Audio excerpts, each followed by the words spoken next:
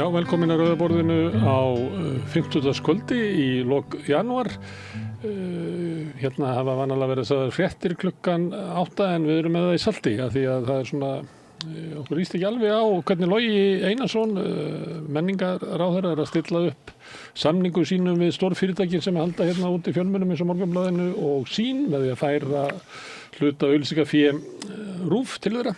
En í þeim samningum þá einhvern veginn var sett inn ákvæði sem að gengur svona þvert á það módel sem við erum með hérna. Við þyrftum eiginlega að hætta með útvarp og sjónvarp og fara að skrifa fréttir á vef til þess að hafa möguleika á þessum styrk. Þannig að við erum í miklu tómarúmi. Við erum í, hvað heitir þetta, stjórnmálalegri óvissu. Herðu, en við erum satt með fréttamenn, þótt að við séum ekki með fréttir. Hérna er Björn Þorláks og Sigurður Magnús. Það er nú eitthvað að fréttum. Það er hérna, ríkisstjórnin er að gera á sig, eins og sagt er. Já, verðbólgunni. 5,2%. Sleggjan hérna, það er fólk að hrópa út á götu, við viljum sleggjuna að spjarna aftur. Nú liggur leiðið niður á í þjóðum, í fylgi. Ég veit, þetta er komið strax bara. Já, nei, Gallup er náttúrulega tekið á heilum mánuði, sko. Já. Þannig að sést kannski ekki alveg það, sko. Ég veit ekki hvort að það byrtist, sko, beint. En hvað hafið þið tilfinningu fyrir að fólk hafið almennt lakar núna heldur fyrir ári? Nei. Almenningur? Held ég ekki. Ekki? Nei, ég veit það ekki. Það er kannski meira það að vonin fyrir marga að hafa það betra. Hún er svolítið að bregðast. Þetta vakst á okkur tímabil fari að linna. Já, við erum að horfa á hækkaða stýrivexti næst. Ef það er eitthvað að marka en alveg. Svo voru uppsagnir í gær eins og 45 manns hjá Díkót og eitthvað slatti hjá alveg rétt, sko. Ekki nú gott, sko. Mér finnst heimildin svolítið hitta á það með fyrirsögn sinni af verðbólgumælingunni í morgun, sko. Lofuðu að lækka verðbólgu en juku hana. Já. Þannig að mikið af þessari hækkun núna er stjórnvaldsákvarðanir og klúður. Já. Og þeir segja eitthvað svona, já, þetta er nú bara einskiptis og eitthvað svona, en þetta er náttúrulega grafalvarlegt því að þetta hefur áhrif á allar skuldir landsmanna, þetta eru bara margir miljardar sem er svo ákvarðan. Við sjáum líka svolítið hvaðan þau koma. Það er oftrú þeirra á markaðinn, það er oftrú þeirra á að það sé hægt að velta yfir á markaðinn, olíufélaginn, einhverjum ábyrgum stjórnarháttum, viðskiptaháttum, hvaða börn eru þetta? Þú veist, þetta er, mér finnst þetta ekki gott, sko. Hvernig þau hafa einhvern veginn tala svolítið alltaf eins og gamli sjálfstæðisflokkurinn bara núna með einhverja nýja ofurtrú, sko. Ég held að þú spurðir á hann, já, ég spái því að fylgið þeirra fari að lækka núna nokkuð bratt í konum. Þetta sé að trúverðuleikin sé, ég held það. Þetta er mikið áfall fyrir það. Við erum eiginlega búin, já, mikið áfall. Þau stíga fram og segja, okkar aðalhlutverk er að ná hallalausum fjárlögum eftir 1 ár, ná niður verðbólgunni. Ekkert að þessu er að gera, sko. Við trúum þeim ekki lengur. Nei, og líka því að þau segja að þetta er okkar meginverkið, þess vegna verður svo margt annað að bíða. Já. Þá er ekki alveg skott að gera allt hitt, sko, ef það er eitthvað sem er ekki árangur í þessu. Ég held að þetta sé verulega, ég held að þetta muni breyta gangi mála töluvert mikið, færa handónýtri stjórnarandstöðu, alvöru vopn í hendur. Og dagar Hins og Rósa þeim er endanlega lokið. En stjórnarandstaðan er ekkert að taka það upp það sem að þau fara núna og vilja reka Palestínumenn en aftur í Sældina. Já, í Sældina á Gaza. Fólk þetta segir bara varaformaður Sjálfstæðisflokksins. Herðu, bara uppbygginguna heima bara. Það sem fólk hefur ekki tjöld til þess að verja sig fyrir kulda og regni. Nei, og liggur í vatni, sko, regnvatni. Ekkert. Ennþá loka fyrir innsendingu á matvælum og ennþá verið að drepa fólk. Það er ekki salerninu sinni. Það er hvað sem að Jens Kara vill senda fólkið. Þetta er svo rosalegt. Það getur ekki gengið örna sinna á mannlegan hátt. En Snorri Másson hafði komið daginn áður og sagt að við varum allt og rausnarlega á því að veita ríkisborgararétt sem ég aldrei heyrt áður. Ég man að fyrir svona, ég held að það sé kannski 4 ár. Þá bar ég saman hversu mikið Íslendingar gefa út ríkisborgararétt hlutfallslega miðað við Svíi minni með það verið. Og þeir eru svona 3 og svona fleiri sem að fá ríkisborgararétt þar. Þannig við erum mjög treg á að veita ríkisborgararétt. Við vorum að bæta einu við núna. Síðasta meðlinum í Pussy Riot sem að var að fá. Það eru hérna, eitthvað 17.000 mann sem hafa orðið ríkisborgarar frá 1991. Alls konar. Maður sér það þegar maður skoða hvaðan það kemur. Það er mikið bara að fólk að gifta sig og maður sér það. En ég veit ekkert.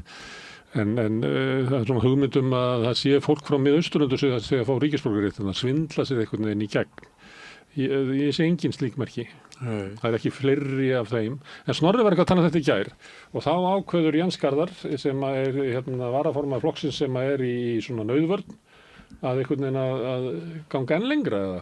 Hann gengur enn lengra, hann bara spyr hvort það sé ekki tímabært að við sendum það aftur heim þessa palestínumenn sem við höfum verið að hjálpa að bjarga mannslífum síðustu ár og mér veist Eiríkur Rögnvaldsson málfræðingur mér veist hann hitta svolítið á það, ég held hann tali fyrir hönd margra, hann segir þetta er eitthvað það ómerkilegasta og fyrirlitlegasta sem komið hefur frá íslenskum stjórnmálamanni í seinni tíð og hann vísar bara til þess hvað Gaza er hræðilegur staður og hvað þetta er gjörsamlega verið að snúa öllu á haus, bara þess utan hvað speglast í þessu bara mikil rasísk og ógeðsleg skoðun þannig að varaformaður Sjálfstæðisflokksins það er alveg rétt hjá þér, þau þurfa nú eitthvað að taka sig á ef þau ætla að auka trúverðuleika sinn með sama hætti og ríkisstjórnin þarf að auka sinn trúverðuleika núna.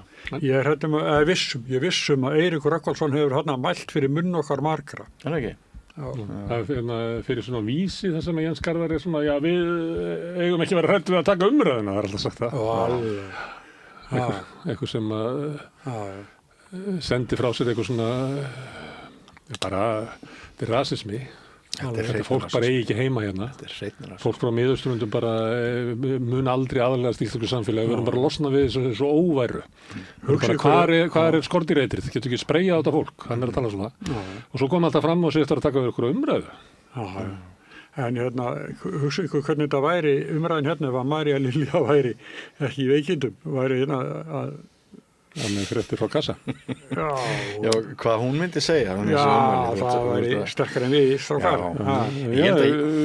Löggan er nú að rannsaka þar hvort að sé hægt að smíða einhverja ákæru hana. Því það var einhver af þessum köllum sem að kærðu þau. Þannig í Solaris. Pabbi Diljár.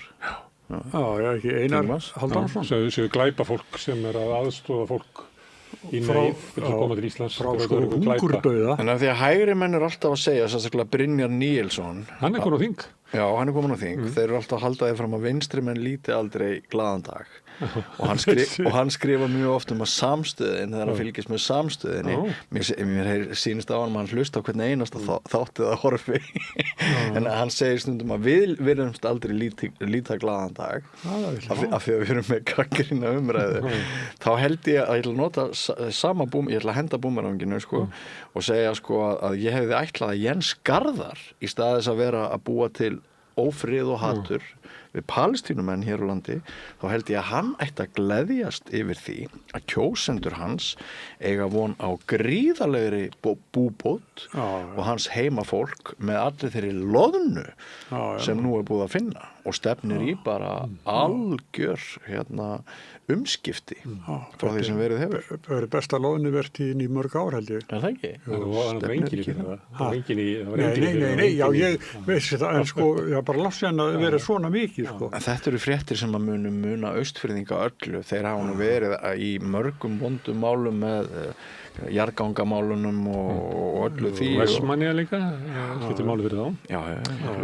Maður fyndi þarna í Silfrinu þegar Sigurður Ingi var að kvarta yfir því að Vestmanninga fengju ekkert úr vega en það er náttúrulega þeir eru búin að fá ferjuna og landeigurhöfn og allt saman og það er náttúrulega meiri hlutin af vegakerfinan inni er eiginlega innanbæjarmál þannig að vegagerðin á ekkert svo mikið að vegum í Vestmannaeyjum sjálf og sér, þú sneykslast ég ekkert stórkostlega að því þótt að kom 1 ár þar sem að Vestmannaeyjar fá ekkert eftir að það fengið þarna landeigurhöfn og ferjuna og allt þetta Hann þingmaður þessa kjördæmis. Já, það svona þessi stjórnarandstöðu ólund var í Silfrinu.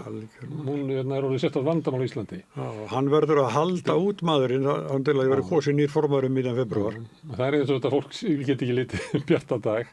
Herðu, en það eitt sem að ríkisstjórnin að gera sem að ég held að sé mjög óvinsælt sem að búa til eitthvað svona kvótakerfi og láta ykkur að stórfyrirtæki fá auðlindir sem að ekki í fjörðum landsins við að vera það með sjókvíaldi. Og Hanna Katrín kom með eitthvað frumvarp sem eiginlega bara kvótafrumvarp sem bara lífmassina og svona mikill í þessu firði og þessu firði og þessu firði og þeir fá þetta úthlutað og svo verður þetta bara svipað á þeir sem voru lóðirnar hérna og þeir selja þetta bara strax út og bara kassar þetta inn að hafa fengið ókeypis kvóta, þú þarft ekki að sára lítið fyrir þetta. Og þannig þeir kastið út, þó svo þeir eigi líka fyrirtæki sem að kaupir þetta af þeim, Þannig að það verður örugglega tekið út úr þessu 10 milljarða bara á næstu árum. Fáránlegt mál. Mjög óvinsælt bara út af reynslunni af kvótakerfinu í sjávarútvegi, mjög óvinsælt út af náttúrusjónarmiðum, óvinsælt af bara mörgum ástæðum. Enginn í stjórnarandstöðunni getur tekið þetta mál upp af því að þeir myndu helst vilja ganga lengra. Þeir myndu helst vilja gefa peninga með, Sem raunlega verið að gera, Sjálfstæðisflokkur og Miðflokkur finnst bara ekki nógu mikið gefið, Þú helst vilja gefa meira. En heldur verður þetta veruleikan? Þingið stoppar þetta ekki. Hver í þinginu þetta stoppar þetta? 70% kjósenda Viðreisnar eru gegn þessu og samt þetta keyrt fram og við sáum fulltrúa fjórðavaldsins svokallaða fjölmiðlana í Jóhönnu Vigdísi í RÚV í gær frekar vera bara á hinum ásnum. Og bara hneyksluð afhjúpa bara hneyksli að menn var að móta þessu. Sauðgæfur fulltrúi atvinnurekenda og þeirra sem að borga öðrum laun alltaf í liði með þeim mér dettur enginn í hug sem getur barist gegn þessu. En af hverju flokkur fólksins Samfylkingin og Viðreisn með þetta mál? Það rosa góð spurning. Valdpeningana svona rosalegt að það skiptir engu máli hvernig þú setur þetta inn að allt í einu fer ráð þegar hann bara hlýðir. Það bara búið að kasta inn nýjum akkerisfestum á milli þessara flokka og þeirra sem eiga landið á meðan. Þetta alveg grátlegt, Strákar í alveg tala, Þessi ríkisstjórn fór vel af stað og hefur haldið hún fekk byr frá þjóðinni. Og hefur ekki fengið eina stóra raskellingu. En við höfum nú verið að benda á þess að hvernig luku þingin í sumar hafi ekki verið gott. Þau bara náðu fáum málum í gegn. Ekki málum sem að var svona þokkaleg samstæðum aftur jólin, þeir náðu ekki miklu í gegn. Tillögur þeir í húsnæðismálum, vonandi kemur Ragnar Þór og rífur þetta upp og kemur ykkur alvöru tillögur. Því að það það bætir ekki hitt, Ragnar ber að gera það en svo allt hitt eins og við erum talað til dæmis eins og með sjókvíaldið og þetta bara orðin ykkur lífandi svæla. Bara sami niðurskurðurinn og áður var Það líka þau hafa alltaf keyrt 90% af sínum málflutningi mikilvægi þeirra í brúnni sem kafteinar í brúnni, íslensku þjóðarskútu brúnni. Þau hafa keyrt 90% af málflutningi sínum á hvað þau séu gott rekstrarfólk. Það alltaf rekstur íslenska ríkisins með okkar aðferðum ætlum að slá á verðbólguna, vextimunu lækka og allt það. Það trúir þeim enginn í dag. Þau voru að taka ákvarðanir sem hafa hækkað verðbólgu töluvert, vextir munu hækka. Við héldum að þetta myndi mögulega ganga hjá þeim, en hvað situr eftir af þeim ef stóra rekstrarplanið gengur ekki einu sinni heldur? Með 2 sprenglaðra hagfræðinga hana í lykilstöðum. Af því að þau hafa bara mikið til látið mannúðarmálin eiga sig og látið svona þá sem eru undirskipaðir í samfélaginu eiga sig. Hvað stórátökin í skólakerfinu til þess að skólakerfi geti mætt fleiri börnum með erlendan uppruna? Kannist þið það? Nei. Hvað stórátökið í heilbrigðiskerfinu sem bara ótti eða svona uggur bæði á höfuðborgarsvæðinu og sérstaklega út á landi að heilbrigðiskerfi sé orðið svona veikt, fólk að velja sér búsetu út af aðgengi til heilbrigðismál. Hvað hugur ekki til að skera fitulagið sem hér og þar? Af því að við erum sum okkar lepja rjóma á meðan aðrir lepja dauðan og skel og margir hafa kallað eftir auknu pólitísku hugrekki til þess að hérna sem að þurfi til þess að jafna kjör ofanfrá en það eru bara mjög enga lausnir á borðinu núna. Svona er þetta. Þetta verður erfiður vetur og það er margt í efnahagsmálunum sem lítur ekki vel út, þannig að ég held að ríkisstjórnin þurfi að skipta einhvern veginn gír. Ég ræddi það svolítið þegar þingi byrjaði, hefði fundist að ríkisstjórnin að leggja einhverja línur. Við erum komin þetta saman á vorþingi og það er þetta sem er mikilvægast og þetta ætlum við að ná í gegn eitthvað svona. Af því ég held að það sé ekki að sniðugt að bara verja sig svona áföllum og vona að við björgum okkur einhvern veginn fyrir horn og kannski getur Kristrún reddað þessi kastljósi í kvöld og eitthvað svona. Af því ég held að það vantar út í þjóðina svona á hvaða leið erum við eiginlega. Já, og hvað er framundan? Mér finnst það bara alls ekkert skýrt frá stjórnvöldum. Og unga fólki á Íslandi skilið eftir. Það er enn ekki búið að hjálpa því, nei. Nei, ekki. Hvað var það íbúða möguleika og mikil stéttaskipting, efnahagsleg stéttaskipting. Sem allir sjá. Já, sem allir sjá. Á milli þeirra sem eiga og þeirra sem eiga ekki. Já, sem er eitur í samfélagi, sem er eyðileggur samfélag. Algjört eitur. Þannig að þú veist, það er bara mjög mikilvægt að. En kannski er eitt sem að bjarga ríkisstjórninni, það er handboltalandslið. Já, nú ætla ég að fara að segja að þetta er að verða svolítið mikið myrkur hérna hjá okkur strákar. Það getur verið að það verður allir bara svo glaðir að við verum ánað með ríkisstjórnina og ríkisútvarpið. Sjókvíeldum allt. Sjókvíeldum. Má engu breyta á Íslandi. En hvernig, við erum að spila við Dani á morgun. Ég horfði á danska leiki. Ég sá ekki það sem er töpum út í Portúgal.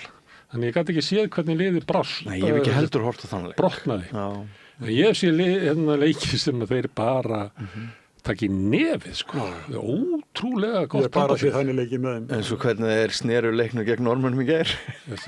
Tók bara 5 mínútur að búi til 10 marka forskot. Þetta var ótrúlega. Hvað Norðmennir geta brotnað? Ég vona að við bara ekki brotna svona. Því að það er svona 3 útgáfur af leikjum sem við hafa verið í. Þeir að tapa einum. Þeir hafa verið 2 svona held ég sem hafa verið svona í járnum, en þeir unnið með svona 3 mörkum. Svo restina hafa þeir sko bara valtað yfir andstæðingi sko. Þannig að hann bara brotnar og upplifir hann hafi bara ekkert erindi inn á völlin og er bara vonast til þessum leik ljúki sem fyrst. Eins og Norðmennirnir voru í gær sem að voru bara. Skelfilegt. En svo þessi Gilsen eða hvað hann heitir hann númer 19.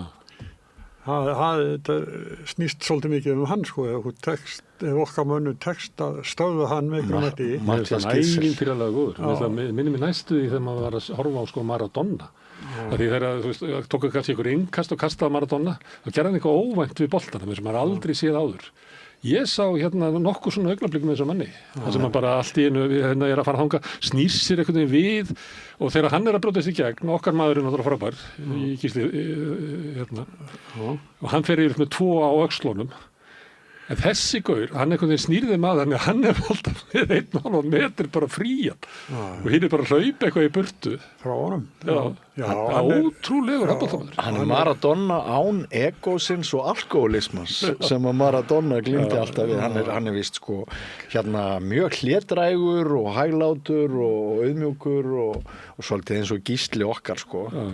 Hann lítur út eins og svona bókari sem að vinnur í Bíkó. Mér finnst hann lítur út eins og suður sko bóndi. Þetta er besti handboltamaður sem ég sé lengi. Já, hann er frábær. En ég held að þetta sé gott að við dróumst gegn Danmörku. Ég held að myndi ná að komast í Íslands landslið ef hann væri í Íslandsbyrjungur. En ég held að þetta sé gott að við dróumst fyrst gegn Danmörku.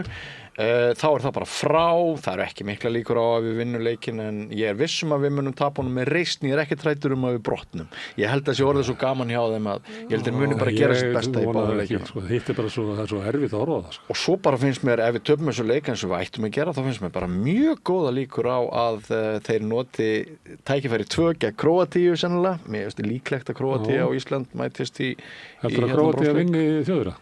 Nei, Þjóðverjar vinni. Nei, Þjóðverjar vinni Króata. Mér finnst það líklegra. Mér finnst það líklegra að Alli, Þýskaland og Danir fari í gull viðuregnina en við fáum Króata aftur og ef við náum að vinna síðasta leikinn okkar gegn Króatíu, þá finnst mér það persónulega miklu sætara heldur en tapleikur þar sem við fáum silfur. Ég er þar. En ef þú ætlar að vera heimsmeistari, þá verður hvort sem er að vinna Dani. Þannig er alveg skott að vinna það núna. Já. Þannig að þetta er Evrópumót. Evrópumótinu. Já, en ég meina, og svo ég ekkert að segja að kraftaverki get ekki gerst. Ég meina, það alltaf kraftaverk sem geta gerst. Ég fer stundum að skoða söguna og ég tók hana saman að ef við tökum bara á þessari öld þá við unnum á tvisvar. Tvisvar verið jafntefli og þeir hafa unnið okkur 7 sinnum. Þetta er 27% líkur. Ég myndi segja ég myndi segja líkur að það væri svona aðeins minni að því það sem við höfum unnið á, þá hafa þeir ekki verið í stuði. En helvítis kvikindin eru í stuði nú. Þannig að við erum að hitta danska landslið bara á toppi. Eins sterkt og það getur orðið. En við erum náttúrulega eins sterkir og við höfum nokkuð tíma verið. Já. En ég myndi samt segja að okkar sterkasta og þeirra sterkasta ef leikformið svipað, þá erum við svona 5 mörkum undir. Já, ég allavega það sko. Ég held það. Og bara breytin þeirra líka, við vitum að línan hún ekki nógu sterk hjá okkur og við vitum að við erum með meiðslið þarna leikilvarnamanni. Já, það er sama sko, þeir eru með toppmenn, 2 toppmenn einhverju einustu. Viktor verður að Viktor þarf sko absolutt að verja eins og berserkur sko. Og ef að liðið mætir ekki í svona yfirsnúningi á völlin, allir séu bara kalm og meðvitaðir, þá held ég að við höfum alveg séðans. Ég hef alltaf fundist það í þessu móti, við getum unnið alla, en við getum líka að tapa fyrir öllum. Þannig að mér finnst, ég segi þetta ekki 50-50, þetta væri, við erum náttúrulega Davíð og þeir eru Góliat. En munu það svo, staðin 0-0 þegar leikurinn hefst. Já, og það var gaman að heyra hann Gísla bara verða hissa þegar hann var spurður hvort við ættum ekki séns. Þeir fara í þetta verkefni í leikinu á morgun til að vinna. Ekki til að gera jafntefli, ekki til að tapa hann. Hann náttúrulega sko búinn að verða Evrópumeistari félagsliða 2 sinnum og 3 árum og verið valinn maður úrslitakeppninnar. Og hann nú vanur, hann og Ómar saman hana og Elvar náttúrulega meiddur. Þeir koma með þann sigur inn í liðið. Hinir menn sem hafa með danska landsliðinu unni kannski 5 gullmedaljur. Þú veist. Og þá erum við talað bara um þá sem eru svona meðalaldrinum. Ég tók þetta saman að því að við höfum ekki komist í undanúrslit síðan 2010. En síðan þá hafa Danir gert þetta 14 sinnum. En það gæti og komist 12 sinnum í úrslit. Það 12 af 14 svona leikjum. Þetta er hryllileg tölfræði. Og 12 leikin hafa verið inn og þeir hafa unnið 7 þeirra. 7 af 12 hafa verið orðið meistarar. En þetta gæti orðið þeim að falli. Búið til vanmat, skapa hroka, maður heyrir að danskir fjölmiðlar tali bara um leikinn á morgun sem enga fyrirstöðu og þetta sé bara skylduverkefni og það sé svona meira hvað gerist á sunnudaginn og ef þetta þróast þannig þá eigum við smá séns. Það er sagan Davíð og Góliat. Góliat er að labba þarna og sér Davíð þarna, hann verður svo trókafullur. Það er sénsinn. Herðu, þið ætla að horfa á leikinn eða? Hann er annað kvöld, 7:30. Ertu ekki farin að sofa þá? Nei, ég held mig vakandi. Þetta verður skemmtilegt. Ef ekki að kynna þáttinn? Jú, erum við ætlum að kynna þáttinn. Hérna í lokin að þá ætlum við að ræða um það að það verið að gera Pétur Gunnarsson að heiðursdoktor upp í háskóla. Þú ert þar með viðtal við hann Gauta Kristmansson, þýðanda og deildarstjóra upp í háskóla. Og svo sem ekkert mikið meira með það að segja, við förum dálítið yfir höfundaverk Péturs og hverju hann breytti fyrir til dæmis þessa kynslóð sem að fæðist 60-70, svona helst breytti mínu lífi, breytti þínu? Já, ég man eftir að bókin kom út.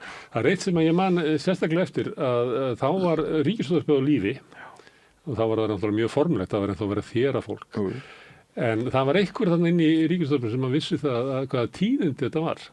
Þannig að hann sat, ég man ekki með hverjum, einhverju 2 svona frekar eldri mönnum og voru að ræða meðal annars þessa bók. Þannig að ég hef oft haft þetta svona í huga því að maður verið í fjölmiðlum og svona það að jafnvel stóru olíuflutningaskipin verði þess að kveikja á því þegar eitthvað gerist í samfélaginu þá verður það vakandi og getur ekki alltaf bara keyrt gömlu taskarna áfram. En þetta var svo mikil tíðindi þessi bók að það var auka spjallþáttur. Ég held reyndar að þetta hafi verið tilviljun að það hafi verið átt að ræða með eitthvað annað en ég man hvað því ég hafi verið gamall 12 ára eða eitthvað, 11 ára.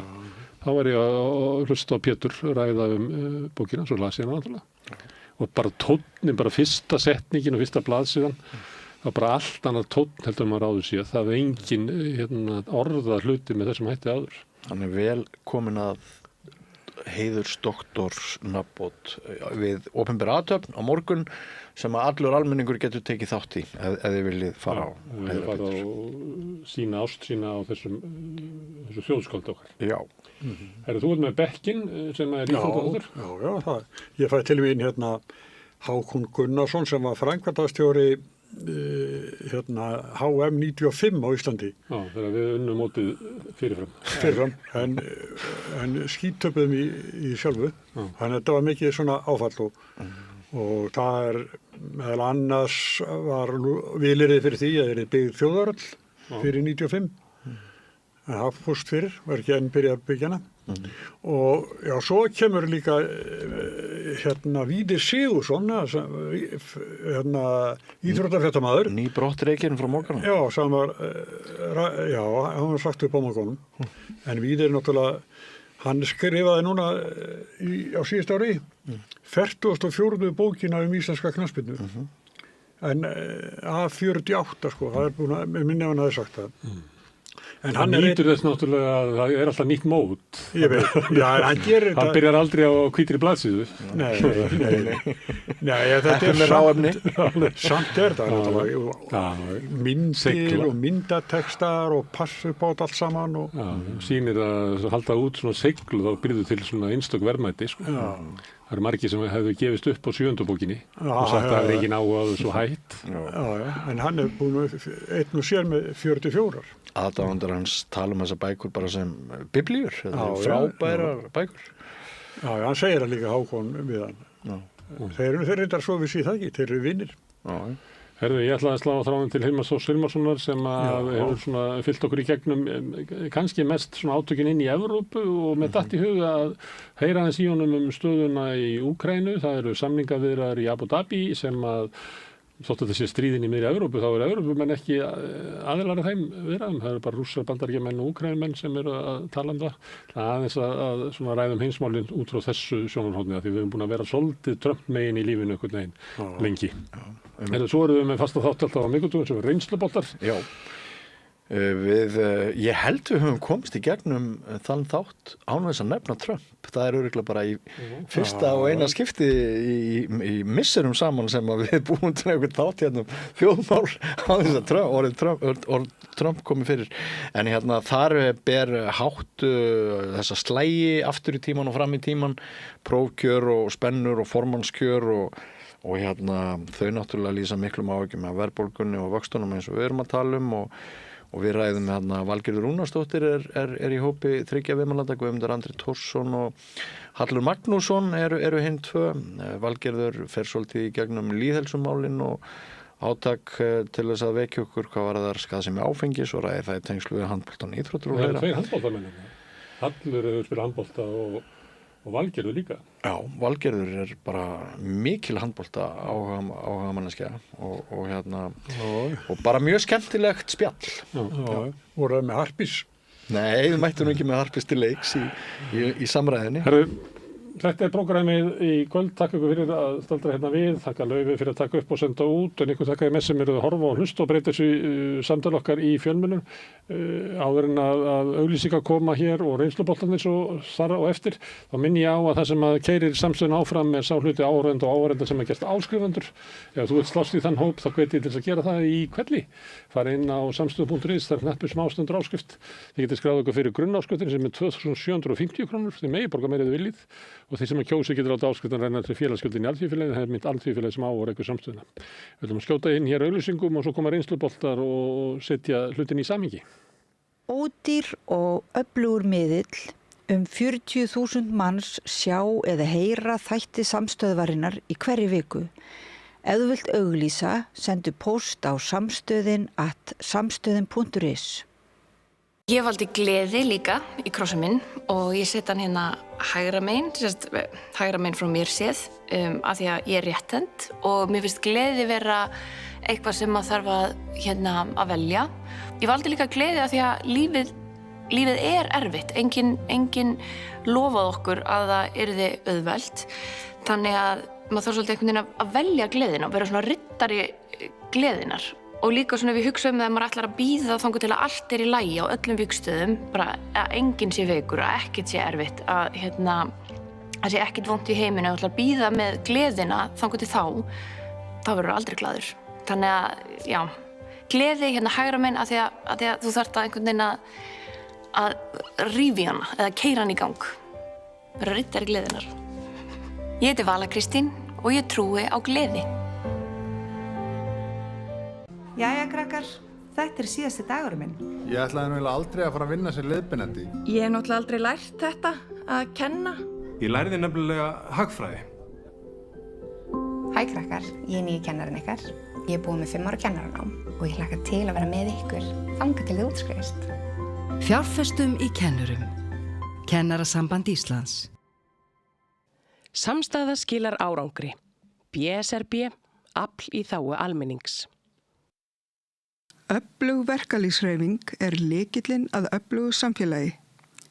Alþýðusamband Íslands, samstillt barátta í þágu launafólks í meira en heila öld. Samlokubrauð, maltbrauð, tékkneskt-brauð, súrdeigsbrauð, brauð ársins, Bernhöfts bakari, íslenskt handverk síðan 1834. Ódýr, huggulegur, skemmtilegur og öðruvísi fatamarkaður. Fatamarkaður Vorstjörnunnar, Bólholti 6, opið alla laugardaga og sunnudaga frá 1 til 4. Verið hjartalega velkomin. Góðir fjölmiðlar eru mikilvægur partur af því súrefni sem sérhvert samfélag þarf á að halda. En góðir fjölmiðlar þeir þurfa ekki endilega að vera hlutlausir, en þeir verða að vera sjálfstæðir. Alveg eins og góðir háskólar og traustir dómstólar þurfa að vera sjálfstæðir. Þeir þurfa að þjóna fólkinu, ekki valdinu. Ég heiti Þorvaldur Gylfason og ég styð samstöðina. Við erum í útvarpinu á FM 89,1.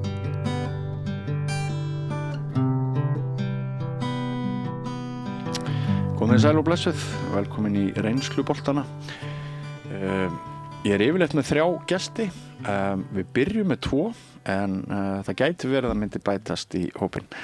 En þeir 2 sem eru sestir hér á rauðaborðinu eru góðir. Valgerður Rúnarsdóttir, yfirlæknir í SA, vertu velkomin. Takk fyrir. Og Guðmundur Andri Tórsson, rithöfundur, velkomin bæði. Takk fyrir. Gaman að sjá okkur. Takk sömuleiðis. Hafið þið ekki svolítið haft handbolta á heilanum síðustu daga? Jú, óhjákvæmilega. Sko. Óhjákvæmilega. Svona, ég fannst nú betra að fylgjast með því í útvarpinu. Já. Ég var að keyra og var að fara á milli staða og þetta var svolítið gott í lokin hann í gær, sko. Mér fannst alveg vera löngu komið í höfn, sko. Þannig ég var farin að slaka á. Já. Bara að sjá hvernig staðan því alveg að lokum, en þetta var svolítið stressandi byrjun seinni hálfleiks. Já, það er ekki fleiri innlagnir og vog út á spennunni. Nei, það var nú bara að vera að fylgjast með leiknum þar.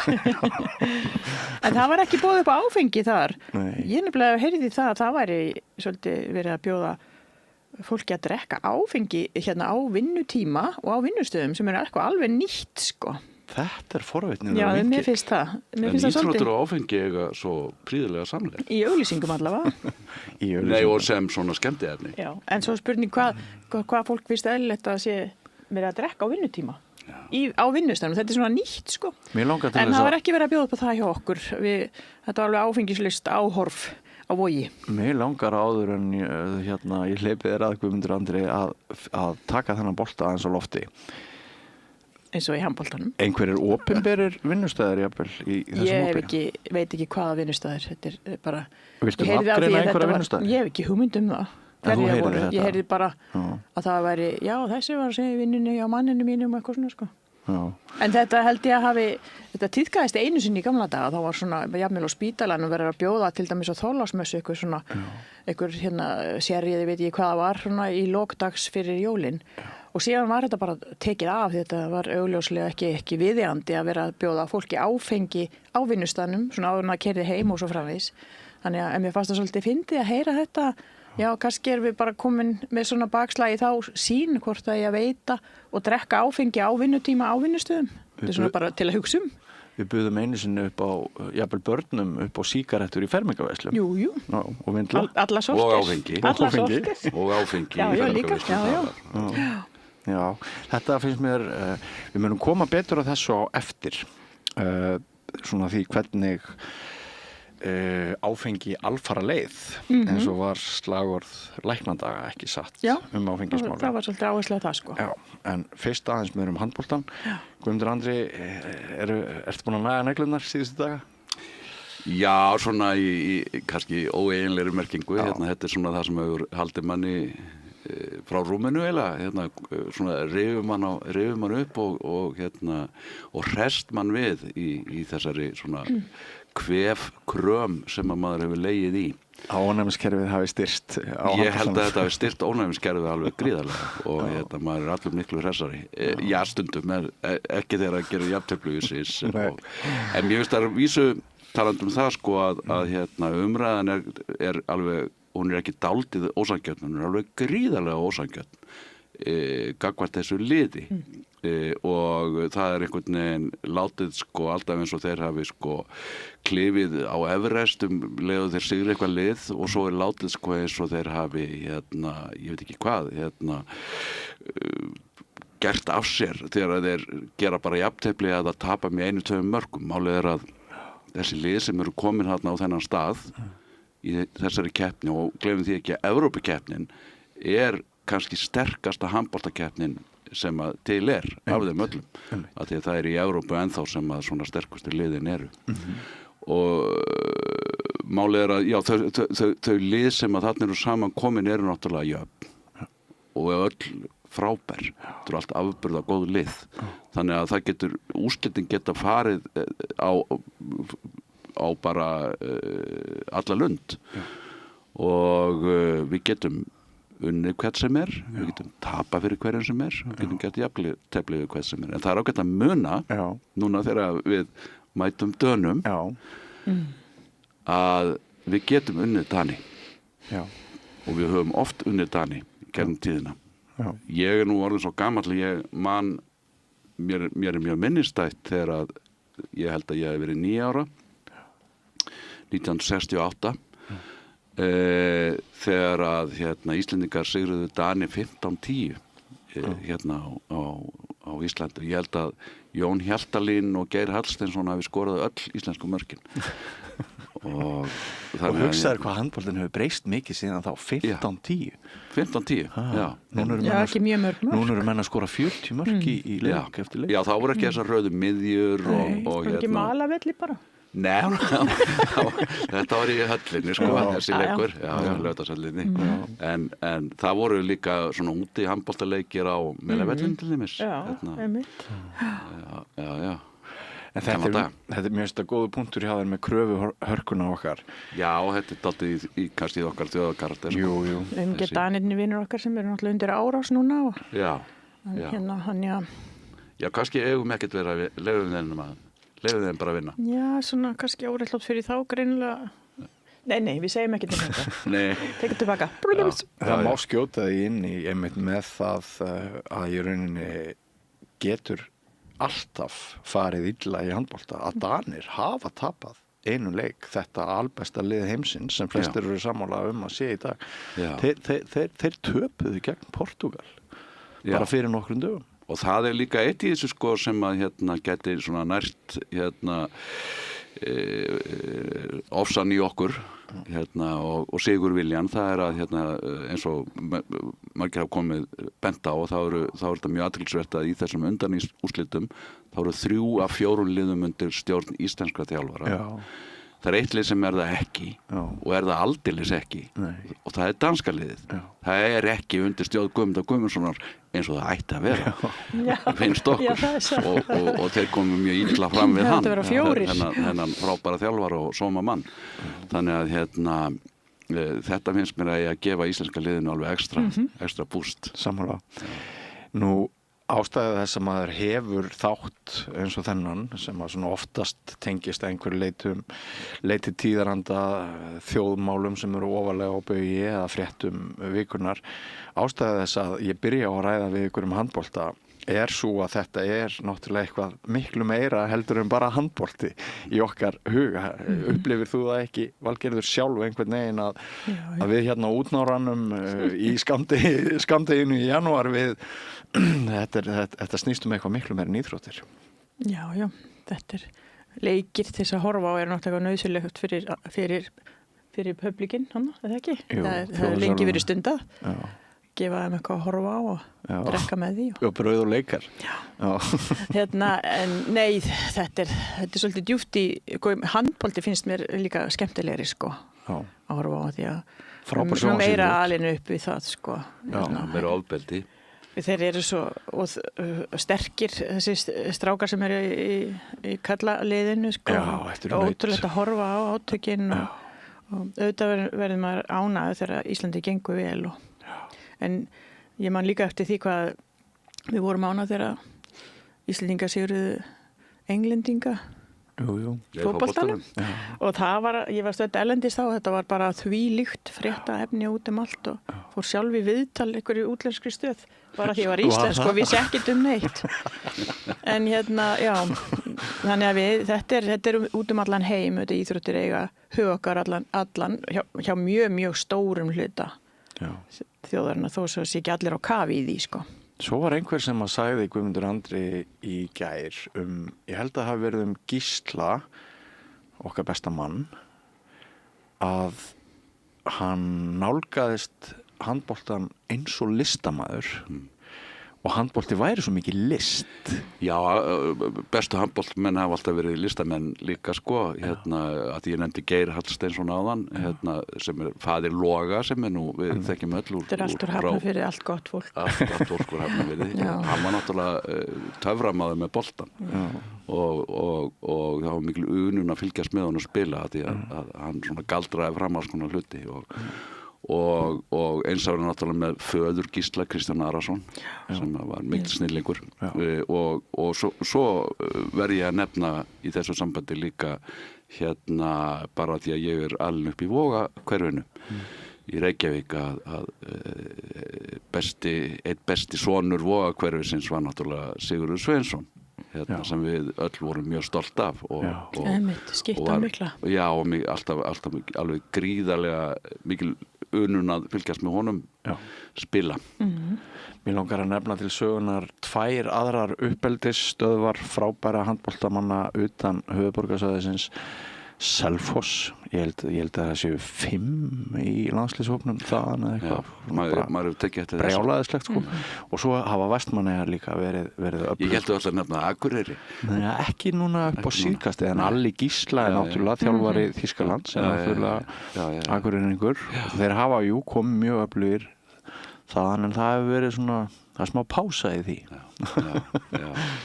Káamenn, yngri flokkar káa eru kannski núna að ala upp landsliðsmenn. Já, við skulum vona það. Það er einn árgangur 2008 árgangurinn sem alveg gríðarlega sterkur. Þar eru menn alveg sem bíða í röðum og gætu orðið landsliðsmenn framtíðarinnar. Og þeir eru flestir mjög tengdir afreks handboltamönnum fyrri tíma. Þannig að þetta liggur mikið í ættum, fjölskyldum og svona. Þetta er náttúrulega hvað sem hver segir, þá er þetta þjóðaríþrótt, handboltinn og okkur finnst það þegar við erum að fylgjast með okkar liðum, standa sér svona vel á alþjóðamótum, þá finnst okkur að við séum þjóð með alþjóða. Okkur finnst það. Já. Og það er svo gott. Það er bara ágætt tilfinning ef við erum ekki að vart yfir aðra þjóðir. Smáþjóðir mega upplifa sig svona, sko. Sem að gera í rauninni engum megin, það er verra ef að stórþjóðir fara að láta svona. Við viljum vera málsmetandi á öllum sviðum. Alltaf svo fólk er mjög hissa á tónlistafólkin okkar sem að verður frækt í útlöndum og hvað kemur mikið af slíku frá þessari eyju hér.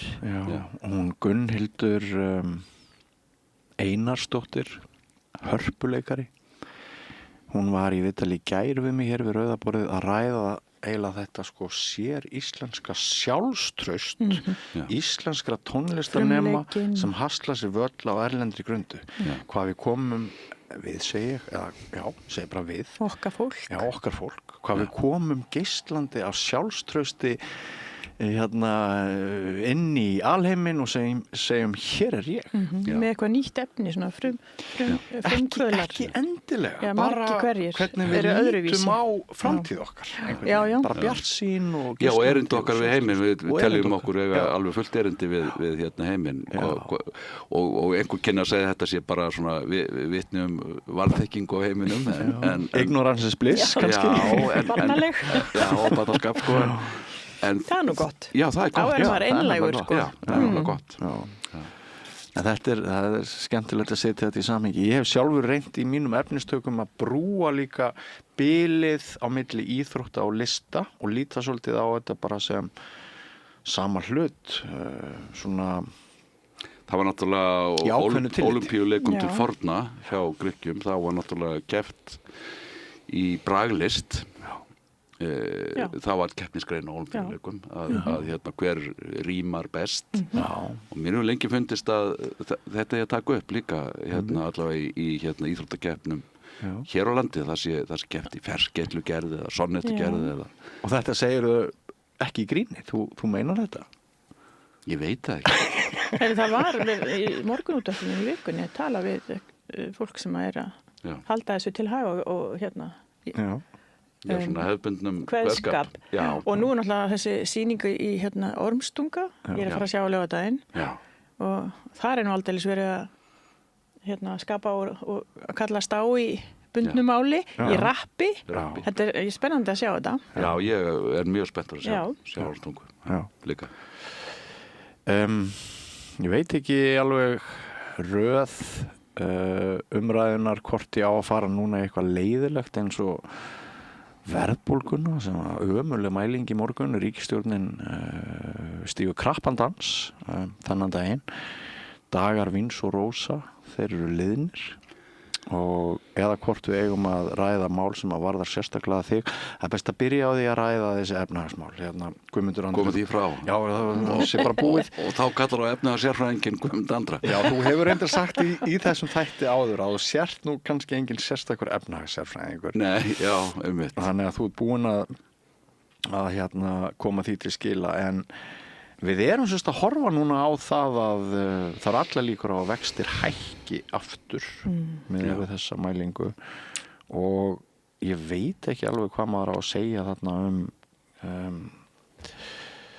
ákvarðanir ríkisstjórnarinnar sem allir eru sammála líka þau sjálfa hafi verið verðbólgu hvetjandi, samanber þetta með kílómetragjaldið en þau segja á móti verðbólgan verður vegna þess að við gátum ekki treyst einkafyrirtækjunum til þess að sína siðsemi í verðlagningu, þar eru að tala olíufélögin þá kann nú einhver að segja að Guðmundur Andri áttu þið von á því að í íslensku fákeppninni þar sem að alltaf eru hafðar á okkur með okri allar þær krónur sem hægt er að hafa að siðsemi olíufélagana eru til þess að við getum haldið verðbólgu niður eftir þessar breytingar. Ég held að það sé mjög erfitt að treysta á einhver svona einokunar fyrirtæki til þess að halda niður í verði. Ég held að við það segir sig sjálft.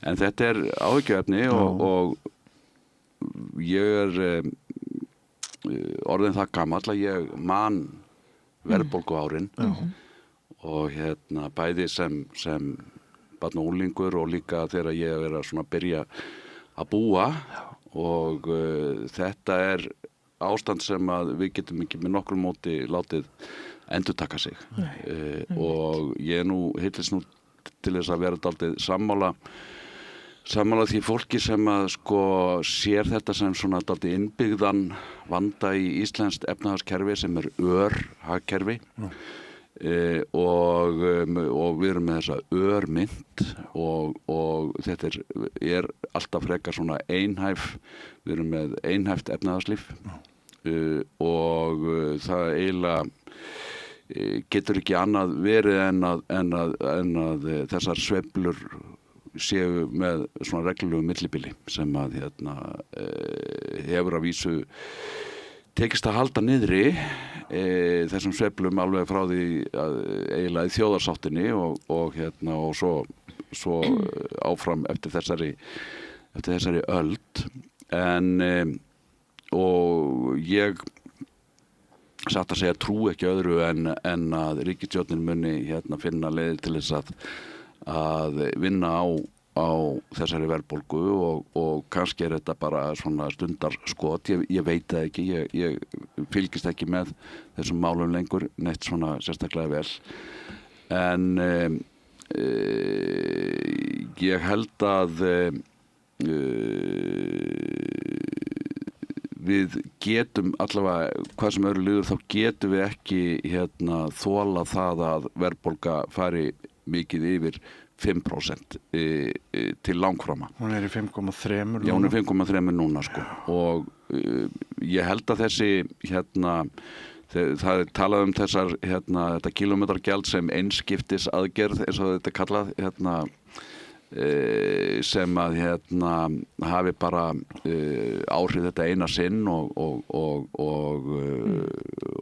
mun ekki endurtaka sig og ég held að líka að þetta hafi verið nauðsynlega aðgerð það verður að bregðast við því að við þurfum að auka fjármagn ríkissjóðs til þess að bregðast við innviðaskuldinni og það lækkar tekjur af bensíngjaldi með minnkandi bensínsölu og það þarf með einhverju móti að mæta því og það er kannski eðlilegt að mæta því með þessu kílómetragjaldi en mér sem svona eiganda rafbíls hefur vist að þetta gerist svolítið hratt og það er einhvern veginn minna sem ég sé af efnahagslegum hvötum til þess að eiga og reka rafbíl sem að mér finnst vera mikil synd vegna þess að ég held að það eigi að beina orkunótkun okkar sem allra mest burt frá bensinni og olíu. Mér finnst heimildin svolítið hitta á það með fyrirsögn á frétt skrifuð rétt eftir að verðbólgumælingin kom fram í morgun ríkisstjórnina, mynd af Kristrúnu og Þorgeiri Katrínu lofuðu að lækka verðbólgu en juku hana. Já, þetta er notað náttúrulega svolítið líka sem gríla og ég upplifi svona verðbólgu og sem grílu sjálf að því að ég nú líka mann allar þessar sveiflur sem hafa orðið og þegar núlin voru tekin á krónunni og bara hvernig verðið teitist áfram í óðaverðbólgu. Við munum álkrónuna. Og álkrónun sem flaut og þetta en ég segi nú bara eins og þú, ég treysti þessar ríkisstjórn gerir það og ég vona að þetta sé ekki komið til að vera en auðvitað sveiflur, þar eru sveiflur og þetta hefur heldur verið að fara niður átt allavega fram að þessu en það eru fullt af ógnum náttúrulega það geta komið upp hvenær sem er eins og auki atvinnuleysi sem var að segja frá daginn og ef verðbólgan er að fara upp aftur þá er það náttúrulega bara eitthvað sem getur ekki haldið áfram það þarf að gera eitthvað til að íhlutast í það og ég treysti fólki sem hefur vita á því til þess og vona að það klárist hjá þeim. Já. En maður svona, ég tel mig finna fyrir svona að byrja örla á tortryggni hjá svona einum almenna manni. Við höfum náttúrulega séð Samfylkinguna fara með himinskautum í skoðanakönnunum og það er augljóslega mjög mikið þakklæti hjá þjóðinni að við séum með forsætisráðherra leiðtoga eins og Kristrúnu Frostadóttur. Við hefum svona verið að skoða fyrir leiðtoga aðeins aftur í tíman og það er kannski ekki fyrir en með speglunni við Kristrúnu sem að margir í rauninni átta sig á því að við höfum kannski átt betra skilið á köflum en það sem við höfum haft og það er, hún hefur verið þetta sameiningarafl, vinsældir hennar náður langt út fyrir raðir kjósenda og það er mjög gott.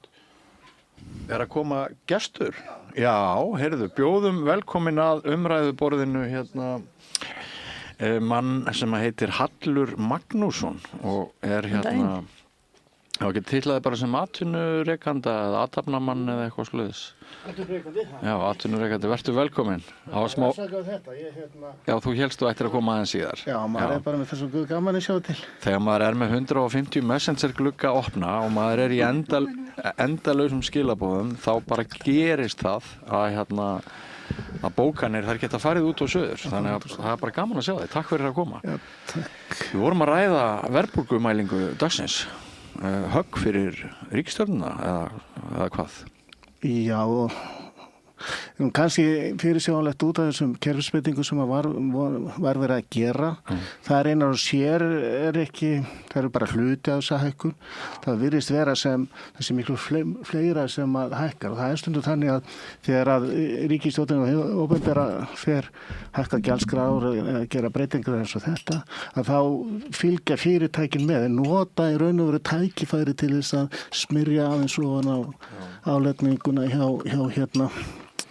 hjá sjálfum sér, og ég var að heyra það að fjármálaráðherra bendir á að það séu hækkanir hjá bílasölu til dæmis sem að eru meiri heldur en kannski hefði átt að vera, og síðan bendir hann á olíufélögin að þau hefði átt að lækka meira bensínið, hvort þetta er rétt eða rétt ekki. Það er kannski bara að skoða það, en þetta eru fleiri þættir, en það var ljóst að breytingarna sem voru verið að gera á vörugjöldum og kílómetragjöldum og því sem að myndu hafa einhver áhrif. Guðmundur Andri var að nefna smæð hagkerfisins, fákeppnina og íslensku krónuna. Þið framsóknarmenn, eru þið á báðum áttum, Hallur, hvað varðar til dæmis ESB og það að skipta gjaldmiðil, eða hvernig er hljóðið í ykkar hópi núna? Nú er 15 ár síðan ég sagði mig úr framsóknarflokknum, en allt er góðu. Þetta maður þekkir umgeist framsóknarmenn og þekkir ákveðlega. Þú ert alltaf til að framsóknarmenn. Ég lústin alltaf framsóknarmenn. Það er þannig, en það voru það góð 25 ár. Það er meira að minna allir. En það er alveg ljóst að sko svo lína sem eru ekki núna er það að andstaðan við Evrópusambandi er mjög skýr, og andstaðan við evruna er mjög skýr í framsóknarflokknum eins og stendur. Það var ekki það. Þín persónulega ástæða, hver er hún? Já, bara þetta er galið að halda íslensku króna, og það er ekkert vitið öðru en að ganga Evrópusambandi. Nú, þú ert þar. Það er bara svona þess. Það er vera þar í 15 ár. Kannski en ástæðan fyrir því að... Það er svona, sagðir þú... Það er hluti, þú sé að hérna flokkurinn var málefna ágreiningur á milli meiri hlutanum flokknum og mín. Þannig hætti bara. Ef maður taka hennar bolta, að því að við vorum að tala um handbolta, þá finnst mér þetta svolítið merkilegt. Þú ert að lýsa þessu að hvernig þú varst þetta framsótt fyrir 20 árum kannski, 15-20 árum. Og þá voru svona alls konar skoðanir uppi hérna í tínu samfélagi sem er bara eðlilegt, en nú horfum við upp á Framsóknarflokkinn, Sjálfstæðisflokkinn og Miðflokkinn.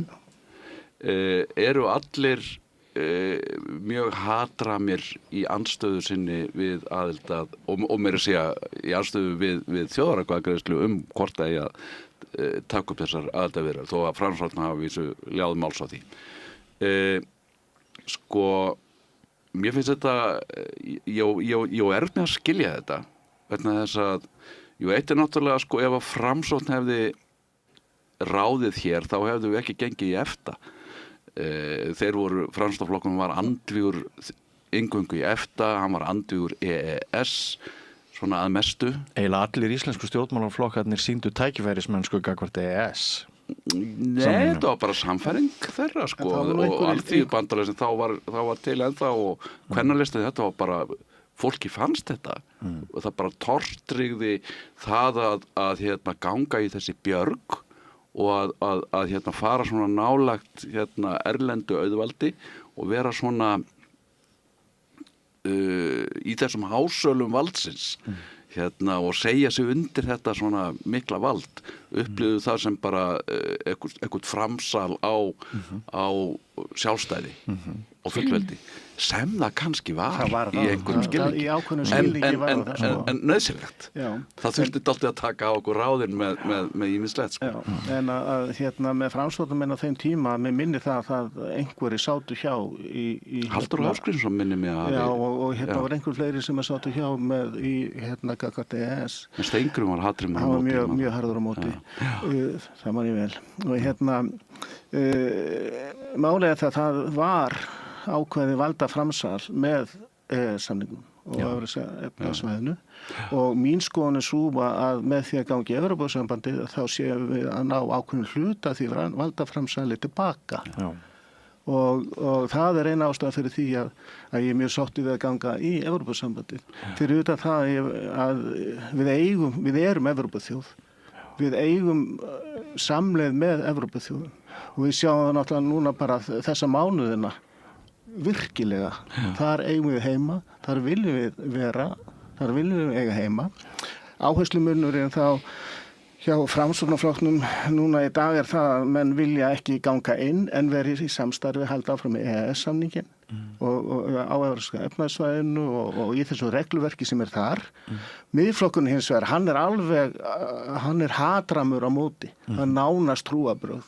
Ísland úr eftir kjörin burt. Já, og sko í raun og veru dálítið þannig, það verður komið umræða þar í miðflokknum að segja upp samningnum með Evrópska efnahagssvæðið. Og það eru raddir þar sem að segja við eigum ekki að vera þar inni. Já, en þetta eru hægri öfgamenn sko. Og við sem að sko tengjast á þessum öflum í Evrópu sem eru Brexit og Alternativ für Deutschland og fleiri öflum sem að vilja sundra Evrópusambandinu Við megum ekki kalla populista þá móðkastir. Nei og svo höfum við sko vinstra megin höfum við flokka sko sem að sósíalistaflokka sem að líta kannski eðlilega á Evrópusambandi sem einhvers konar auðvaldsklúbb nýlenduveldana sem að hafa rottað sér saman til þess að arðræna aðrar þjóðir og fátaka alþýðu eigin landa. Og það alveg sjónarmið. Þetta náttúrulega hugmyndafræði sem þú þekkir. Ég þekki ágætlega þessa hugmyndafræði þó að ég hafa nú ekki aðeins stanna í kannski 50 ár. En það sem ég skil ekki alveg eru sko hófsamir hægrimenn og vinstrimenn. Sentristar á eins og svona hægra megin eins og eru í Framsóknarflokknum og Sjálfstæðisflokknum svona upp til hópa. Af hverju þessir eru svona hatrömm gegn Evrópusambandinu sem að í öllum öðrum löndum styðja Evrópusambandinu. En þessi hópur sjálfstæðismanna sem nefnir klauf sig út úr Sjálfstæðisflokknum og stofnaði Viðreisn. Já, það ennþá samt fólk held ég innan Sjálfstæðisflokksins sem að nú svona Já, kannski. Já. Ég svolítið sammálaður með Framsóknarflokkinn sko. Mér finnst Framsóknarflokkurinn ekki svona mest tilvistar grunnur hans einhvern veginn svolítið í einhverju limbo fari núna og Ólafur Harðarsson prófessor sagði daginn að hann hefði líka bara mist sko sjónar á jafnaðarmanna hlutverkinu einhvern veginn sko með hlutverkinu. Flokkurinn náttúrulega í mjög miklu áfalli og þetta var gíflegt áfall að missa þarna 3 ráðherra af þingi, ráðherra sem að allir höfðu staðið sig mjög vel menn þetta getur verið ákveðningum ákveðin mál en yfir heildina þá voru þessi ráðherra að standa sig mjög vel. Þannig að það engin eftir til þess að taka við að Sigurður Inga sem var alveg ljóst að vara hætta fyrir þessar kosningar. Hann fer ekki í annarsætið ef hann ekki að hugsa það að vera á leiðinni út á einhverjum tímapunkti. Og það var áfall fyrir hann held ég, bara á kosninganóttinni, maður bara sá hann og þekkir hann þegar hann var inni og viljum úti að það var áfall fyrir hann. Já, það var enga gleði að finna. Og það var bara viðbröðum þannig og ég held að hann hafi séð það fyrir sér að viljum yrði inni og viljum tæki sér við Framsóknarflokknum. Hann vildi sjálfur frekar vera úti. Já, heldur en og halda viljum inni enda það bara hrundi allt á mögulinni. Og ég hugsa eða ef að það hefði gerst að viljum meira svona meiri balans í þessari Evrópusambandsumræðu, ekki það að hann sé að berjast fyrir að fara í Evrópusambandi. Málefnalegur og sanngjarn maður. Já, og bara mildar því. Lilja Dögg hefur tekið mjög harða afstöðu í þessu, bæði með krónuna og Evrópusambandsaðildinni og Ingibjörg er á sama stað. Þannig að nú alveg ljóst að formaður svo fremi sem eitthvað gerist ekki óvænt að þá verður forysta Framsóknarflokksins mjög hörð í þessu en samt ekki. Ef að það verður hér þjóðaratkvæðagreiðsla sem verður og þegar að þjóðin ákveður það að halda áfram aðildarviðræðum þá mun Framsóknarflokkurinn ekki setja sig upp á móti. Miðflokkurinn geti gert og segja að það á ekki að fara þessa leið en Framsóknarflokkurinn mun að mínu viti þá segja allt í lagi, það er búið ákveða að fara í þessa þjóðaratkvæðagreiðslu og það er gott og við höfum alltaf talað fyrir því að eitt yrði að fara í þjóðaratkvæðagreiðslu ef að ætti að fara að halda áfram þessum viðræðum og auðvitað munum við síðan samþykja niðurstöðu þjóðarinnar. Við munum ekki ganga gegn þjóðinni en við erum ekki á þeirri skoðun að fara inn þannig þetta held ég að verði þeirra lína. En má ég skjóta þig nokkur hraðaspurningu núna af því að þú ert svona sá okkar sem þekkir best til í Framsóknarflokknum. Af hverju býður Willum sig ekki fram? Ég held að hann hafi bara tekið þá persónulega ákvörðun að hætta í pólitíkinni, hann búinn að vera í þessi ár, hann stóð sér vel, hann komin í mjög spennandi og skemmtilegt starf sem að liggur hjartans nærri og ég held að það hafi fyrst og fremst verið persónuleg ástæði fyrir því, bara ekki vilja gera það, ekki vilja fara aftur inn í pólitíkinni á þennan hátt vegna að sér alveg samfærum það að með fullri virðingu bæði fyrir Lilju Dögg og Ingibjörg sem eru þessi tveir formannskandídatar fyrir þá sem ekki vita og flokksþingið bara eftir rúman hálfa mánuð að Willum hefði alltaf haft það reglurnar eru þannig að þú verður að hafa meiri hluta á bakvið þig og eins öflug stjórnmálamaður vel menntuð og mikil baráttu manneski eins og Lilja Dögg þá held ég að hún hefði aldrei fengið meiri hluta og reglurnar þannig þannig ég hefði veðjað á það þetta er svona alltaf bara þetta er svona sakfræði að ef að Willum hefði farið fram að þá hefði væntanlega Lilja Dögg og Willum verið efst og Lilja hefði aldrei náð meiri hlutanum hún hefði þess vegna getað verið með kannski með 40% en ekki komist yfir 50%. Það er mín tilfinning. Ég skrifaði frétt á vef samstöðurinnar í vikunni að það væri svona einhver hluti Framsóknarmanna sem væri í rauninni ósáttur við bæði þessi framboð. Það teldi þau ekki líkleg til þess að sátt og tækifæri til vaxtar og blóma skapaðist innan Framsóknarflokksins. Ég velti upp þar möguleika sem heimildamenn höfðu nefnt sem var að kalla gamla drauga úr fortíðinni eins og Sif Friðleifsdóttur og nafn Einar Sveinbjörnssonar var líka nefnt og eitthvað svona. Hvað þetta að segja? Ég held að það fór greinilega eitthvað af stað og ég bara heyri það, ég aðeins verið að ferast út á landi líka og hitta Framsóknarmenn þar sem að eru eiginlega bökum hildar yfir því að Willum hafi ekki komið fram og eru ekki sáttir við Ingibjörgu þótt hún sé landsbyggðarkona kannski að þau náttúrulega varaformaðurinn kemur skaðað fyrir og síðan kemur formaðurinn á Akureyri það vantar balansinn í það þannig að ef þú lítur yfir sviðið hjá þeim sem eru aktífi núna þá ekki marga ræða. Þannig að það rétt sem segir í fréttinni að það standi yfir einhver leit að þriðja kandidat. Það greinir þetta að fólk allavega ræður það. Já, ég ekki greinir þetta, ég veit að fólk ræður það. En staðan bara svo eins og segir að finna og draga gamla drauga, það bara vegna þess að Ég kalla Sif gamlan Nei, alveg eldsprækur eldhugi Já, hún er það og það er ekki verið að vísa þannig sko bara svo físandi og ég skil líka það fólk að vilja ekki koma tilbaka í þessa stöðu sem er núna og ég sé í raun og veru eiginlega bara einn aðila sem að gæti tekið þetta leiðtogahlutverk af sér að þeim sem eru aktífir í pólitík núna önnur en þessi tvö Það er maður sem að vera að berjast fyrir sínu pólitíska lífi í borginni og hefur ekki verið lengi í Framsóknarflokknum. Hver? það borgarfulltrúi Framsóknarflokksins og fyrrverandi borgarstjóri sem að í þeirri stöðu.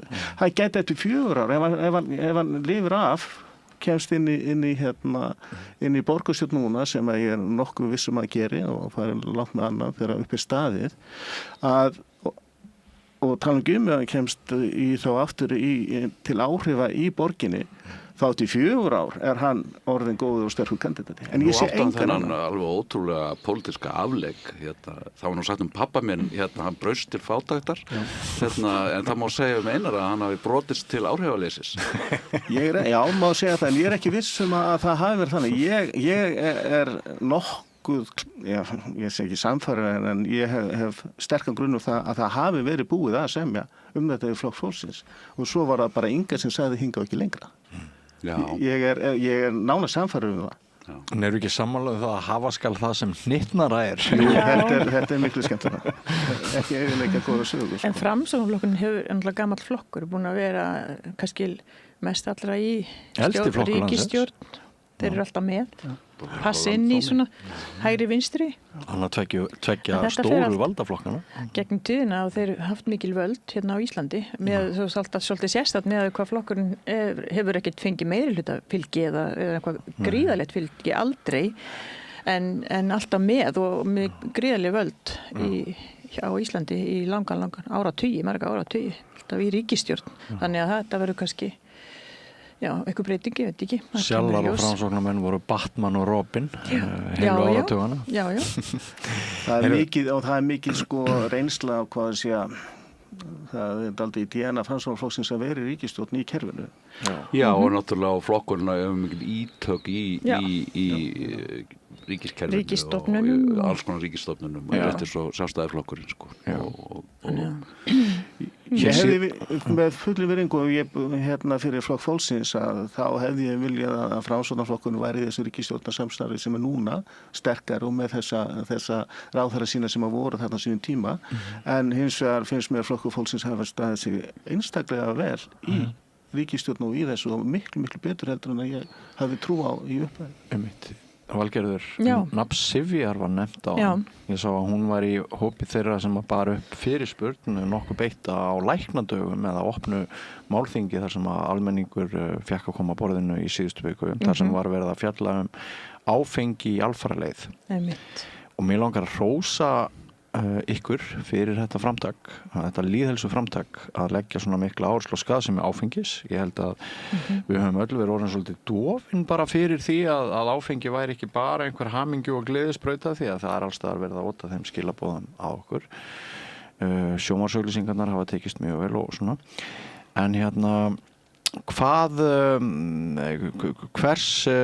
er svona tilgangurinn með þessu átaki hvers er vænst af hverju sáuði þörf á því til læknar að setja þetta svona á dagskrá og vera að keyra með sjónvarpsauglýsingar af snar bættu lífi fólk sem hættir að drekka. Sjónvarpsauglýsingarnar eru frá SÁA samtökunum en læknadagar eru sérst á vegum Læknafélags Íslands og lýðheilsuráð sem ég sit í Læknafélaginu sem kom með þessa uppástungu að hafa málþing áfengi á læknadögum sem er stærsta læknaráðstefna á Íslandi haldin alltaf í janúar, heil vika með margbreyttu efni fyrir 1000 lækna og var samþykkt að vera með heilstags málþing og við vorum með gríðarlega mikið 20 manns að tala á þessum degi en allir fengu mjög stuttan tíma og þurfti að vera mjög hnitmiðaðir og þetta kom gríðarlega vel út og vakti mikla ánægju með að lækna. Sláandi upplýsingar, margar og staðreyndir.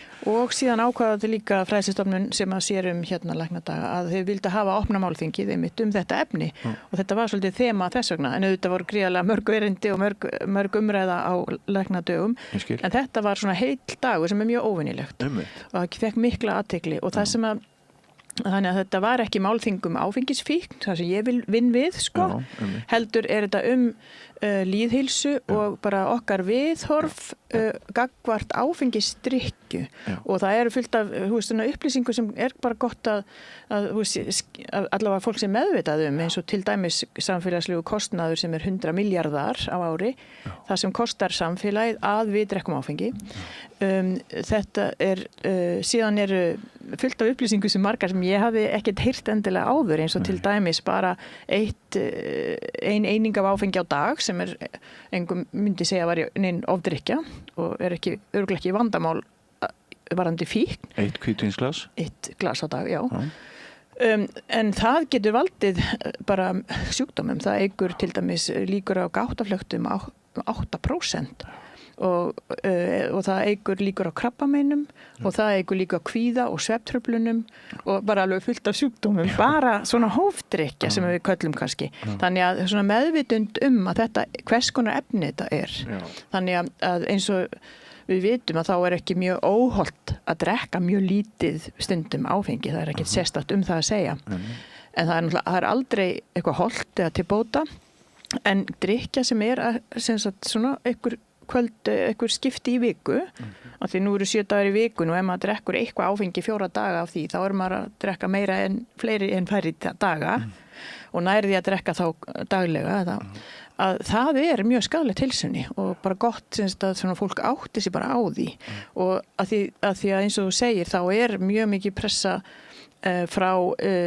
iðnaðinum auðvitað að selja, það eðlilegt fólk vil selja sína vöru en það alveg gríðarlega miklir peningar, þetta minnir svolítið núna á Big Tobacco sem þið munið náttúrulega vel eftir og síðan var öllu sveipað af þarna þetta væri hættulegt og búið að fela upplýsingar og í hvað og það tók alveg mikið af stjórnvaldsaðgerðum til þess að breyta og síðan kom viðhorfsbreytingin. Þið munið það að við höfum enga trú á því að vera að fara á kaffihúsi og mætti ekki reykja þar en það var reyndin var önnur og þannig að þetta bara mikilvægt að yfirvöld séu meðvituð svona að það sé mikilvægt að séu setta leikreglur og svo þurfum við bara að halda uppi upplýsingum efni þannig að fólk bara geti skilið og vita hvað það að gera þannig að það sé ekki bara einhliða áróður í hina áttuna og Big Tobacco var stórt en Big Alcohol það alveg margfalt stærra þannig að þetta alveg ofurefli við að eiga en við höfum góða leiðir á Íslandi. Eitt af því sem kom mér mest á óvart held ég, það var erindi það að við varum að vanmeta og byggja úreltum og gömlum rannsóknum skaðsemi neyslu áfengis á ungt fólk og það var sérstaklega verið að tala framheila skaða sem getur orðið hjá ungu fólki sem neytir áfengis og það var gefið í skyn að ef við værum að nota nýjar rannsóknir skaðsemi framheilans hjá ungu fólki sem að misnota áfengi að þá væri nær að hækka áfengiskaupa aldur í 25 ár frá 20 núna frekar en að við þurfum alltaf reglulega að hlusta á umræðum það hvort að lækka niður í 18 og til dæmis sjálfstæðisflokkurinn leggur ítrekka fram frumvörp þetta. Þetta nefnilega alltaf það voðalega sjaldan að policy eða stefnur yfirvalda hlýði á vísindi. Það bara gerist sjaldan bara í heiminum og samanber kannabis löguleiðingu og alls konar hluti en en þetta eru upplýsingar sem liggja fyrir að áfengi hvort sem það í daufum eða sterkum drykk það skiptir engu máli, þetta sama efnið það taugætur, það skaðar taugarnar og heilin náttúrulega bara aðal taugaknippið okkar og það að þroskast alveg til 25 ára og kannski 30. Já, það einhver rannsókn sem bendir til þess að hann sé jafnvel að þroskast lengur. Já, og en síðan hörna eftir það því miður.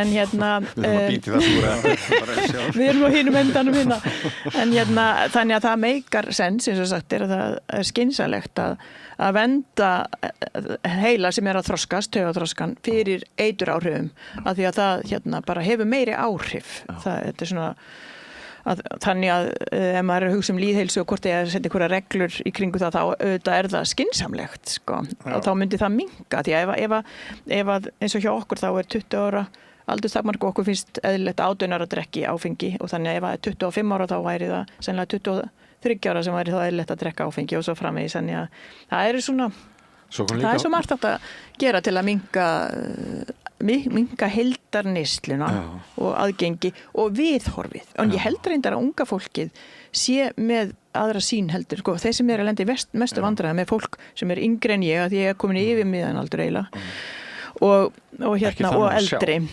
Þannig að það er í mestu vandamálunum. 40, 50, 60, já.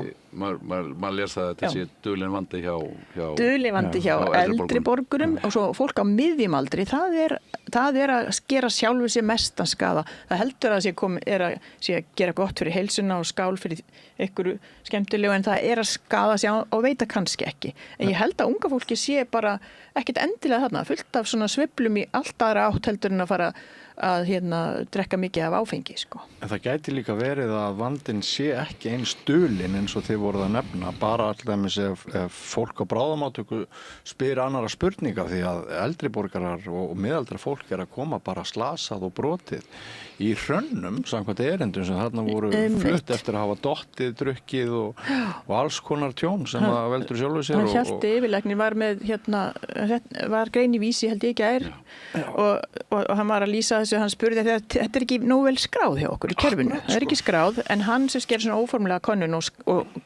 á ákveðin fólk tíma. sem ekki spurt þegar kemur á bráðamóttökuna varstu að drekka? Já, kannski að spurt, það er ekki skráð í sjúkraskrána en það verður gerð bragabót og því held ég, en hann kannaði þetta og var sem sagt, þá voru 20-50% að koma, hefði ekki þurft að fara á bráðamóttöku, hefði þeir ekki drukkið áfengi. Það er náttúrulega, þú veist, hvort sem hann var bara þetta eina skiptið eða hvort drekkur hvernig degi, það er bara annað mál. Þannig að þetta er bara, ef því vorum að tala hvað ættum að taka peninga og kannski lækka verðbólgina, þetta er kannski góð byrjun, sko. Samfélagslegu kostnaður jafnvel á annað 100 milljarða. En frábært framtak hjá okkur og takk fyrir að koma sem sérfræðingur og aðeins inni og ræða þannig kafla sérstaklega. Við höfum ennþá örfáa mínútur þangað til við ljúkum umræðinni. Eigum að fara, af því að þú ert í Samfylkingunni, Guðmundur Andri, hvernig finnst þér þetta að hafa tekist til með að bylta Heiðu borgarstjóra? Já, það tókst greinilega en ég veit ekki hvað ég get svo sem sagt það að mér fannst Heiða að standa sig afskaplega vel þann stuttatíma sem hún var borgarstjóri og mér fannst hún, að því hún tala Einar áðan og hvernig hann braust til áhrifaleysis þá tókst henni og þetta er hlutverk stjórnmálamanna, er það ekki? Það er að hafa áhrif og leiða fólk saman og koma einhverju til leiðar og hún stóð sér vel í því og Er Gjá inni í Samfylkingunni? Er Gjá núna inni í Samfylkingunni? Ég verð að játa það að ég er ekkert virkur innan Samfylkingarinnar lengur og ég hætti alveg, þegar ég hætti í pólitík þá hætti ég í pólitík og þannig að ég veit ekkert hvað fólk er að tala og hugsa þar ég veit bara kýsflokkinn og geri það sem eftir er en nefnum hvað mikið gerist en Pétur þekki ég ekki og sá hann bara sem svona fótboltasérfræðing og fannst hann vera skynsamlegur og geðugur maður og ég hef ekkert á móti honum heldur en mér fannst Heiða standa sig vel í sínu starfi. Hallur? Það verður að hafa í huga að Heiða var ekki í fyrsta sæti, hún var ekki í leiðtogasæti, þannig það er ekki verið að velta leiðtoga. Og þannig mér finnst að sumir hafa sett þannig upp að það hafi verið að fella konu sem var þarna á toppnum og borgarstjóri og það alls saman, en hún var ekki kjörin til þess á sínum tíma. Hún var búin að vera mjög stutt sem borgarstjóri líka. Já, núna þar að þau ekki.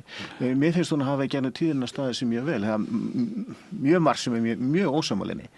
En þannig að sko, mér finnst að vera að gera aðeins of mikið úr þessum gjánni eða því sem að það hefði litið öðruvís út ef hún hefði verið kjörin í fyrsta sæti fyrir síðustu kostningar og síðan fælt núna. Það hérna bara ákveðin eðlismunur á þessu tvennur. En hérna segir það eitthvað allams, nú hefur komið fram að Kristrún hefur ekkert hringt í hana eða það er ekkert samband þeirra á milli, þarf ekkert að vera samband á milli? Ég veit ekki hvort það sé mikið hringt á milli fólks í Samfylkingunni, ég bara þekki það ekki.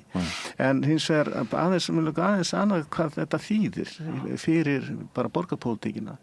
Ég held að með Pétur þarna þá er möguleiki Samfylkingarinnar til þess að halda áfram í meirihlutastjórninni meiri heldur en áður og meiri heldur en Heiðu. Hann getur unnið allar áttir. Unnið í allar áttir, báðar áttir, ef vilja, og gæti þess vegna með Viðreisn, með Framsókn, með Sjölum þess vegna, þannig að þeir möguleikar eru upp á borðinu og einst til vinstri þess vegna.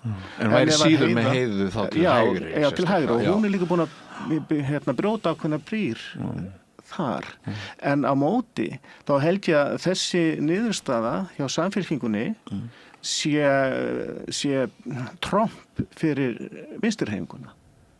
Þótt að hún sé svona svolítið klofin vegna þess að ég hef grunum að hluti af því fólki sem að fylgdi Heiðu er miklu meira til vinstri í Samfylkingunni heldur en aðrir og þetta gæti orðið til þess að ákveðin hluti kjósenda Samfylkingarinnar fari yfir á Sönnu og Vinstri græna. Hljómar sem skynsamleg greining. Ég er sammálað því. Ég held að það séu miklu möguleikar þar, aðeins að nefna bara að því þú varst að spyrja með þetta símtal, þá finnst mér að formaður stjórnmálaflokks á að hringja það er bara þannig. Mér finnst það líka. Já. Það er bara partur á djópinu. Herðu, það er mjög fyndið. Ég hef sagt allavega við þig tvisvar, svo ætlum við líka að ræða stöðu íslenskunnar. En ég raðin alltaf einhvern veginn síðast á umræðuborðið og nú er tími búinn. En í þriðja skipti sem ég byrði að koma þá lofa ég því að við munum ræða stöðu íslenskunnar. Það er svo ótal margt fleira sem væri gaman að ræða. Það er áhugamál mitt líka. Þá komið þið bara tvö aftur. En kæra þakkir, við komumst ekki lengra. Það er búið að vera mjög ánægilegt að fá ykkur og Hallur, þú verður allur næst. Ekki bara... Og ekki kynna hann þá sem Framsóknarmann? Nei, ég gera það alltaf og maður þarf að heyra það og maður þarf að svara fyrir Framsóknarflokkin endar allstaðar, það er allt í lagi. Það er mjög gott. En Hallur, Valgerður Rúnarsdóttir, yfirlæknir S.A. og Guðmundur Andri Tórsson, kæra þakkir fyrir komuna öll þrjú og áfram höldum við göngum götuna áfram, kæru hlustendur og áhorfendur, ekki fara langt, meira efni hér handa við hornið. Við lifum á tímum þegar þörfin fyrir opna og gagnrýna umræðu er brýnni en nokkru sinni fyrr. Ég heiti Ólína Kjerúl Þorvarðardóttir og ég styð og vel samstöðina, sjálfstæðan og óháðan fjölmiðil. Alþýðufélagið er frábær hugmynd. Félagsgjöld í Alþýðufélagið eru krónur 2.750 á mánuði og renna óskipt til dagskrár og útsendinga samstöðvarinnar. Samstöðin.is Gerist áskrifendur á samstöðinni og taki þátt í að byggja upp öfluga og róttæka samfélagsumræðu.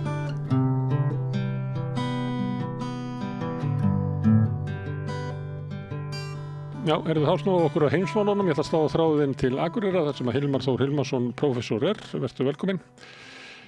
Mér aðeins að spyrja þig að einu af því að það er stundum sagðar fréttir af því að þessu viðræður í gangi í Abu Dhabi stríðið í Úkraínu það sem eru Bandaríkjamenn, Rússar og Úkrænumenn, Evrópumenn er ekki þar við borðið. Það er verið að semja möguleg lok á stríðin í Evrópu en Evrópa er ekki aðilega málinu. Hvað heldur að koma eitthvað út úr þessu? Þetta eru svona frekar óljósar fréttir og mjög misvísandi það sem að menn segja að sé þar á borðum. Hefurðu trúað því að það verði samið frið í Úkraínu í Abu Dhabi? Nei, ég hef ekki trúað því. Það var lengi búið að tala að ætti að ljúka þessu, það átti að ljúka þessu fyrir Thanksgiving í Bandaríkjunum, átti að ljúka samningaviðræðum og síðan fyrir jól og síðan fyrir áramót og svo nú komin lok janúar og nú eru reyndar Rússar komnir einhvern veginn, frá þeim komnir inn í þetta. Þetta er orðið þríhliða viðræður, Evrópa út úr þessu eins og þú segir, Evrópa stimplaði þessu út úr þessu með því að segja alltaf að ætti ekkert að tala við Pútín, að leysa þetta á vígvellinum og þannig að þeir hafa raunverulega einhvern veginn stimplað sig út, hafa reynt að komast inn í málið í gegnum þetta svo countries of the willing með því að einhverju öryggistryggingu sem hefur gengur ekki að rekur með. Nei, ég held ekki, því það er verið að tala um að vanti einhvern eitt atriði sem vanti upp á eða einhvern 5% í hvernig mæla þessar prósentur hjá sér, en þetta er eitthvað 20 liðir eða 28 eða hvernig það var, þetta er margar útgáfur á friðarsamkomulagi. Nei, ég held ekki, vegna þess að það er það sem stendur út á borðinu núna, sem mest talað um er hérna landamæri Úkraínu eins og þau verða að stríði loknu og það er bara svo stórt mál að það er erfitt að sjá hvernig það leysist á næstunni. Ég sé það ekki fyrir mig. Nei, og erfitt líka ráði það sem Zelenski sagði á Davos, það sem hann var eiginlega að skamma Evrópu fyrir að tala mikið en gera fátt og lét svona í það skína að Úkraína væri mjög háð Bandaríkjunum svona lokin og hann sendi svolítið svona pillur á Evrópu. Já, þetta er mjög sérstakt því að Evrópa hefur gengið mjög langt í aðstofan og síðast með því að taka, var þetta $90 milljarðar evru lán sem er á ábyrgð allra Evrópuríkja sem er náttúrulega stór biti fyrir lönd sem eru ekkert aflögu færð tekur. Þetta er sameiginlegt lán sem allt Evrópusambandið tekur, ekki einstök þjóðríki en þau bera svo ábyrgð öll saman fyrir þessu og svo vantar honum meiri peninga en það og löndin eru búin að teygja sig eins langt eins og þau geta og þau búin að tæma sín vopnabúr og svo framvegis. Það reyndi svipað í Hvíta húsinu en það var hann eiginlega bara hent út. Maður hafa bara fundinum var slitið og Trump lét hann bara heyra það. En Evrópuleitar hafa ekki gert það. Hann fór bara með hrað úr Hvíta húsinu eftir það. Hann lenti saman við D.D. Vance varaforseta. En þetta er svolítið undarlegt að hann skuli gera þetta vegna þess að Evrópa er búin að teygja sig mjög langt og er ekkert í stakk búin fjárhagslega til að styðja hann mikið meira heldur en norðið er og er ekki með vopnin heldur sem hann þarf. Hann þarf fyrst og fremst loftvarnir núna, við sjáum bara hvað eru gríðarlega mikla skemmtir sem er að verða í Úkraínu, síðan hann er ekki með loftvarnir, vopnin er ekki til, og ekki minnist það kannski heldur ekki í Bandaríkjunum og svo er Trump bara að selja vopn til Evrópu, þú veist að hann er hættur að senda vopn til hérna Úkraínu á kostnað Bandaríkjanna, það fara bara Evrópa verður að kaupa þau og dýru vopn. Þannig þetta er voðalega sérstakt hvernig þetta er. En Evrópa kannski þorir ekkert að segja því það hefur virðist vera áherslan þar að halda stríðinu áfram. Svo er hann með einhverja hugmyndir að Úkraína sé bara farin að detta inn í Evrópusambandið sem er algjörlega óraunhæft, ég vil bara næsta árið eitthvað. Þannig að ég veit ekki hvað maður á að taka mikið marka á þessu tali, En mér fannst þetta ekki vera skynsamlegt og ekki rétt af Zelenski að tala svona til Evrópu því að Evrópuríkin hafa lagt mjög mikið á sig til að hjálpa honum og nána styrka hennar mann og gert allt til að hjálpa honum. Þau hafa bara takmarkaða getu og ef vopnin er ekki til, hvorki Evrópu eða Bandaríkjanna, hvað á þá að gera? Ég veit ekki hvað hann er að biðja. Nei, það kemur í ljós að þessar viðræður mun eitthvað malla áfram og í sjálfu sér er ekkert sem hefur komið frá þeim sem að gefur tilefni til þess að draga neinar ályktanir. Sömuleyti eru yfirlýsingar Zelenski núna, hann er eiginlega tregari að opna fyrir það að gefa land sem hann var nærði einhvern tímann í haust, þannig að það er mjög erfitt að ráða í þetta og það sem kemur frá Rússunum er eiginlega vonlaust að lesa í en það má lesa í hvað er að gerast á vígvöllunum að Rússum er ósátt það að láta niðurstöðuna verða til á vígvöllunum. Já, þeir virðast ekki, það var kvartað undan því fyrst að það ætti að sigra Rússland á vígvöllunum og ætti ekki að semja. Nú er hins vegar kvartað undan því að Rússar vil ekki semja. Það er ákveðin svæði sem að þeir sennilega eru tilbúinir að leggja töluvert mikið meira á sig til að ná. Við höfum talað um áður Odessa og Kharkiv og vil ná allir Donbass. Það er alveg ljóst að hann telur sig þurfa að fá frá meira og því lengra sem stríðið stendur yfir þá held ég að það muni verða erfiðara fyrir Úkraínu og mannfallið. Það er ómögulegt að fá tölur tölur mannfalli. Ég held að það sem Vesturlöndum er sagt að mannfalli í Rússlandi sé ýkt en það kemur bara í ljós þeir eru 3-4 sinni fjölmennari og svo eru erlendir hermenn í þessu líka Þannig að ég sé ekki fyrir mér neitt enda á þessu og mér finnst þetta ömurlegt. Allt þetta tala það að Úkraína væri að fara inn í NATO og svo nú farið að tala að sé fara inn í Evrópusambandið. Forseti Finnlands að segja það að Úkraína sé bæði að fara inn í NATO og ESB. Mér finnst þetta bara einhvern veginn vera þannig að þetta bara svo mikið vitleysa að það var alltaf hægt að tala þetta. Herðu, fyrir jól þá kom út ný þjóðaröryggisstefna Bandaríkjanna, ég held að það verið fyrir jól. Og hún vakti svolítið athygli, ekki síst kannski tónnin sem þar var sendur til Evrópu og svona á mörguleiti sérstakt plagg. Núna komið, ég veit ekki hvað að kalla varnarstefna Bandaríkjanna sem svona eiginlega verið að fjalla svipaða hluti en með öðrum hætti. Þú hefur kynnt þetta plagg. Já, ég skoðaði það aðeins, þjóðaröryggisins og sagði, það er National Security Strategy kom út í nóvember og það er undirritað af forsetanum og síðan kemur frá sem heitir núna hermálaráðuneyti, ekki varnarmálaráðuneyti, National Defense Strategy og það er komið út núna og þá svona hljómar þetta að það er talað um America First og það er talað um þetta síðast að það á að forgangsraða fyrir Bandaríkin. Þó með Trump-stjórnina þá eru menn ekki alltaf vissi hvort það er Israel first eða America first eða Trump first, en það er allavega að tala um America first. Auðvitað verður maður alltaf að taka svona skjöl með vissum fyrirvara vegna þess að það sem skiptir máli er það sem þau raunverulega er gert meira heldur en það sem er sagt í svona skýrslu. En ég er nú að blaða í þessari skýrslu, ég síðan er að skoða þetta, þetta er náttúrulega America first og síðan er tala um flexible practical realism, það er að segja að þeir eru að tala um að raunsa í stefna framundan, ekki einangrunna stefna, en það á greinilega að gera mun minna og gera meiri kröfu til þeirra sem eru bandamenn Bandaríkjanna að þeir geri sitt og það talaði model allies, það er að segja svona fyrirmyndar bandamenn eða hvort það er sama og okkar aðamenn tala um verðuga bandamenn, að Bandaríkjamenn myndi styðja þá bara á takmarkaðan hátt. Og þá er talað um að aðstofan sem þeir fái sé að það geti keypt vopn af Bandaríkjunum og það sé að ræða við það var uppbyggingu og vopnaframleiðslu og síðan leyniþjónustu upplýsingar, samstarf á því sviði. En það er greinilegt að Bandaríkjun alltaf takmarka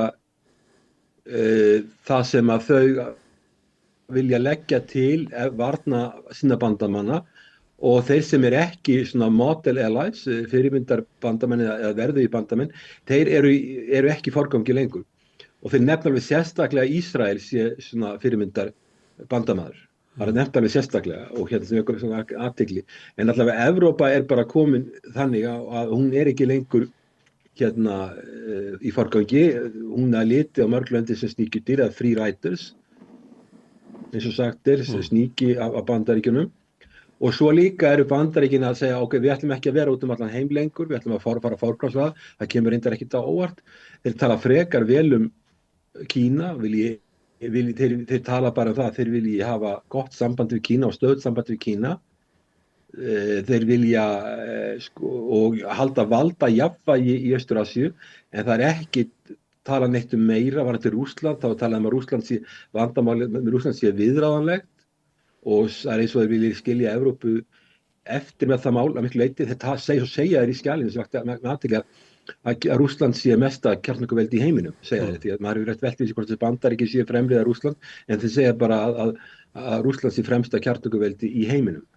Þannig að það er annað tónn og það er ekki að sóa fjármunum Bandaríkjanna. Við vitum það að Víetnamstríðið var náttúrulega sóun og svo Afganistanstríðið, löng stríð með landherr sem voru gríðarlega dýr fyrir Bandaríkin og miklum peningum sóað bara sem kom bara eftir seinni heimsstyrjöldina þegar Bandaríkin voru langríkasta land í heimi með eiginlega allan gjaldeyrisforða, allan gullforða heimsins komum meðan til sín í lok styrjaldarinnar.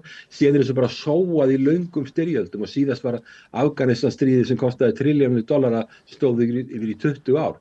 Þetta á að stoppa þetta og ekki eyða peningum í þetta. Og maður sér líka það sem Donald Trump gerir núna. Hann er maðurinn sem ætlar að vera friðarforseti, sem á að fá friðarverðlaun Nóbels.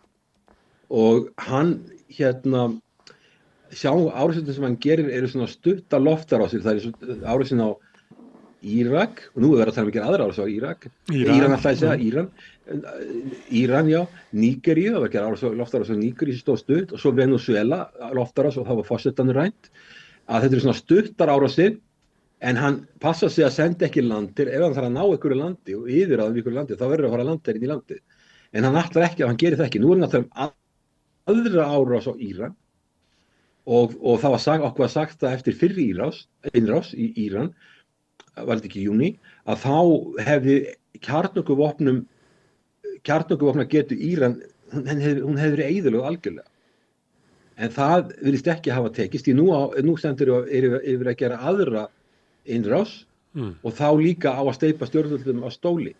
Þannig að þetta er það sem er í gangi núna, en það sem vekur athygli líka samt sem að var þetta Íransmálið núna, sem er að ögra Íran núna aftur, er það, þegar það var stríð milli Ísrael og Íran síðast, að þá kom í ljós að þetta Iron Dome sem að Ísrael átt að vera með, það er ekkert að virka, þannig að það fór í gegn töluvert mikið eldflögum og hafa mikið tjón í borgum í Ísrael. Nú, í þessu skjali sem núna kemur út, þarna sem við vorum að tala um þessi National Defense Strategy, þá er talað um Golden Dome. Trump vill ekki tala um járn eða stáli eitthvað svolítið, hann er alltaf með gull. Golden Dome sem er líka vekur athygli, sem að mjög hæpið að virki heldur, því að ég meina í loftvörnum. En allavega, það kveður við annan tón. Það er allavega, Bandaríkin alltaf ekkert lengur að blæða fyrir einhverja bandamenn sem er ekki að gera sitt, og þau alltaf halda valdajafnvægi í Austur-Asíu, því að þetta er að færa sér til þangað. Það er alveg greinlegt að Bandaríkin vilja ná betra sambandi við Rússland, en það er búið að bjóða Putin í þetta friðaráð eða peace board, það sem board of peace sem að Trump er að búa til, og svo er búið að bjóða Lukashenko þarna inn, og þetta sýnir líka það að Bandaríkin eru algjörlega búin að parkera þeirri hugmynd, eða alltaf algjörlega hætta með þá hugmynd, að það eigi að vera farin í lönd og reyna að koma á lýðræði að breyta stjórnháttum eða hugsa mannréttindi. Það er farið, sko. Ef þú ætlar að fara að vinna með þessum löndum, það hefur svo mikið lögð áhersla þá, Evrópa hefur trúað þessu. Danir til dæmis hjálpuðu Bandaríkjunum í Afganistan, þeir eltu þá til Írak líka, meira þess að líka í ólöglega innrás. Og þá var alltaf hugmyndin, sko, þetta væri til þess að bjarga lýðræðinu í landinu og mannréttundum og alls konar slíkum hlutum. Þetta var það bara ekki þannig. Þarna var snýrist olíu, eins og Venezuela. Og þannig að þetta er svona, það er margt sem að Evrópa þarf að endurhugsa hjá sér eftir að hafa séð þetta plagg, held ég. Bæði fyrra plaggi sem kom út, það sem var mjög hörð gagnrýni á Evrópu, en í þessa seinna plaggi hún er ekki eins hörð gagnrýni, en alveg greinilegt að Bandaríkin tala bara að veita svona mikilvæga en mjög takmarkaða aðstoð til Evrópuríkja, og svo náttúrulega til NATO, þá er Trump sennilega alveg sama þó það verið ónýtt. Og það er líka vekur athygli í þessu skjali, þá er Grænland, Íslandi hvergi nefnt í þessu skjali, sem ég sá, Grænland er hins vegar nefnt, þannig að hann er ekkert hættur með það mál. Grænland er ennþá ofarlega á blaði á honum sem að Bandaríkin verða að fá einhvers konar yfirráð. En við erum með varnarsamningu við Bandaríkin og þetta er svona stefna þeirra. Er það ekki svolítið skrítið að það sé ekki að tala um Ísland og ekkert um norðurslóðir svona einu ráði? Það er erfitt að lesa hver er svona raunveruleg staða okkar í þessu, hvort að breytingar í stefnu Bandaríkjanna hafi ykkur áhrif á Ísland. Getur þú metið það? Já, sko, málið var það að þegar Ísland gekk í NATO á sínum tíma, þá taldi Bjarni Benediktsson að við gætum ekki farið í NATO vegna þess að því það er skuldbinding article 5, eða 5. greinin, sem þýðir það að við getum ekki brugðist við í 5. grein, við höfum ekki her. Við getum ekki brugðist við hernaðarlega eða ráðist á Noregi eða Danmörku eða eitthvað. Við getum það ekki, því við höfum ekki her. Og þá taldi hann á sínum tíma að Ísland ætti ekki að fara eða það verið hæpið að Ísland geti að fara í NATO. Hins vegar var gefin undan þá, og ég hef ekki heyrt Trump tala um það að svo undan þá að hafi verið afnumin. Og fyrra kjörtímabili þá bara sett hann í gang það var þegar Mike Pence kom í gatt 2019, þá var sett í gang vinna að uppfara innviðina á Keflavíkurflugvelli. og það eins og þú segir, þessi varnarsamningur er ennþá í gildi og hann full gildur, ég meina utanríkisráðuneyti Bandaríkjanna hefur hann á netinu hjá sér sem fullgildan samning, það ekki nokkuð vafa á því og náttúrulega NATO, maður veit ekki hvað verður NATO, en ég hef ekki heyrt á kröfu frá Bandaríkjunum að við eigum að fara að víga, þeir vilja hafa aðgang að landinu, en það er alveg ljóst að eftir seinni heimsstyrjöldina þá vildu Bandaríkin fá Dani út úr málunum gagnvart okkur. Þeir vildu ekki að eftir seinni heimsstyrjöldina þegar Danmörk var orðið frjálst ríki aftur, að þeir þurftu að fara að semja við Danmörku fyrir hönd Íslands. Þannig að ég er ekki að, sko, ef þú manst aftur í tíma fyrir Danina, að sko Ísland með stuðningi Bandaríkjanna var tekið undan Danmörku á meðan að Danmörk var herðinu með land. Þannig að sko, og það er örugglega einhverjir Danir talið að þetta verið ekki góð framkoma við Danmörku. Og margir Íslendingar vildu ekki gera þetta, en þetta var gert og Bandaríkin studdu þetta.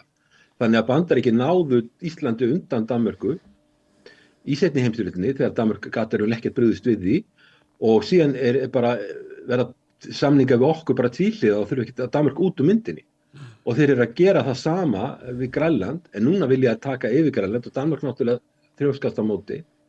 En mér finnst sko þetta snúast, þegar við erum eftir að snúast það hvernig geta Bandaríkin og Danmörk samið það að Grænland verði sjálfstætt ríki með stuðningi beggja ríkjana og það að búa til einhvern tímaplan með það hvernig Grænland verði sjálfstætt. Og Grænland skiptir miklu máli fyrir þjóðaröryggi Bandaríkjanna myndi ég segja.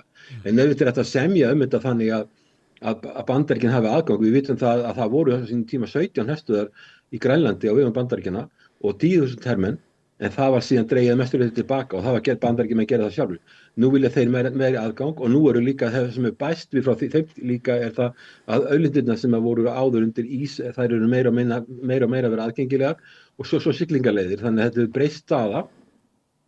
En mér finnst þetta ætti að snúast miklu meira það að hvernig er hægt að stíga þau skref í það átt að Grænland verði sjálfstætt ríki. En það er alveg ljóst að Grænland er nefnt í þessari stefnu sem forgangsmál og þó að Donald Trump hafi sagt að hann ætlaði ekki að beita valdi þarna, að þá veitum við að hann getur skipt skoðun á klukkutíma fresti. Og hann á Davos-fundinum talaði hann Ísland mörgum sinnum, að Ísland, þú veist að þegar hann hóta að beita valdi í Grænlandi, þá var hrun á hlutabréfamörkuðum í Bandaríkjunum. Og það mánudaginn þar á eftir, hrun. Og hann sagði að Ísland hefði kostað Bandaríkin mikið, þá var hann að tala Grænland.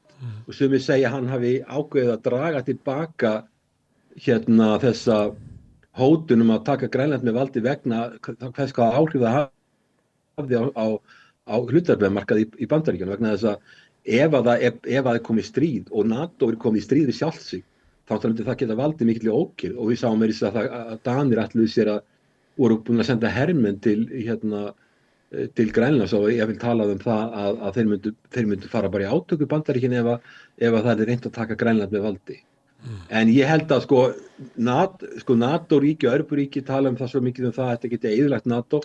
Ég held að Trump sé nokkurn veginn alveg orðið sama NATO núna. Ég held að sé ekki eitthvað sem hann er að hugsa hann hefur sagt þegar bauð sér fram fyrst þetta úrvaldsstofnun og hann telur ekki að þessi transatlantik linka, þessi linkur yfir hafið sem alltaf hefur verið lögð svo mikil áhersla á tengst Bandaríkjunum og Evrópu, hann telur þetta ekki skipta miklu máli, hann vill bara vinna einliða og vinna bara beita vald, tollarnir sem að beitir og hótanir, árásir, loftarásir inn í ríki, stuttar sem að hafa áhrif ræna forseta Venezuela, eitthvað svoleiðis sem hann er að gera og ég held að skipta ekki miklu máli fyrir hann hvort að NATO stendur eða fellur og þetta eru Evrópuríkin að reyna að átta sig á hvað þýðir og löndin svo Eystrasaltsríkin eru náttúrulega mjög hrædd við þetta.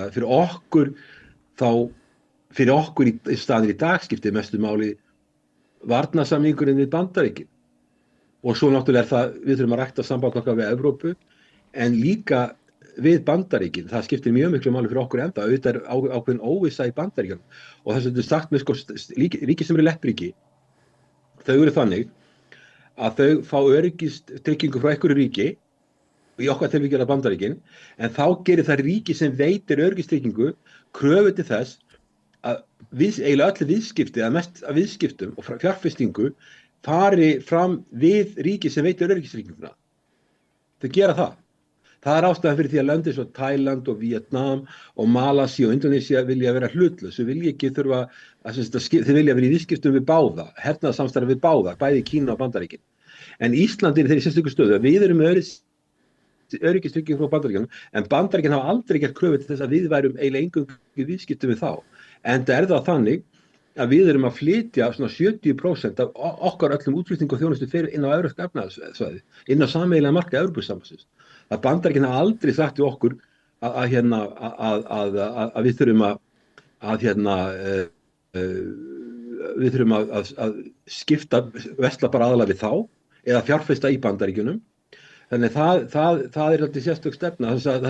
Við erum ekki leppríki að því leita, við höfum haft frjálsar hendur með viðskipti og ég held að það skipti máli og það er líka annað.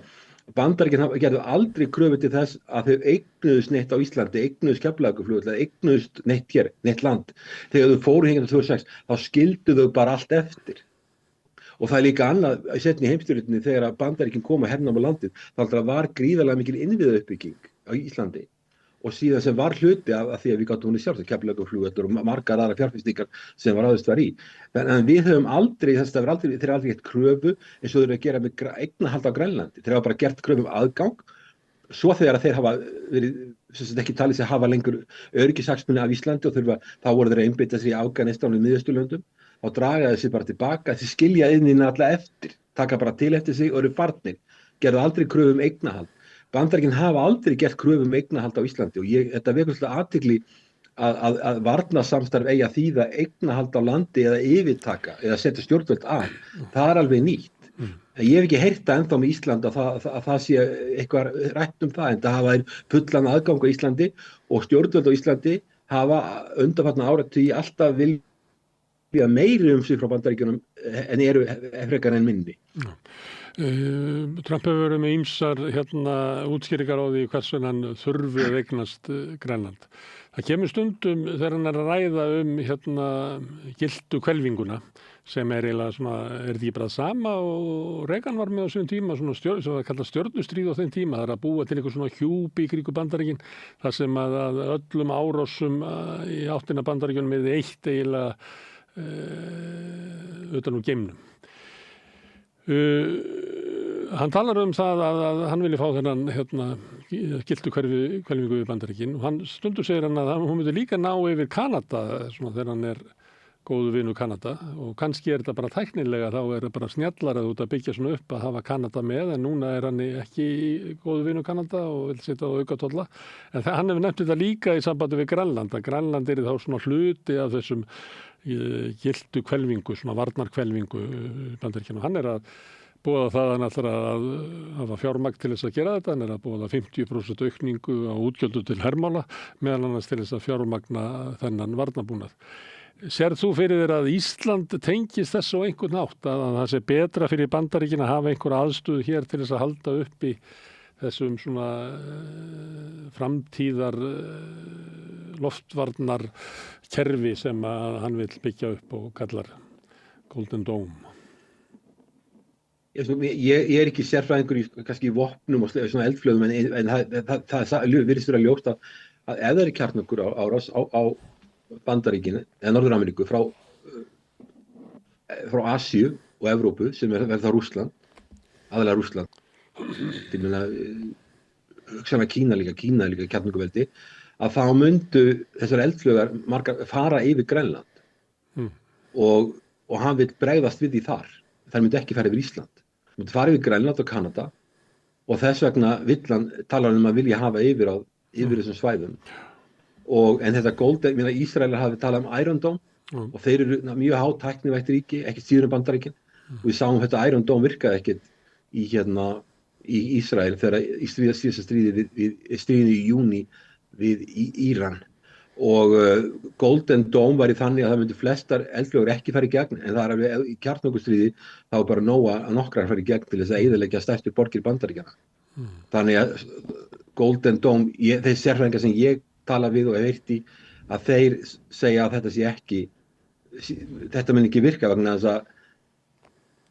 það er alveg nóg að það fari nokkrar eldflaugar í gegn til þess að valda gríðarlega miklu tjóni í Bandaríkjunum og ég hef ekki heyrt þetta, sko, ég held að það sem að Bandaríkjunum eru aðalega að gera á Íslandi eru kapótaleit og fylgjast með því. Það sé það sem er aðalmáli hér, en ég hef ekki heyrt talað Ísland myndi tengjast þessu, en ég meina, og svo með Kanada þá er talað að það talar að eignast Kanada og Kanada við 51. ríkið. Forsætisráðherra Kanada hefur verið að reyna, sko, hann flutti ræði í Davos, sem mörgum þótti merkileg ræða, og sem að tala það, sko, að það veri til svona middle power, svona lönd sem eru svona miðlönd, sem eru ekki stórveldi og ekki smáríki, en ekki svona miðjunni, og þau getur myndað einhverja þriðju leið og komist út úr þessu, fram hjá Bandaríkjunum, og þá eru svona middle powers eru lönd í Evrópu, svo það eru Kanada eru rúmlega 40 milljónir manna, en þetta er samt bara 1/8 af Bandaríkjunum í fólksfjölda og 1/8 í mestalagi sem hagkerfi. Þetta Kanada, það vil einhverja tala að Kanada geti tekið forust í heiminum í staðinn fyrir Bandaríkjunum, það er algjör fjarstæða. Þeir hafa enga burði til þess. Kanada er minna hagkerfi eftir breska hagkerfið eða franska hagkerfið eða þýska hagkerfið eða jafnvel íslenska hagkerfið. Þeir eru bara 42 milljónir. Þetta er samt mikilvægt land. En er ekki hugmyndið svo að Kanada gæti leitt einhver svona bandalag milli stórra ríkja sem að gætu byggt upp eða vendað alheimskerfið, alþjóðastofnanir og alþjóðalög fyrir stórveldunum? Þú blæst á þá hugmynd að ef að stórveldin vil ekki taka þátt í heimsuppbyggingunni, að þá verður hún bara ekki. Nei, hún verður ekki. Svona middle powers geta ekki byggt upp alþjóðastofnanir. Einu löndin í dag sem geta byggt upp alþjóðastofnanir sem geta orðið svona látið eitthvað að sig kveða eru Bandaríkin og Kína, og bæði eru með slík kerfi. Trump vill bara henda kerfinu sín megin. Við vitum að Kínverjar eru að byggja upp kerfi. Það þeir eru að byggja upp kerfi eins og BRICS, Shanghai Cooperation, það er Asian Infrastructure Investment Bank, New Development Bank og margar stofnanir sem þeir eru búin að byggja upp sem eru kerfi sem eru svona til hliðar, þannig að það eru raunverulega tvö heimskipin tvöföld. Það er heimskip sem Bandaríkin koma á og síðan sem Kínverjar eru að koma á núna, og Rússar eru inn í kínverska pakkan. Þeir eru með, þeir hafa ekki afl til þess að byggja upp eigin kerfi. Þannig það eru bara stórveldi sem byggja upp alþjóðastofnanir. Það er fjarstæða mínum dómi að middle powers getur búið til einhverja stofnanir sem skipta einhverjum, allavega skipta ekki, þú sér hvernig Evrópusambandið er. Það eru lönd sem eru stærri, það eru lönd eins og Þýskaland, Frakkland og Ítalía sem öll eru töluvert stór lönd. Þetta eru yfir 60 milljónir í Frakklandi og Ítalíu og yfir 80 milljónir í Þýskalandi. En þú sér það, þeir geta ekki byggt upp stofnanir sem verða alþjóðastofnanir, þetta eru bara svæðastofnanir. Og hvað þá Kanada?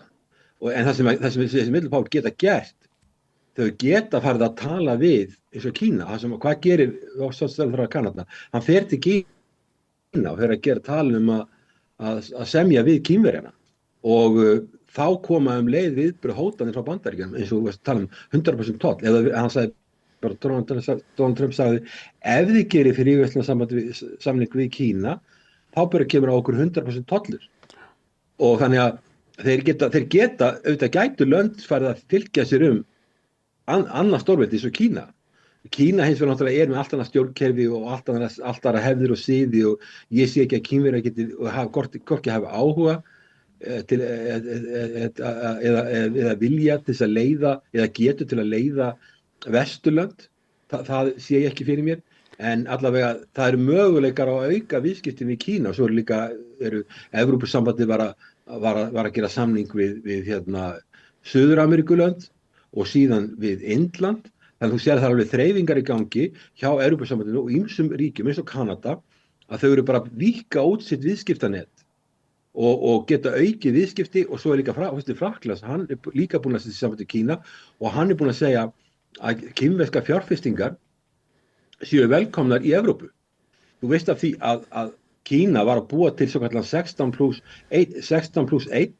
eða 17+1, það voru lönd sem voru aðalega mið- og austur-Evrópuríki sem vantaði peninga, hafði ekki fengið nægilega mikið fjármagn frá Evrópusambandinu til að byggja upp sína innviði, af því Evrópusambandið hafði bara ekki peningana eftir að þessu voru 30 ár í Evrópusambandinu og þá bjó Kína til að sem að 17 pluss 1, það voru 17 lönd pluss Kína og Kínverja var þetta eina land þarna sem var að vinna með þessu 17 af fjárfestingu. Og þá brugðust Bandaríkin við með því að koma með svona 3 Seas Initiative sem var með Póllandi og Rúmeníu, það stöðuðu fórustu, sem átti að vera fjárfestingaprógram sem Bandaríkin þá stiða til að gera út af og útiloka þetta samstarf við Kínverjana. Þannig að Bandaríkin hafi verið á móti þessu samstarfi. Þannig að þú sér það ef þessi lönd og þetta 17 pluss 1 var mikil lítið skemmt. Til dæmis fóru Eystrasaltsríkin öll út úr því, held ég bara vegna þess að Bandaríkin sagði þeim að þeir vildi ekki vera að taka við fjárfestingu frá Kína. En nú er spurning hvað Evrópa gerir. Fer hún eins og að gera það sem forseti Frakklands að taka bara við fjárfestingu í innviðum frá Kína í trássi við Bandaríkin og hvernig bregðast Bandaríkin við? Við erum bara búin að sjá það að þegar Evrópusambandið fer að tala við Indland fríverslunarsamning að þá fara Bandaríkin að ásaka þá að þeir séu að hjálpa Rússlandi í stríðinu við Úkraínu vegna þess að ef þú ert í viðskiptum við Indland er í utanríkisviðskiptum við Rússland og þá koma slíkar ásakanir og líka hótanir, ekki bara það að kalla forsætisráðherra Kanada governor eða ríkisstjóra þegar hann er forsætisráðherra heldur 100% tollar á Kanada. Þannig að þarna eru komið stórveldassamkeppni, 2 lönd, Kína og Rússland, sem sem er Bandaríkin ennþá sterkari aðilinn en Kína aðilinn sem er mjög vaxandi og er að styrkjast. Og þarna verður ofboðsleg spenna og það er að segja ef þú ert svona middle power, þú ferð eða svona miðríki, svona eins og Kanada með 42 milljónir manna eitthvað, tölum við stórt hagkerfi og þú ætlar að fara að hallara öðru stórveldi, þá bregst hitt við. Þannig að það er það sem ég er að segja, þau lenda að klemmast á milli. Og ég var í rannsóknarleyfi í Austur-Asíu, ég sá alveg hvernig þessi lönd eins og Thailand, Vietnam, Indonesia, Malaysia, þetta eru stórlönd líka, fjölmenn, hvernig það hegða sér, þau passa sig að lenda ekki svona á milli og þess vegna eru þau með hlutleysi og þau ekki eins og Evrópa, hún er Bandaríkjamegin, hefur alltaf verið Bandaríkjamegin. Hún hefur alltaf verið þannig. Og Kanada líka, eins og hálfgerð leppríki. En Austur-Asíulöndin, þau hafa lagt þess að áherslu á því að vera aldrei í þeirri stöðu. Ekkert NATO, ekkert varnarbandalag, aldrei. Engin svoleiðis formlegi samningar. Ekkert svoleiðis. Þá telja þau sig vera orðin háð öðru ríkinu. Já, og þá getur það vesla sitt á hvað. En það er svo furðulegt með Ísland að við erum svona pínulítið 400 manns að við erum að taka við öryggistryggingu frá Bandaríkjunum, bæði gegnum NATO og gegnum tvíhliða en svo erum við í viðskiptum við aðra aðila sem hafa verið bandar með Bandaríkjana en þar er að vatna undan því öll. En nú keppast leiðtogar Evrópu og Kanada við að segja að heimsmyndin sem við þekktum áður, hún er hrunin. Mette Frederiksen var bara daginn að segja þetta, að heimurinn sem við þekktum, hann er farinn.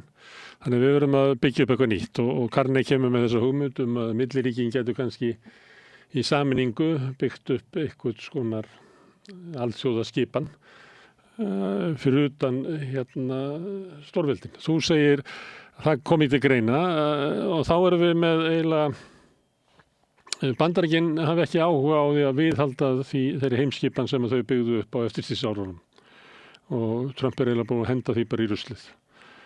Millistóru ríkin geta það ekki, því þú segir, þannig að svona hugmyndur að verði eitthvað til út úr Evrópusambandinu með tengingu yfir í Kanada og rækta svo kannski viðskiptasamninga við Indland og Suður-Ameríku að megi búa til eitthvað svona system í kringum þetta. Þú segir að það sé ekki hægt að búa til svona heimskipan nema að eitthvað stórveldan að gera það. Og Kína er að búa til sitt, sína heimskipan með ýmsum hætti, BRICS og miklu fleira.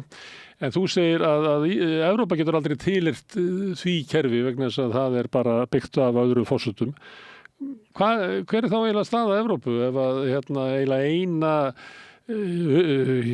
heimskipanin sem er í einhverju almennlegri uppbyggingu er Kína en þú segir að Evrópa eigi ekki samleið með þeim en það myndi það kannski fara allt í háa loft ef Evrópa færi fyrir opnum tjöldum að vinna mun meira með Kína heldur en áður var, myndu kalla okkur viðbröð í Bandaríkjunum. Erum við okkur svona, bara virkilega óþægilegu millibils ástandi í heimsmálunum?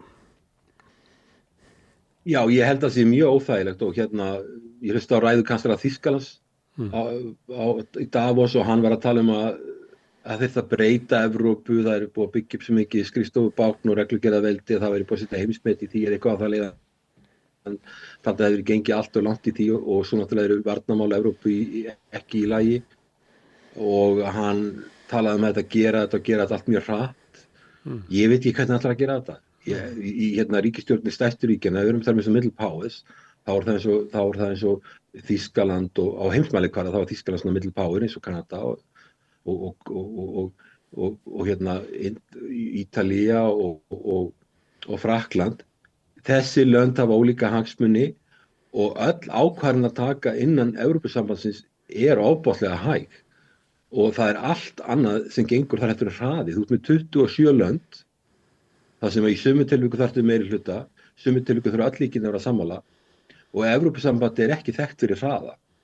Og ég veit það þegar ég var að tala, ég var að klára bók sem kom út 2003, talaði þá við marga sendiherra í Brussel, fóru þangað og þá var við að ræða með sem stækkun Evrópusambandsins og þá sögðu margir við mig já, á bakvið tjöldin, ekki bakvið lokaðir, ekki opinberlega, bakvið lokaðir að með þess að frá löndin sem tala að stækka Evrópusambandið að það væri komið mikið þreyta í stækkunarþreyti í Evrópusambandið og þetta verður svo erfitt að taka ákvarðanir, það verður allt svo hægt þarna, það verður svo ólíkir hagsmunir að það væri komið mikið þreyta í raun og veru að stækka Evrópusambandið meira heldur en orðið það væri mjög erfitt að eiga við það þannig að allavega kansleri Þýskalands taldi að þetta væri orðið mjög óhagkvæmt, Evrópusambandið mjög óhagkvæmt og erfitt með samkeppni og það þyrfti að breyta og vinda ofan af alls konar reglugerðum og gera mjög hluti hratt til að Evrópa næði sér upp efnahagslega. Þú veist að það er hagvöxtur hjá Evrópusambandinu og Evrusvæðinu hefur verið bara mjög lélegur og svo náttúrulega er þetta eru ennþá 27 þjóðríki, þá Bandaríkin eru þjóðríki. Það þó þetta sé 50 fylki, þá er þetta þjóðríki. Það sem er mjög sterk miðstjórn. Evrópusambandið er með 27 þjóðríki og mjög veika miðstjórn. Og svo bara er Evrópa ekki minna nokkra einustu leiðtoga. Maður heyrið eins og svo forseta Finnlands tala um það að Evrópa geti varið sér sjálf gagnvart Rússlandi og svo kemur framkvæmdastjóri NATO sem er frá Hollandi og segir að þetta sé bara draumórar. Ég meina ég veit ekki alveg hvernig þetta á að gerast en allavega það hefur ekki verið samstaða að byggja sameiginlegan her og það er ekki samstaða að Evrópa verði það sem við kalla political union að þetta verði eins og Bandaríkjanna það hefur verið sterk miðstjórn, sterk Brussel sem hefur eins og í Bandaríkjunum mikla, kannski eins og í Bandaríkjunum 20% af landsframleiðslu fer til alríkisins að meðan það er eitthvað rúmlega 1% í Evrópusambandinu. Að það er ekki vilji fyrir því, þannig að þetta ekki langan tíma að gera þetta. Þannig að Evrópa er í töluverðum vandræðum og svo kemur bara forseti Bandaríkjanna sem að segir eitthvað sem að þessir aðilar hefðu átt að geta sagt sér sjálfir að stórveldisins Bandaríkin að það hugsar alltaf sína hagsmuni fyrst og fremst.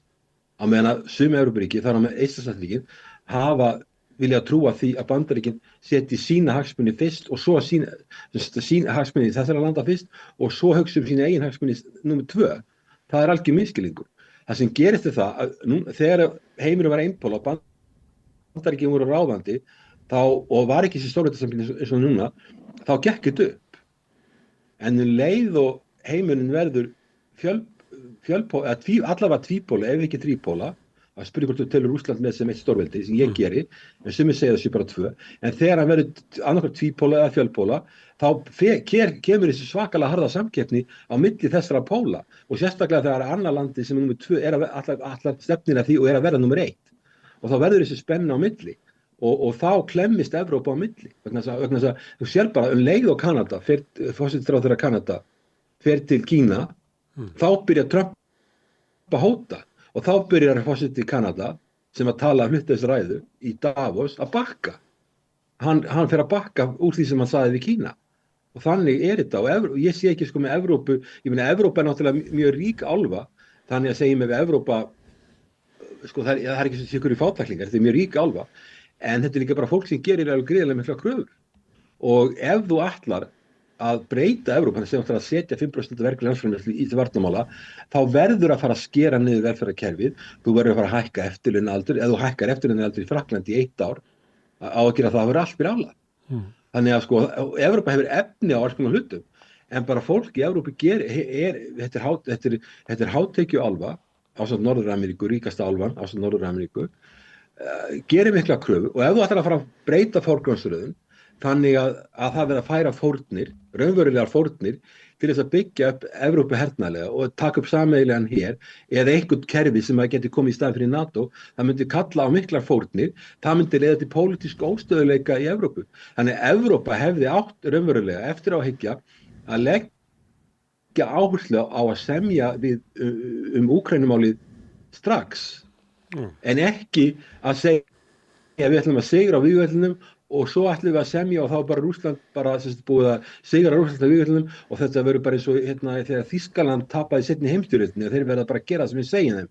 Það gerist ekki. Núna er Evrópa í vandræðum, hún er að reyna að byggja ykkur á kóalisn og þeir vilning sem er bara vitleysa sem að ruppa til enda því að þá á að senda NATO-hermin inn í Rússland sem Putin vill allir ekki samþykkja. Rússland er ekkert að flýta sér í málinu. Þannig að þeir eru búin að koma sér í alveg ábáslega erfiða stöðu og þetta er bara mjög óskynsamlegt og svo er bara forystumaður eins og sem að fer með öryggis- og utanríkismál Evrópusambandsins að í að brjóta Rússland upp í einhverjar smáar einingar. Þetta er mikið vandamál og svo er forseti Úkraína að tala að Úkraína fari bara inn í Evrópusambandið á næsta ári. Ef þú ert með svona leiðtoga sem er með svona hugmyndir sem er allt sem að tóm della, þá færðu bara dell út úr, þú færðu ekkert út úr sem að virkar, eða sér þú það fyrir þér? Ég man sé það ekki fyrir mér. Ég man það fyrir einhverju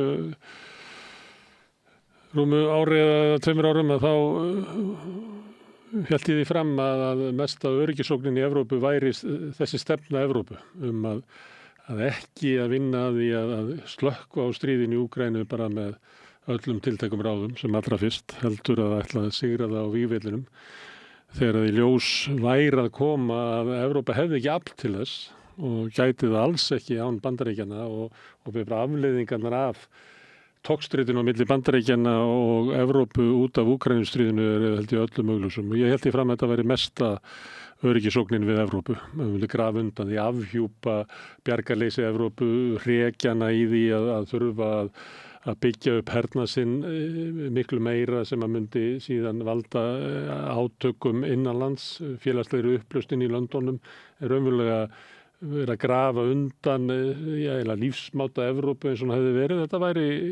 Þarna væri helsta ógnin og ég man eftir þetta var á svona opnu fundi. Það átti næstu að henda mér út úr salnum. Það átti að henda mér út úr salnum. Já, þú hefur örgulega verið kallað Chamberlain, þú er Chamberlain nr. 2. Það var áróðurinn alltaf, þú ert bara Chamberlain 2. En sko, menn áttast ekki á því með Chamberlain, hann hugsaði svona eins og svipað, hann var algjörlega vanmetni. Þegar hann samdi við Hitler á árinu sem leið, þar til hann lýsti við stríði við Þýskaland, þá var gríðarlega hernaðarleg uppbygging í Bretlandi. Þannig að þegar hann var að gera samning, þá gerði hann samningi til að vinna tíma og hann byggði upp flugherr Bretlands og allt þetta sem var gert þarna á tímabilinu til þess að ef að illa færi og Hitler myndi halda áfram að þá var Bretland miklu betur undir búið. Hann vissi það á þessu augnabliki væri Bretland á engan hátt tilbúin eða nýja Evrópa og það að fara í stríð ári fyrr en það varð hefði orðið algjör hryllingur. Já, þá hefði kannski stríð tapast. Þannig að hernaðaruppbyggingi sem varð á þessu eina ári svo gríðarlega mikið, sérstaklega flugherinn, hún sem var alltaf til áður, hún var mjög mikið, hann vann tíma og það segir mér það sem hernaðaruppbyggingin að hann hefur sjálfur, svo bara fjall hann frá, en hann hefur sjálfur ekki haft mjög mikla trú á þetta gengi.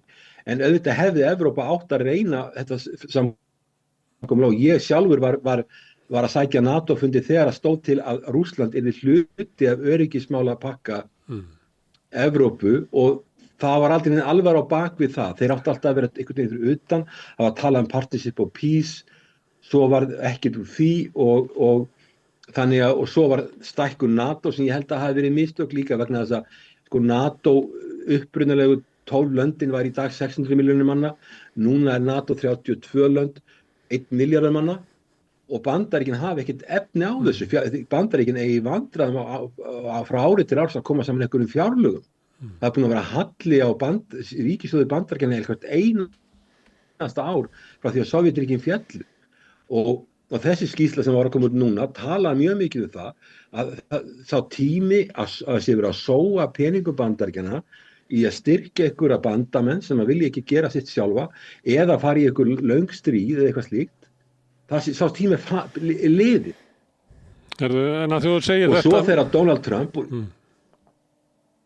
Ég má aðeins, að því að þú varst að nefna það að það hefði ekki verið alvar á bakvið að þegar var verið að ræðum að Rússland myndi einhver leyti tengjast inn í Evrópu.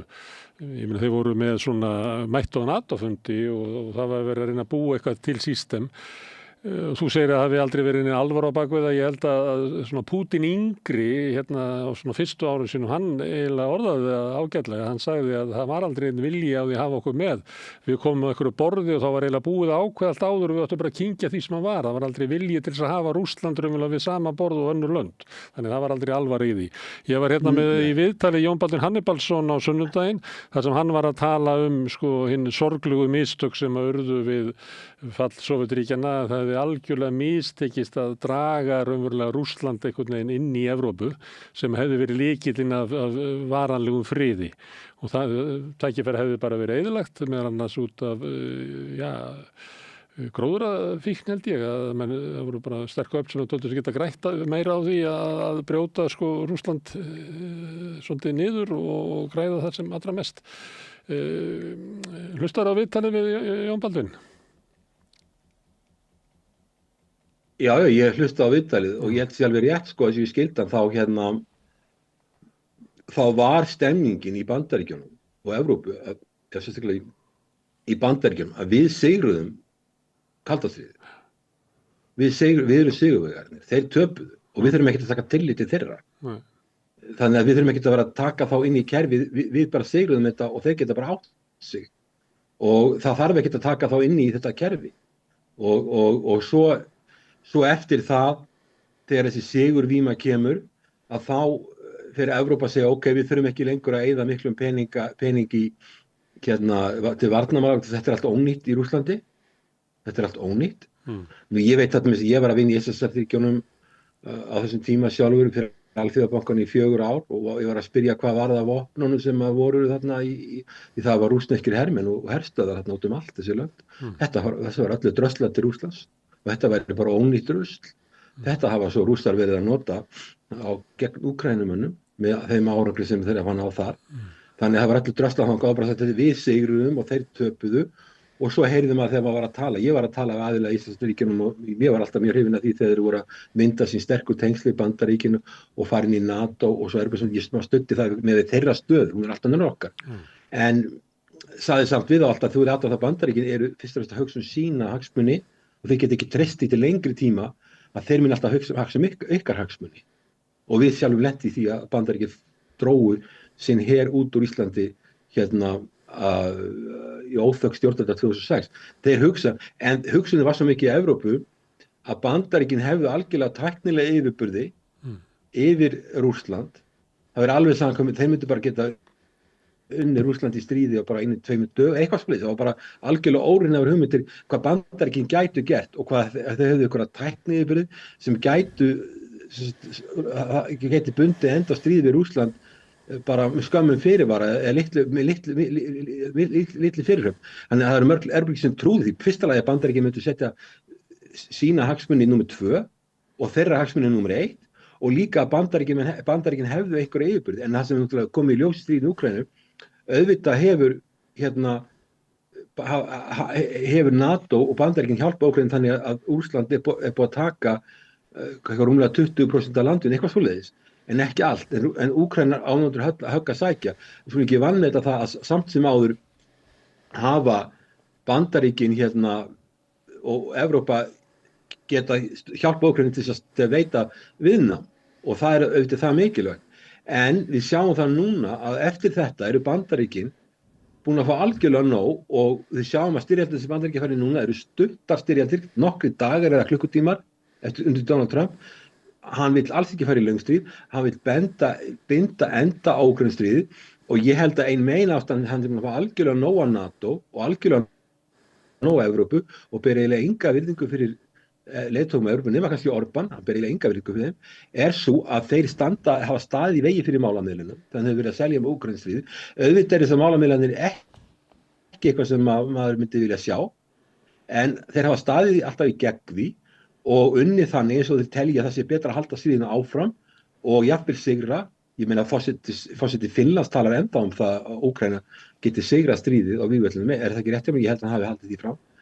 Og þannig að þetta og ég held að þetta sé ein ástæðan fyrir því að Trump búin að fá svo mikið nóg að þessu að honum alveg sama þó að NATO verði eyðilagt og með Grænland, þegar hann fer að tala það að taka Grænland með valdi, þó hann hafi dregið í land í Davos, hann getur snúið blaðinu við hvenær sem og þá NATO berskjald og ég að sammála því sem hún segir að það sko með því að stríðið fór í gang og með því að allt þetta ferli fór í gang þá Evrópa miklu berskjaldaðri heldur en hún hefði þurft að verða.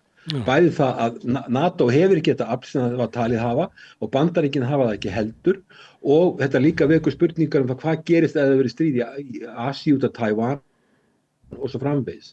Og við sáum það líka að þegar að stríðið var milli Íran og Ísrael að þá voru Ísrael og Bandaríkin að vinna saman að verja Ísrael, en þau gátu það ekki. Íran bara þróunarríki. Það voru mikla skemmtir. Þannig að þessi hugmynd að vinna stríð og svo í þessari skýrslu sem við vorum að koma út núna, sem var að koma út núna bara fyrir nokkrum dögum frá Bandaríkjunum, þessari varnarskýrslu National Defense Strategy, að þá sagt bara Rússland mesta kjarnorkuveldi í heiminum. Og hvernig gat manni dottið það í hug að vera þetta að sigra Rússland eins og Þýskaland í seinni heimsstyrjöldinni eða að starta kjarnorkuveldi í heiminum. Ég skil ekki hvernig það á að ganga upp. Nei. Já, það líka niðurlæging Evrópu. Það vantar eitthvað í það hugsa. Já, niðurlæging Evrópu að því að við byrjuðum í Abu Dhabi, það náttúrulega mikil niðurlæging fyrir Evrópu að það sem verið að semja möguleg lok á stríðinu í Úkraínu og Evrópu ekki við borðið og Zelenski hefur eiginlega sagt að sér lítið að marka Evrópu þrátt fyrir allan hennar stuðning og allar þessa fundi sem við fylgst með og allan hennar fréttaflutning af einurðum stuðningi Evrópu, að þá þeir Evrópu ekki svona aðili að viðræðunum sem að einhver leiti svolítið niðurlæging fyrir Evrópu sem kannski á sama tíma að halda því fram að hún geti sjálf séð varnir sínar eða sumir. Svo koma aðrir eins og framkvæmdastjóri NATO sem segir að það sé bara tómt mál að tala ekki að eyða orku í að hugsa þessu. Því að Evrópa sé bara einfallega háð Bandaríkjunum. Þetta ekki góði tímar í Evrópu.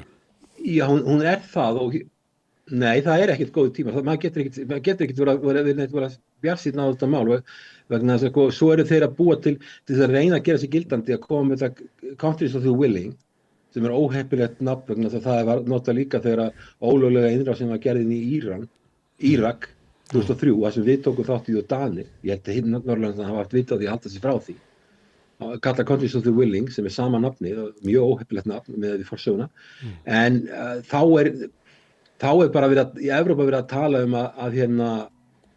að senda hermenn frá Frakklandi og Bretlandi inn í Úkraínu og það bara algjörlega kemur ekki til greina frá hendi Rússlands. Rússland hefur talað það að Úkraína Rússar ekki gera þá kröfu í Úkraínu sem að Ísraelar að gera í Gaza eða gagnvart Palestínumönnum að alveg afvopna þá. Rússar gera ekki þá kröfu. Rússar gera kröfu það að her Úkraínu sé varnarlið sem geti varið Úkraínu en ekki lið sem myndi geta ráðist á Rússland og ógnað öryggi Rússlands. Þannig að Úkraína getur haft sterkan her kannski nokkur 100.000 manns, Úkraínumennir vilja hafa 800.000 hermenn, ég skil ekki hvernig það á gangu upp fyrir land sem kannski, það sem eftir í landinu kannski 25-30 milljónir manna sem þarna eftir og all land sem algjörlega á hausnum og í rúst og geti haldið upp í her sem 800.000 manns, þetta allt saman tómt vitleysa og draumórar. En allavega þeir geta haft einhverja hermenn þarna og En Evrópa vill bara fara með NATO-herminn inn þarna, það kemur ekki til greina. Og svo fyrir utan það að hef ég aldrei heyrt að gera grein fyrir því hvers konar friðargæsluliðar þetta eru, hvort þetta eru einhverja aðilar sem eiga fara í stríð eða hvort þetta eru bara eftirlitsaðilar sem eiga vera þessu sjálfa en eiga ekki að taka þátt í neinum átökum ef það kemur til þeirra.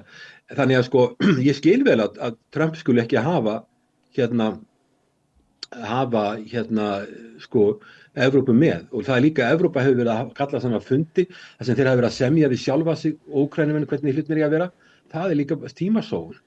Vegna þess að allavega framfærinu núna eru það að þú komin með Rússana inn í pakkan í samningarnir verða á endanum að vera milli Rússlands og Úkraínu.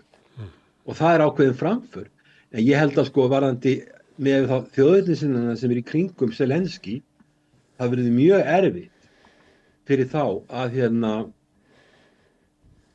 að þeir munu ekki leyfa honum að bakka með það að láta allt dombast af hendi og svo framvegis, þó það sé raunveruleiki. Þannig að hann er voðalega mikið með bundnar hendur og hann segir endurtekið að það verði ekkert land gefið eftir og svo framvegis og svo bara Úkraína sé núna að fara að detta inn í Evrópusambandið.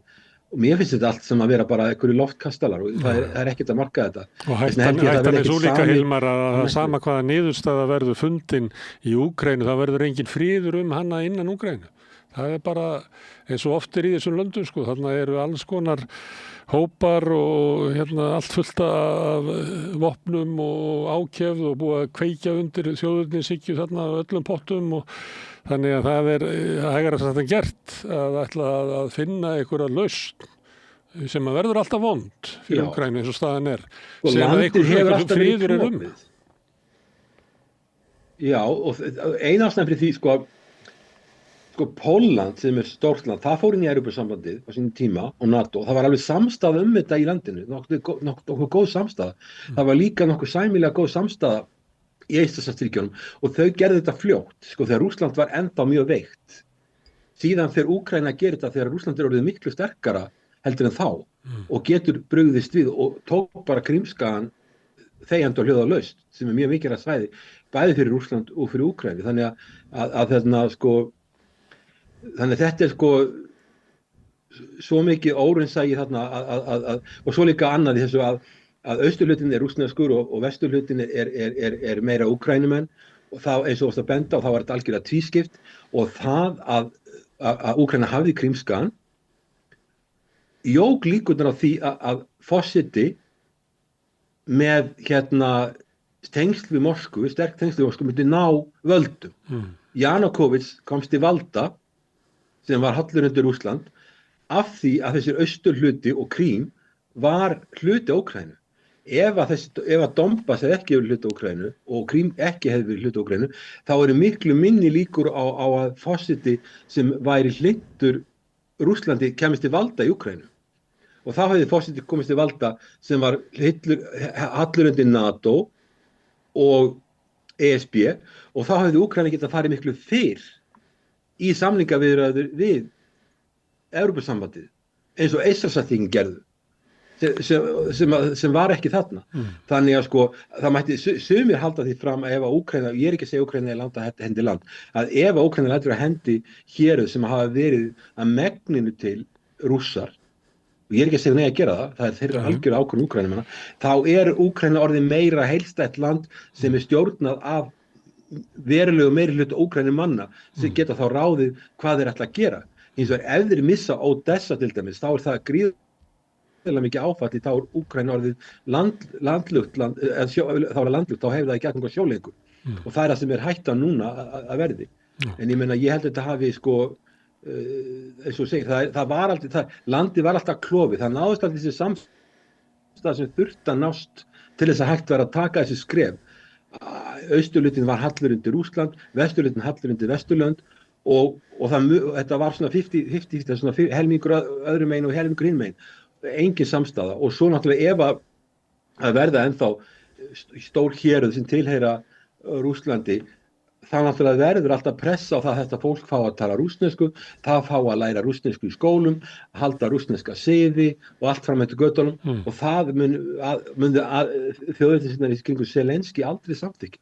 Herðu, hérna, Hilmar, við erum stundum að leika okkur að því í samtölum hérna til að sjá til hvort að Trump komi inn í öll samtöl hérna við rauðaborðið. Núna erum við aðra stöðu, nú hérna Ísland að gera gott móti handbolta, þannig að handbolti kemst inn í alla umræðu. Fylgistu með handboltanum, Hilmar? Ekki að neinu viti, ég sé á Facebook og þú ert miklu duglegri í því heldur en ég. Ég veit alveg samt eitthvað hvað að gerast. 3 landsliðsþjálfarar er það ekki sem eru hérna frá Íslandi. Já, í undanúrslitum. 3 af 4. Já, 3 af 4, það er heldur sérstakt. Það er mjög sérstakt. Þannig að þú ætlar ekki að vera að horfa á Ísland sigra Dani annað kvöld. Mér finnst nú bara árangurinn hjá Íslandi, það Íslendingar eru alltaf í þeirri þetta er svo ábúðslega bjartsýni sko og þetta er gríðalegt afrek sem þetta liðið búið að vinna frá land frá 400.000 manna þjóð, gríðalegt afrek og mér finnst við búin að gera miklu meira heldur en við getum ímyndað að setja að gera kröfu til þeirra. Þannig að þó þeir fái bara, hvað er 4. sæti sem þeir geta fengið, það væri afrek. Þeir eru ekki hvartar Króatar, Þjóðverjar og Danir, þetta eru allt saman sterk lið sem hafa orðið heimsmeistarar. Það er afrek að hafa verið að koma þangað sem við erum komin, mikið afrek. Og mér leiðist alltaf þegar ef íslenska liðið tapar fyrir eins og Króatum sem er gríðarlega sterkt liðið eða Þjóðverjum eða Dönum sem hafa verið heimsmeistarar, þá leiðist manni sko hvað fólk verður eitthvað óánægt með það. Og Íslendingar hafa fengið silfurverðlauna á Ólympíuleikum, þetta er alveg ólíkindi hvað þetta lið getur gert. Og þeir eru búin að gera miklu meira heldur en við getum ímyndað að geta gert kröfu til þeirra. Og svo náttúrulega ólíkindum að 3 þjálfarar af 4 í úrslitum séu frá Íslandi. Mér grunaði að við fengjum einmitt svona fréttaskýringum handboltan frá realista í alþjóðapólitík sem er... Já, ég fylgist þeir ekkert með þessu en ég finnst þetta alveg ótrúlegt afrek.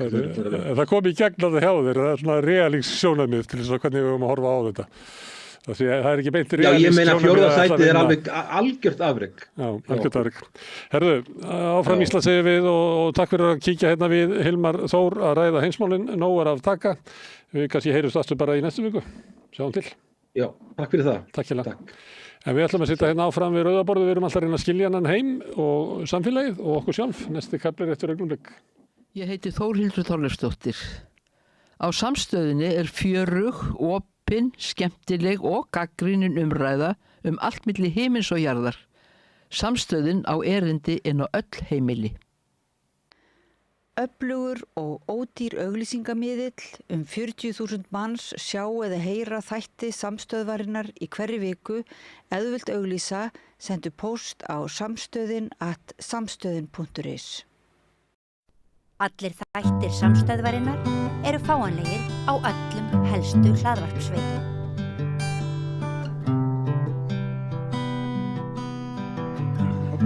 Komið sæl, þá er íþróttaþátturinn Bekkurinn og tilefni þess að við erum með útsendingu núna á þessu þætti er náttúrulega Evrópumeistaramótið í handbolta. Til mín eru komin Víðir Sigurðsson sem er nú bara með reyndri íþróttafréttamönnum á landinu. Ég heiti kannski Sigmundur og Steinarsson kannski eitthvað svipað, Sossi og Hákon Gunnarsson. Þú ert hérna bæði fyrir fótboltamaður í Breiðablik. Nú ertu berjast líka í Brúkeri, samfélkingunar í þínum heimabæ. Og svo líka varstu framkvæmdastjóri HM95 á Íslandi. Förum aðeins, byrjum á deginum í dag. Víðir, þetta kemur okkur öllum óvart eða ekki? Jú, á óvart og samt ekki, menn náttúrulega sáu alveg þessa möguleika að komast alla leið, en samt, ef þú horfir á þetta fyrirfram, að vera að tala að vera að fara í léttari milliriðilinn, en við þurftum samt að glíma þar við Svía, Króata og Ungverja, 3 þjóðir sem hafa nú verið okkur yfirleitt fremri og við hefum verið sérstaklega vandræðið með Ungverjana núna í árabil, en það að ná síðan öðru sætinu þessu milliriðili og vera bara alveg við að vinna hann, það er vonum framar og að komast í þessu undanúrslit er náttúrulega stórglæsilegt. Það við fengur svona eins og værum búin að missa þetta frá okkur og þá spiluðu staðri leikir svona upp í hendurnar okkur líka. Já, og þannig er þetta bara svo ofta á þessum stórum mótum að menn eru búin að gefa sér fyrirfram að þessi vinna þessa og það sá enginn fyrir í raun að Sviss fær að taka stig af Íslandi og svo sá menn ekki fyrir að Ungverjar myndu sem höfðu raun ekki neina að keppa myndu fara að taka stig af Svíum en þessi bara íþrótt bara þannig og þetta byggir svo mikið á stemmingu og akkurat að hitta á hlutina á réttum degi og það má segja að Ungverjar gerðu það fyrir okkur þarna í fyrrakvöld og gáðu okkur þennan möguleika aftur sem að strákaði nýttu sem betur fyrr. En hérna, sko, af þessum 4 liðum sem eru komin í undanúrslitin, þá eru 3 íslenski þjálfarar. Þetta er fámennsta þjóðin eftir að Færeyingar fóru heim, sko, fámennsta þjóðin með 3 þjálfara af 4. Já, þetta er einstakt og ég sá það að Ívar Benediktsson vinur minn á handbolta.is, hann staðfesti þetta væri met í sögu stórmóta í handboltanum. Metið áður hefði verið að Spánverjar hefðu 2 þjálfara í undanúrslitum. En það hefur engin þjóð áður átt 3 þjálfara á þessu stígi íþróttarinnar og þetta segir bara sitt íslensku handbolta hefðina og þá stöðu sem íslensku handbolti hefur í heiminum. Já, en þú náttúrulega fylgist með þessu? Já, ég nú svo. Já, þú hafi verið sjálfur í knattspyrnunni. Já, ég er mikill áhugamaður handbolta, sko. Já. Eins og þjóðin almennt bara. Og eins og þjóðin, þetta er náttúrulega einstakt. Aðeins varðandi þetta með þessa 3 þjálfara í undanúrslitum, 75% séu Íslendingar, þá bara, þetta er með þvílíkum ólíkindum vegna þess að ég held að iðkendur karlamegin í handbolta séu, ég held að milli 6 og 7.000 á landinu, sko. Í Þýskalandi, ég held að þeir séu, sko, 800.000, sko. Sko, Normenn, Svíjar, Danir, þar sem þessi íþróttir í hávegum hefð, þeir eru 17 til 20.000 fleiri en við.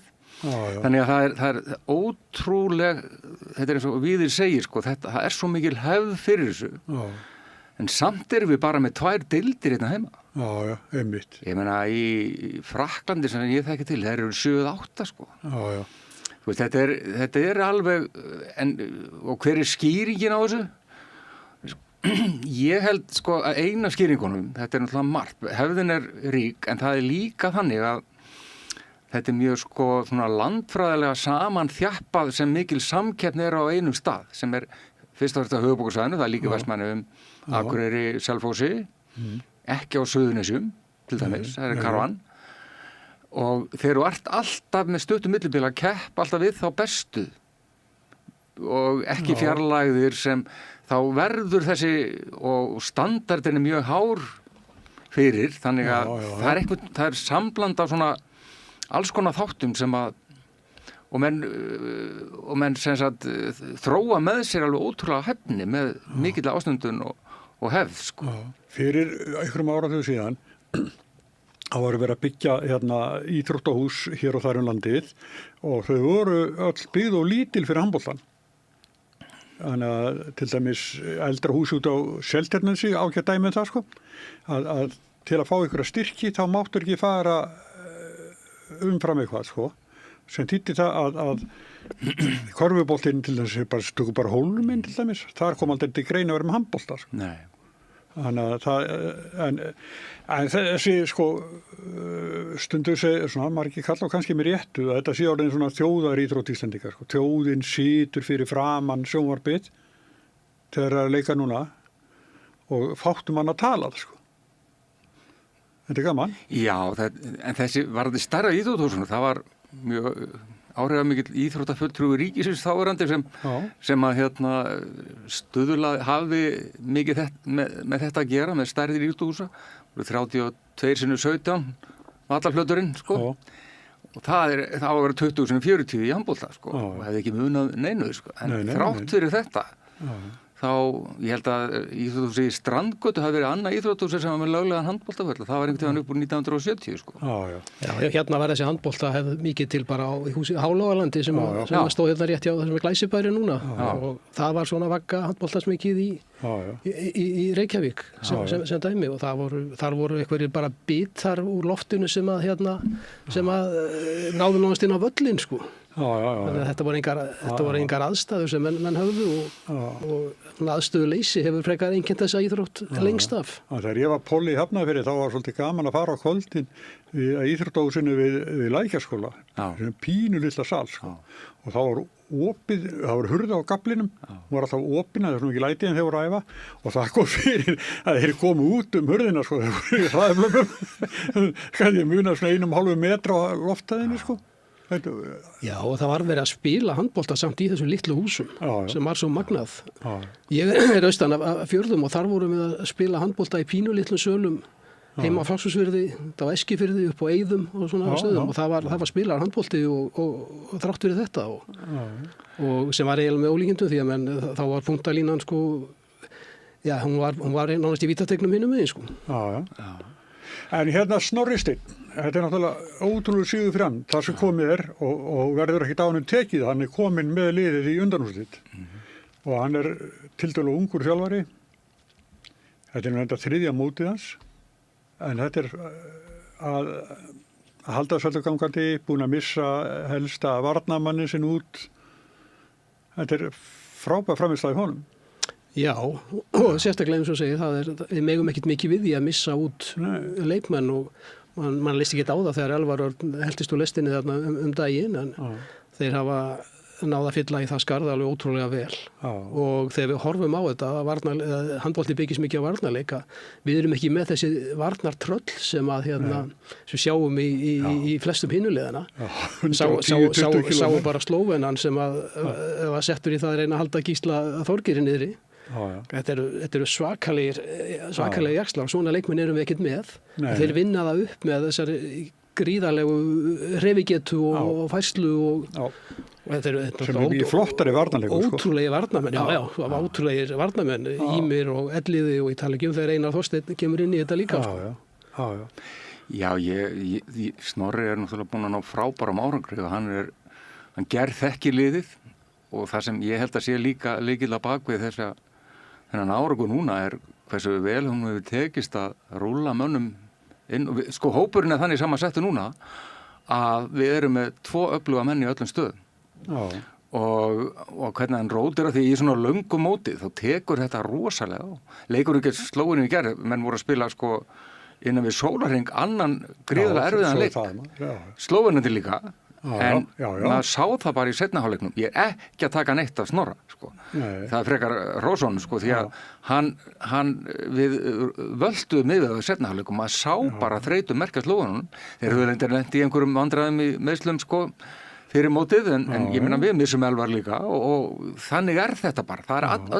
Það verða öll lið í svona löngum og erfiðum mótum fyrir skakkavöllum. Já, en það líka þegar þetta gert spila dag til dag, þá meiri hætt á miðislum og flera. Þegar sko dómgrindin aðeins kannski farin að sko Geir Harsteinsson, hans aðeins sem að vera fyrst þreyttur í höfðinu. Ekki líka mann sko. Já, það eiginlega mjög sérstakt að þetta skulle vera eiginlega tekið upp aftur á svona stórmóti vegna þess að það var eiginlega búið að útrýma þessu með að vera að spila 2 daga í röð. Að þetta var orðið fast að það væri alltaf einn frídagur á milli en svo allt í einu stilla þessu svona upp núna og það dagur var að einmitt að setja út af þetta og fleiri og það alveg skiljanlegt. Þetta náttúrulega ekkert tækifæri sem menn hafa til að fá eitthvað endurheimt og jafna sig á milli leikja að fara í svona erfiða leiki dag eftir dag. Já. Nei, ég bara mikið rós á Snorra og hans teimi, hann með Arnór og gott teimi í kringu sig og mér finnst hann menn að gagnrýna einu ákvörðun en svona yfir auðvitað koma slíkt upp en Snorri alveg greinilega með mikla handboltaþekkingu indilegt þjálfari sem veit alveg hvað hann að gera sko. Hann búinn að soga þetta í sig bara frá unga aldri sko, þegar hann bara fyrst að fylgja pappa sínum sem var liðsstjóri landsliðsins með Bótan á sínum tíma og hann búinn að vera innviklaður í handboltan bara nánast frá fæðingu og það bara virkilega gaman að sjá Snorra núna uppskera.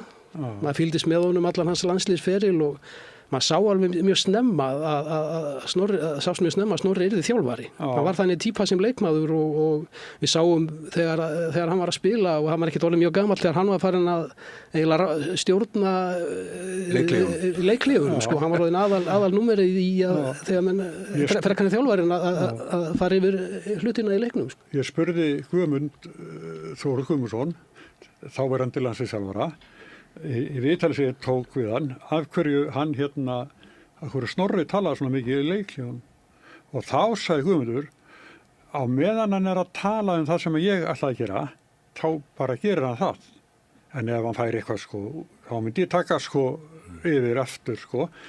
Síðan ég að segja þetta við menn og rifja þetta upp og þá segir já, það líka sko Gísli Þorgeir, hann klárar oft sko í leikliðunum.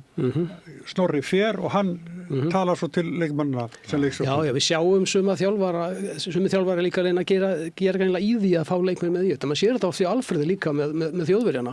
Það er oft einhver leikmaður sem á svona loka orðið þar og það er greinilega það er greinilega bara stýrt af Alfreð sko. Já, bara ákveðið að þetta að góð leikmaður, ef hann er að segja eitthvað sem er mikið vit í, þá stoppið hann ekki neitt sko. Eitthvað svoleiðis. Heyrðu, en hérna sko Hákon Gunnarsson, HM á Íslandi 95. Já. Þá varst þú framkvæmdastjóri, kornungumaður. Já. Framkvæmdastjóri keppninnar. Já. Það kom til dálítið óvænt sko að það gerðist. Það var þannig að ég hafði verið framkvæmdastjóri íslenska getrauna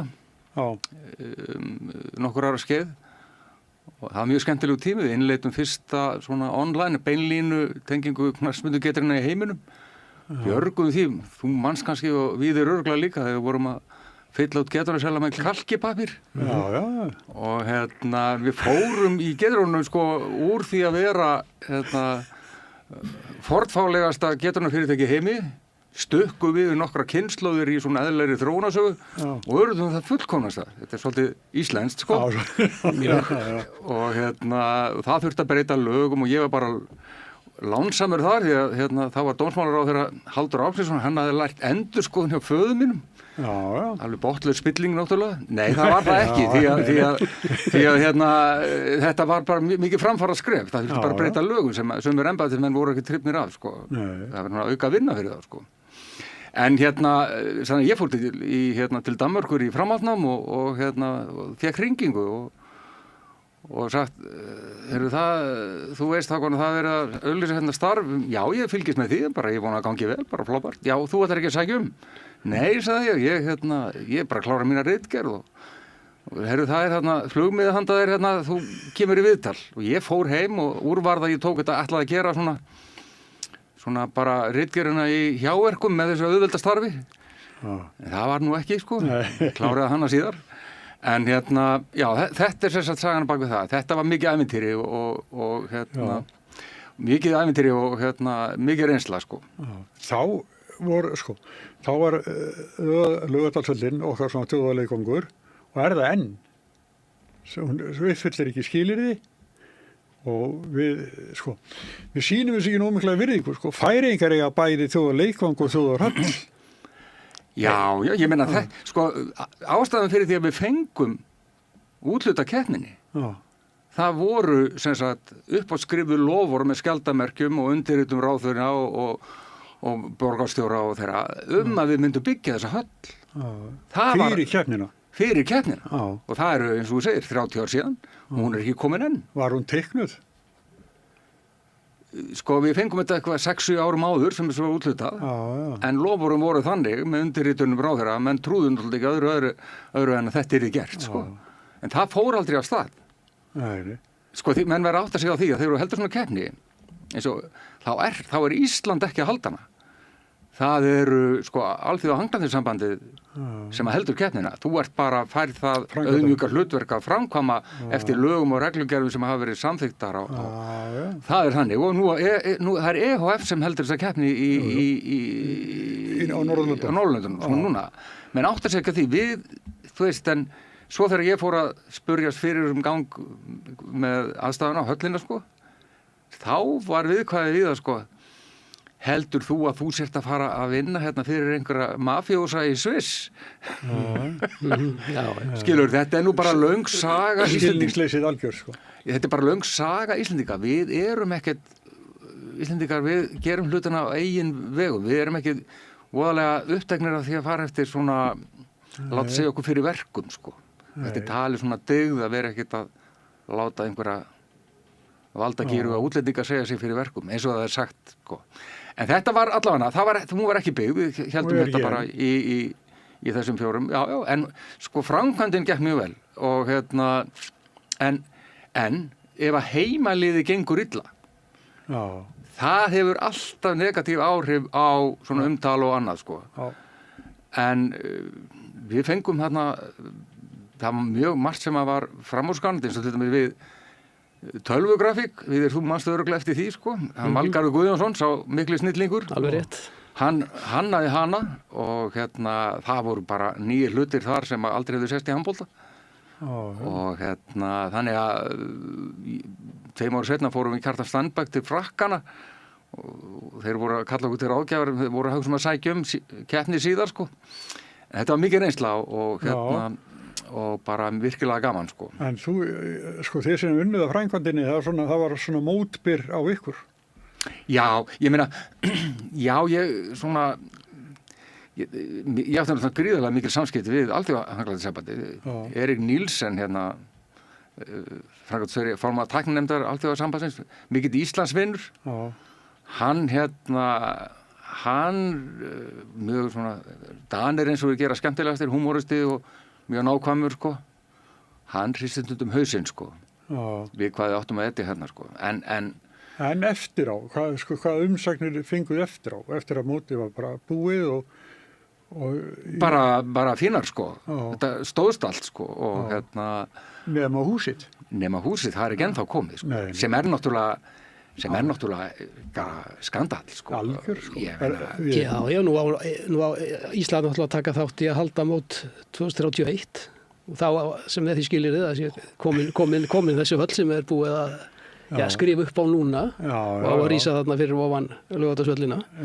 Það er þá eins gott að hún komi. Og Jón Arnór Stefánsson er framkvæmdastjóri byggingarinnar. Það styttist í þetta, það er komið 2026. Það er ekki byrjað að grafa. Nei, það er nefnilega málið.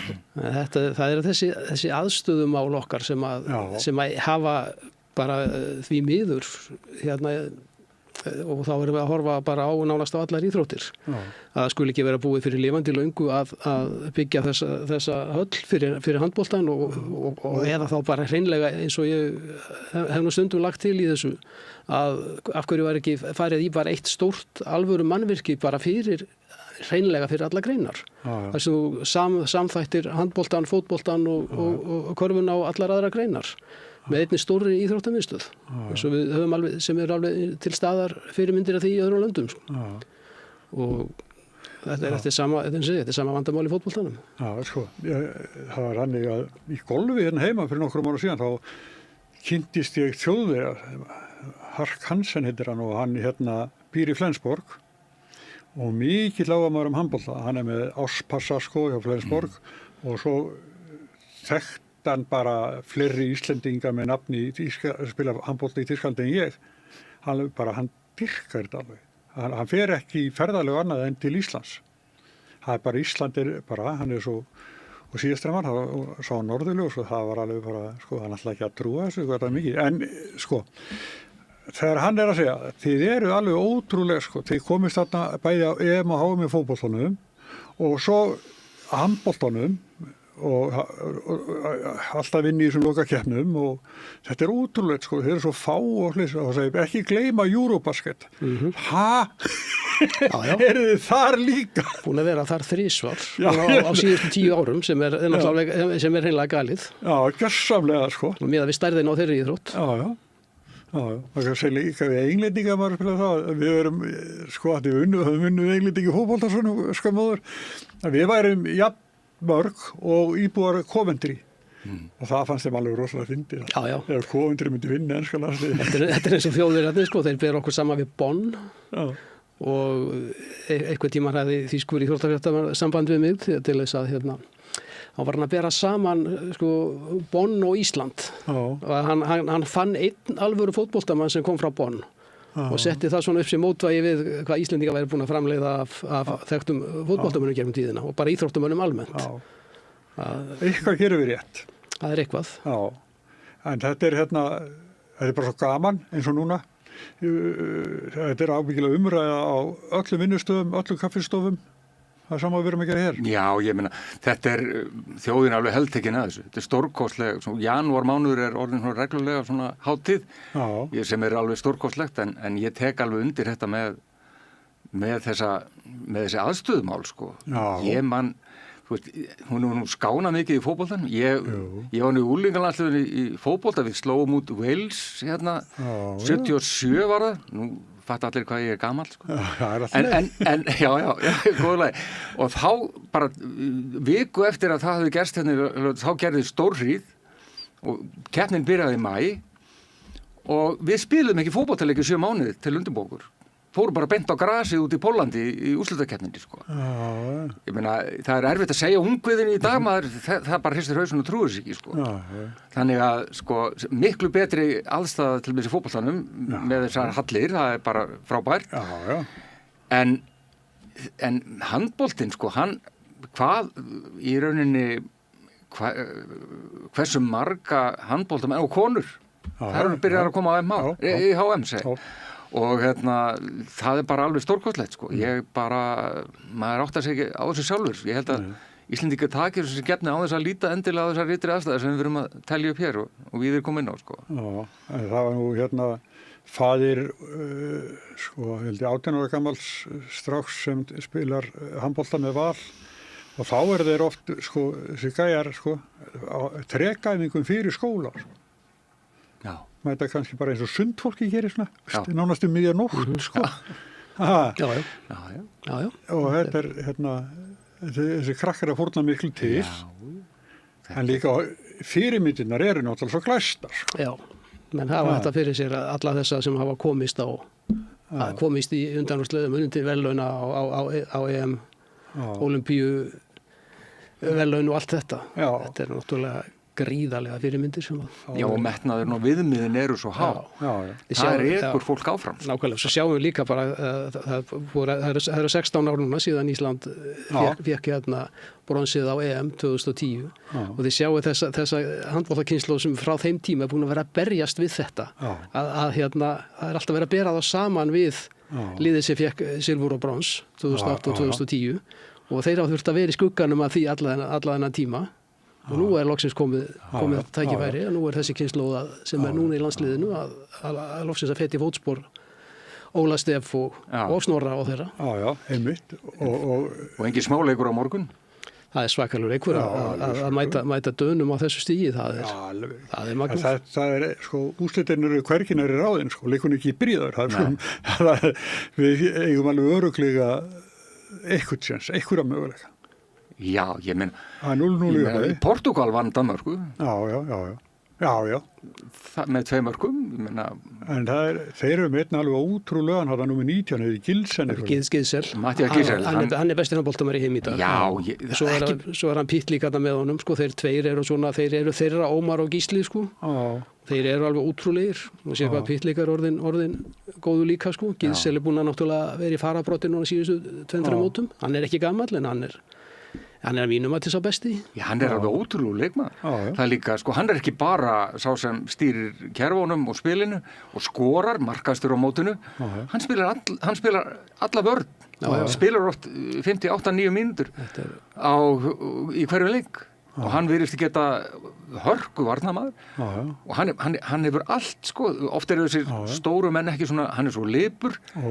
Ég er sammála við því, hann er besti leikmaður í heimi.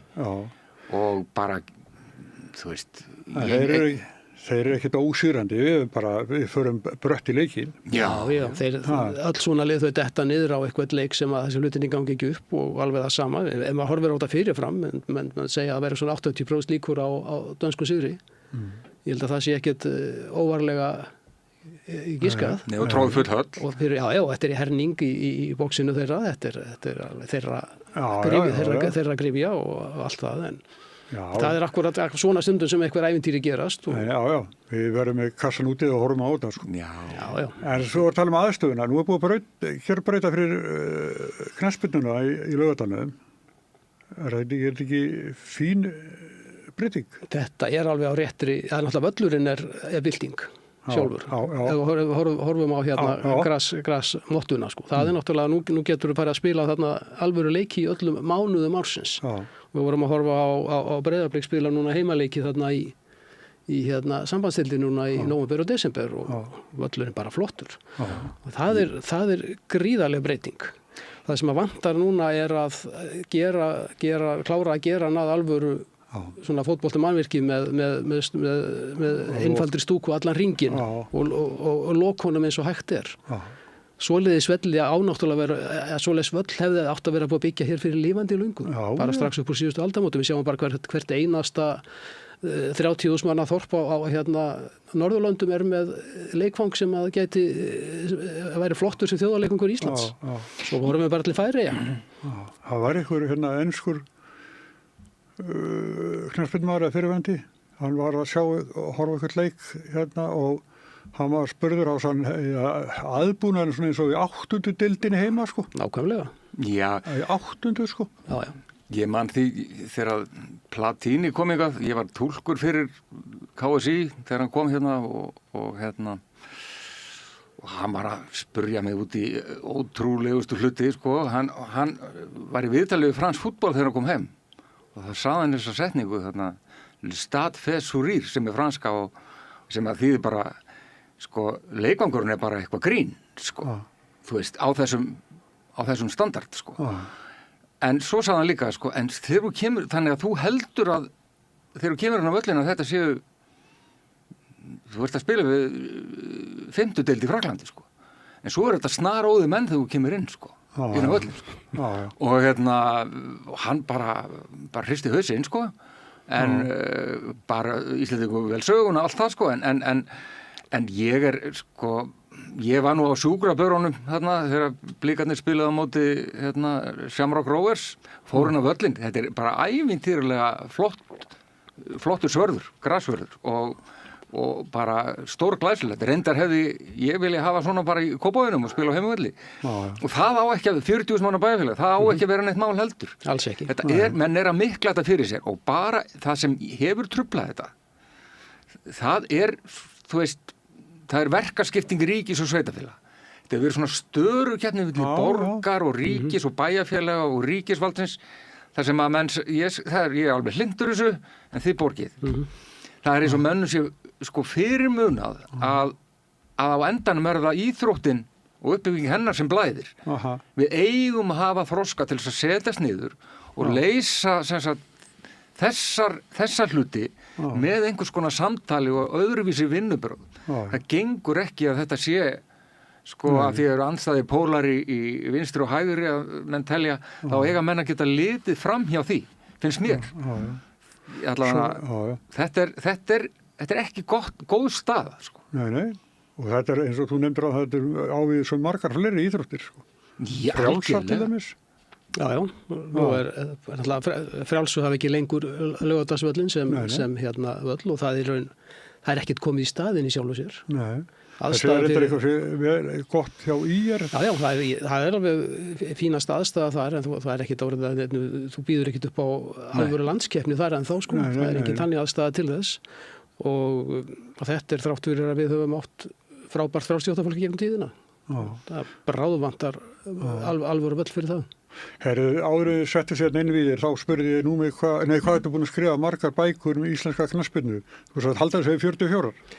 Já, það eru 44 sem ég hef skrifað þessari bókaröð íslensk knattspyrna og ég hef skrifað nokkra aðrar líka, þannig þetta er eitthvað nálægt 50 bókum sem maður hefur. Já, hver var undir? Sigurður Sverrisson byrjaði, hann skrifaði fyrstu bókin 81 og við tókum saman 82 og svo tók ég við þess af honum. Þannig að jú, þetta er búið að haldast síðan. Þetta er eflaust talsverð mikil vinna. Já, maður er að þessu jafnt og þétt allt árið, sko. Maður skrifar hana eiginlega jafnóðum og þegar yfir sumartímabili það spilaði einum fyrir deildinni, þá er ég búin að skrifa hana 1-2 sólarhringa síðan, sko. Þannig að maður reynir að gera þetta samhliða því sem hlutinni gerast. Þannig er þetta hægt. Svona þetta er sko svo mikið að myndum og mörg nöfn og þetta er vera sko, við vitum það sem höfum unni við þetta, það er sko, má ekkert klikka. Þetta er mikil eltingarleikur og púsluspil allir þeir sem ég er í sambandi við hjá félögun og þeir geta borið vitni það að ég ligg í þeim vera eins og þeir eru örugglega margir búin að fá nóg af mér þegar komið fram í miðjan nóvember og ég er að hafa sambandi við eitthvað í 15. skipti sko, að hvort það myndi sig á leiðinu. Nei, sko, framlag Víðis til íslenska knattspyrnu er bara hreint bara ómetanlegt. Þetta er magnað. Þetta er, við eigum betur skráða sögu en en margar af stærri þjóðum og það hans vinnu að þakka sko. Þetta og bara verður seint full þakkað sko. Þannig að ég það svo mikilvægt að venda arfleifðina, skrifa söguna, hafa hana rétta. Og svo hann góðu penni og ríkta myndum og þetta bara þetta framlag eins og ég segi bara algjörlega ómetanlegt fyrir þennan arf sem við eigum að vera svo stolt af sko. Já, ég bara efast ekki það því að þetta vand með farið, það má ekkert klikka, ekkert víslast. Það bara, það ekki taka tvö sko. Nei. Já, takk fyrir góð orð. Það bara svoleiðis. Þetta fyrst og fremst bara skemmtilegt. Það gaman að geta það orðið að liði á þennan nótt. Ertu enn að spila fótbolta? Já, ég akkurat að fara í fótbolta núna í hádeginu. Já, ertu í Löns-United? Já. Það mitt félag í dag. Já, ég hef ekki séð þig lengi spila fótbolta, þú varst góður. Við vorum fínir saman hérna á Devaflórunum. Já, Devafliði. Þú varst fínn í markinu. Það var gaman. Já. Vá, ég man eftir einu sinni þegar að Gunnar Bender var ekki á svæðinu og vorum að fara að spila upp á Leirárbökkum. Já. Og Eller kemur til mín og segir þú að vera í markinu. Ég sagði ekki að ræða. Alveg rétt. Þá sagði hann, við gerum þetta bara saman. Já. Svo gerði það. Já. Við unnum leikinn 1-0 og hann skoraði markið. Já. Skalla eftir hornminnum. Jú, alveg rétt. Og hann hjálpaði mér mjög mikið. Þannig að við var alveg rókn. Mark reyndur Hafsett. Já. Fótboltamaður einn af okkar bestu mönnum á sínum tíma. Já. En svo að segja ykkur, þegar þetta búið, leikun búinn og þá hafði ég gett bílið minn upp frá Varmárskólan sem við vorum með búningsaðstöðu og Ellert kallar mig, komdu með mér og já, ég sest og svo sitjum við inn í bílnum hans, svona Volvo lítill, sitjum þarna og ég segi býttu, það allir farnir, ég veið ekki að koma líka. Þá sagði hann býttu aðeins og segir hvað hún svilt í bakinu. Hún svilt í bakinu, hann skoraði sigurmarkið á stóru fótboltavelli. Já. Þetta magnað. Það voru góði tímar hérna. Hann dreif svolítið áfram í íþróttalífi hjá Devaf. Já, það var gaman að spila fótbolta með honum sko. Það var ekkert hann lífið mönnum ekkert sko. Með bara í einhverju svona sko. Einu sinni voru í fjölmiðlamóti, ég verði að segja svo, þá voru að spila við Alþýðublaðið og Alþýðublaðið hafði allir í lið sko. Ég meina mann eftir Sólveig Ólafsdóttir sem núna var fréttastöðu sjónvarpsins. Hún var í liðinu og eitthvað, þetta var bara fólk sem hafði ekki spilað fótbolta sko, og við erum komin eitthvað 4-5-0 eitthvað sko, og ég kallaði í Ellert til að koma að skipta sko, og hann hlýðið mér ekki neitt og ég bara kalla herra, þá kemur hann hlaupandi til mín og sagði, hættu þessari vitleysu. Hann vildi ekki fara út af og móti sko, Alþýðublaðið sem ekki gat sko. Keppnismaðurinn sko. Algjör, já. Herðu strákar, þetta er ekki allir þjóðin situr saman hver í sínum bás á morgun og þetta verður bara það mun ekki sjást bíll á götunum hérna eftir 7:30 annað kvöld sko milli 7:30 og 9. Klukkan hvað er þetta á morgun? 19:30. Já. Þetta er góðum tíma á föstudagskvöldi. Það verður ekki mikið ára á Gísla Martin. Hann verður eitthvað tíman setna á kvöldi væntanlega. Nei. Það lítur að líða. Við verðum að vinna vegna þess að ég fyrir 2 mánuði pantaði ég sal, ég að halda ég stendi baráttu flokksvali í Kópavogi fyrir bæjarstjórn og ég pantaði sal í safnaðarheimili Kópavogs klukkan 2 sunnudaginn 1. febrúar. Ég leit á dagatælið, það var náttúrulega allt blankó sko. Svo vissi ég en líkutur á móti að við verum þá að spila, ef við spilum bronsið þá skarast það, úrslitaleikurinn sleppur, eru 1 á móti 16 og auðvitað þurfti ég að lenda með. Ég er búin að lesa það, ég er búin að tala við staðarhaldarana og það verður skjár. Það er ekki hægt annað. Það er ekki hægt annað og svo bara verður fundurinn á eftir. Annars kemur ekki nokkuð maður. Kópavogskirkju, safnaðarheimilinu þar? Safnaðarheimilinu í Kópavogskirkju. Já. En þetta En utan bæjarfólk má það koma? Það megi allir koma. Allir velkomnir. Vertu hjartalega velkomnir. Það er bara... Herru, drengi minni, ég þakka ykkur mikið vel fyrir samtalið. Víðir og Hákon. Já, takk sem leiðis. Og svo heldur Rauðaborðið áfram eftir augnablik. Ég heiti Kristinn Sigmundsson og styð samstöðina. Samstöðin er óháð sjónvarpsstöð sem fjallar þjóðfélagsmál á vandaðan og yfirvegaðan hátt. Ég skora á ykkur að styðja hana með því að gerast áskrifendur. Samstöðin er ómissandi. Alþýðufélagið er eigandi samstöðvarinnar. Markmið félagsins er að auðga og bæta umræðu í samfélaginu. Allir geta gengið í Alþýðufélagið með því að skrá sig fyrir áskrift að samstöðinni. Samstöðin.is. Allir þættir samstöðvarinnar eru á YouTube.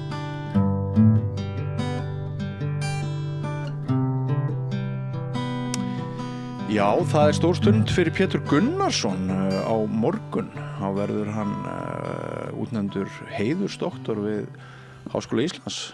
Hann er eitt af þjóðskáldum samtímans, myndi ég segja.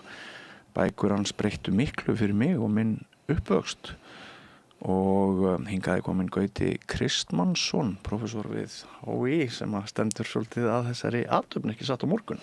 Jú, það er íslensku menningadeild sem, og fjölmargir kennarar í íslensku menningadeild sem skrifuðu þarna bréf þess efnis í ágúst síðastlinnum að veita Pétri þessa nafnbót. Þetta er svona æðsta nafnbót sem háskólinn veitir. Já. Og þykir mikill heiður og það er svona Halldór Laxness og fleiri svona sem í þessum hópi náttúrulega. Og það var samþykkt með algjörlega yfirgnæfandi meirihluta atkvæða í deildinni og nú erum við komin á þann stað að það verður athöfn sem sé á föstudeginum 30. janúar klukkan 14 í hátíðasal Háskóla Íslands. Allir velkomnir ef einhver þarna vill og þarna almenningi boðið sem sagt. Já, það opið öllum svo lengi sem plássið er. Og þetta er svona sko doktorsvarnir og heiðursdoktorsveitingar eru svona dálítið ritual í Háskóla Íslands. Þá eru menn í skikkjum og þarna og svona það er boðið fyrir fólki og allt það og þetta er bara mjög sko gleðileg athöfn og þarna og gefur held ég vonandi þarna heiðursdoktornum mikið og okkur líka að fá hann í þeirra hópi fyrir okkar deild. Já, bara ég segi til hamingju. Já, takk. Hvers vegna verðskuldar Pétur þennan heiður? Já, sko, við týndum til nokkra röksemdir þarna, kennararnir og þarna og það var náttúrulega fyrst, sko, fyrir það fyrsta kemur út 1976 bók sem heitir punktur, komma, strik. Sem ég held að hafi breytt bókmenntalandslæginu töluvert hér, sko. Þetta er svona fyrsti eftirstríðsára höfundurinn, svona eða einna fyrstu, það voru nú kannski nokkur sem voru fædd eftir stríð, svona fyrsti eins og það sem kallað er baby boomer rithöfundurinn. Og sko mjög persónulega þá skipti maður úr Alistair MacLean yfir í punktinn, sko. Sem voru góð skipti. Já, mjög góð skipti og þarna og ég þekki mjög margt fólk sem minnist þessara bóka með mikil hlýju og svo las maður hérna fjórleikinn allan eftir því sem hann kom út en þetta næst var ég mig frá mér til mín svo persónur og leikendur og svo sagan öll og þessar bækur þær gáfu þessari kynslóð held ég okkar kynslóð sem er fædd svona kringum 1960 aðeins upp og fram til 70 við erum þessi baby boomerar þessi hræðilega kynslóð en þetta var röddin okkar og þarna við fundum okkur í þessari rödd. Já, og fyrir mig af því að ég er fæddur nokkrum árum eftir þér og ég get tekið undir að bækur Péturs breyttu mínu lífi það breyttu því hvernig ég hugsaði það breyttu hugmyndum mínum hvernig var hægt að skrifa að sko þetta er svo marglaga það er svo margar breytingar sem mann kynnir fyrir manni. Já, og mér fannst það líka sko þegar ég las þetta fyrst sem táningur sko, ég er í menntaskóla þá, það þarf ekki alltaf að vera eitthvað svona einhver krimmi út í þú veist, hersveitina fordæmdu eða eitthvað svona, heldur bara íslenska krakka eins og mig og skólasystkini mín sko. Og samt mjög áhugavert sko, ekki neitt þú veist, ekki tala niður til okkar eða neitt, það var bara, þú veist, bara spennandi. Já. og þannig að það náttúrulega, hann náttúrulega hefur sérstök tök á hversdegi, hann Pétur. Hann getur gert hversdagslega hluti mjög einhvern veginn áhugaverða og jafnvel spennandi og það er ekki öllum gefið, sko. Nei, en hann hefur sennilega ekki síst í þessum bókum sem við erum að ræða núna nostrað alveg rosalega við stílinn, sko. Það er varla hægt að skrifa knappari en jafnframt sprækari texta. Já, það með ólíkindum og það sýnir sig að hann hefur bara tekið þetta föstum tökum alveg og það er bara, þetta er einhvern veginn, sko, ég man ennþá eftir bara, sko, myndum sem kom upp í huga mér við lesturinn, svo einhver ferða í útilegu eða útiháttíð eitthvað og svona það var allskins svona, þú veist, maður gat séð fyrir sér myndrænt það sem var að gerast í söguna, því þetta var í okkar umhverfi, þetta var líka í okkar heimi unglingana á þessum tíma, þetta er náttúrulega þannig séð, snýr, hann er að segja frá unglingsárum og annað, framan af og þannig að maður gæti alveg spegla sig í þessu og þarna, svo er náttúrulega bara stíllinn aðbragðs góður og maður kannski hugsaði ekki það þegar maður var að lesa þetta 17 ára eða eitthvað svoleiðis, sko, en maður þetta hélt manni alveg. Já, og ef maður bæta við jafnvægi harmsögunar eða hins sorglega og djúpa og svo aftur þess sem er alveg brjálaðslega fyndið algjörlega fullkomið jafnvægi. Já, þetta er alveg rétt, sko. Þú ertu komin í bókmenntafræði bara. Ég reyndar tók nú slatt af kursum í bókmenntafræði íslensku hérna í mínu fyrra lífi. Þetta hljómaði vel. Já, þakkaði fyrir, ég líti á það sem hljóðs bara. En fyrst og fremst er ég bara náttúrulega lesandi, sko. Og ég hérna einhvern tímann heyrði ég þá sögu.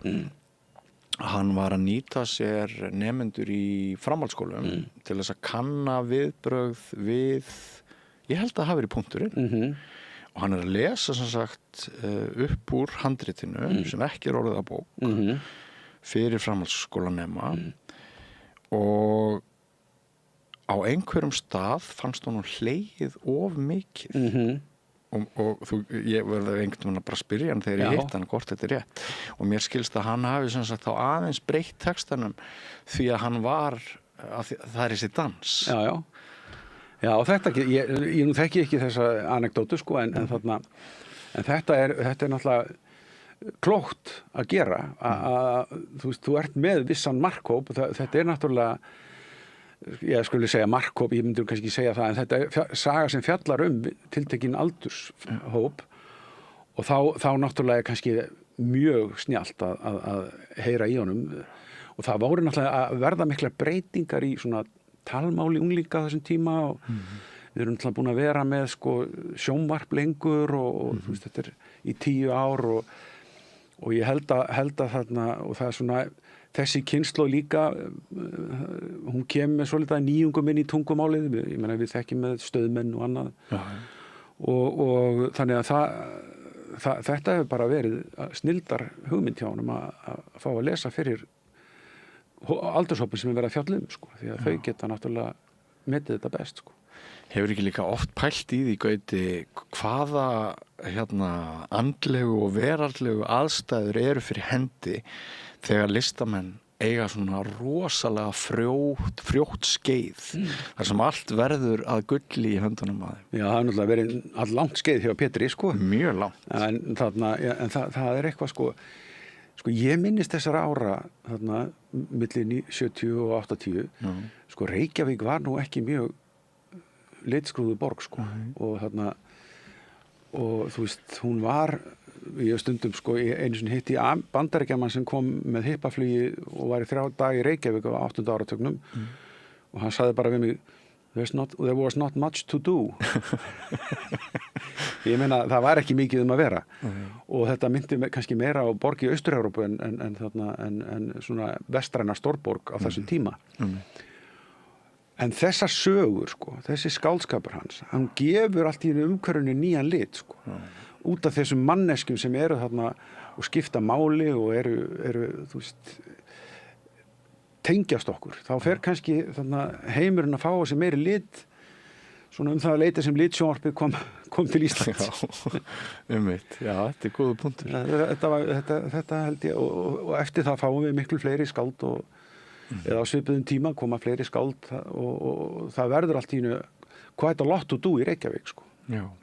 En svona, það verður náttúrulega þróun í honum sem höfundi síðar á æviskeiðinu erum við kannski ekki með neitt í líkingu við þessa fyrstu 4 hjá honum. Nei, hann náttúrulega þroskað sem höfundur sko, ég meina það. Þarna, ég var nú bara svo ég sé ekki að ruglast en það Hversdagshöllin og Efstu dagur og Heimkoma, þetta er náttúrulega sko, verk þroskaðs höfundar og svo hann að þýða þarna Flaubert og þarna Proust. Já.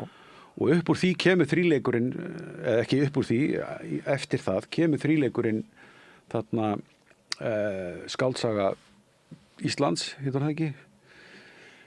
Og þarna, sem sé, og það, sko, hann er að rannsaka leiðir til að skrifa stíl á íslensku sem er þarna einhver nýjung.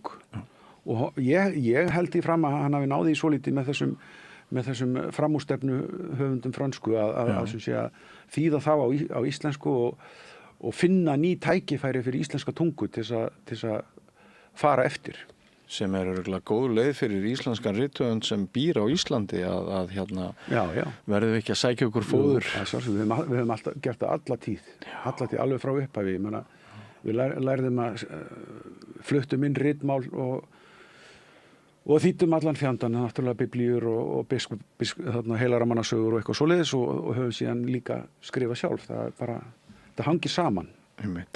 Svo náttúrulega er þáttur hans í, hvað maður að segja, frönskum tengingum eða franskri menningu. Já, það er náttúrulega þessar frönsku þýðingar, svo er hann þýtt náttúrulega líka frægar svona nýlega, það er náttúrulega Regnskóg og beltin raunamættu eftir Claude Lévi-Strauss sem var nú svona biblía hippana sko, svona er talið stundum vera svona ein af lykilbókum grænu hreyfingarna í Evrópu sko.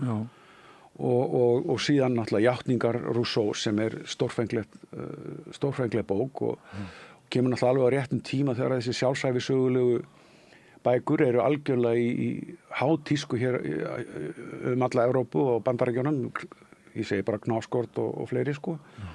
Og hann hefur nú skrifað líka sjálfsæfisögulega bækur, hann Pétur sko, það er Veraldarsaga mín og skriftir, örlaga gletta. Og þannig að þú veist, hann balanserar innflutningin sinn með í sínum eigin verkum held ég og það kemur mjög vel í ljós sko, hvernig þetta vinnur saman að því að gera allt betra, bæði þýðingarnar og hans frumsamdu verk. Já. Hvað má segja hann hafi allar götur verið samfélagspólitískur rithöfundur? Já, ég myndi segja það. Ég held að, sko, af því hann er svona, hann kemst nálagt, sko, okkar tíma. Hann fer náttúrulega eitthvað aftur í tíma þarna í skáldsögunni Ísland. En þarna, en sko, hann nær þessari tengingu við hvernig við erum að hugsa núna sem mannesku, sko, hversin söguefnið er.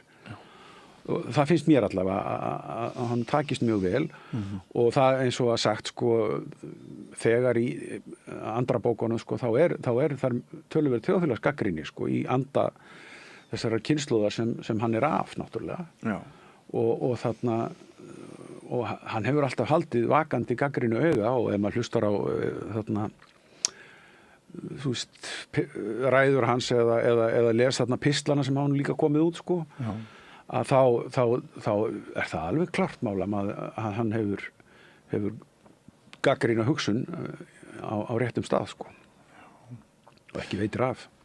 Og svo þegar við förum enn framar í feril hans og förum að hugsa Splunkun nýjan dag. Já, ljóðabókina. Já, ljóðabókina. Það er fyrsta bókina hans, ekki? Já, kemur 73 held ég. Já, að þannig eru mjög sterk skilaboð í ljóðlínni af jarðarinnar hálfu byrja allir dagar fallega. er það ekki? Jú, já. Glæsileg setning. Glæsileg setning. Og bara þessi eina setning, hún fær mann til þess að hugsa veröldin upp á nýtt. Já, já. Og hún gæti sko, hún gæti átt við umhverfisumræðu samtímans og svo margt sko.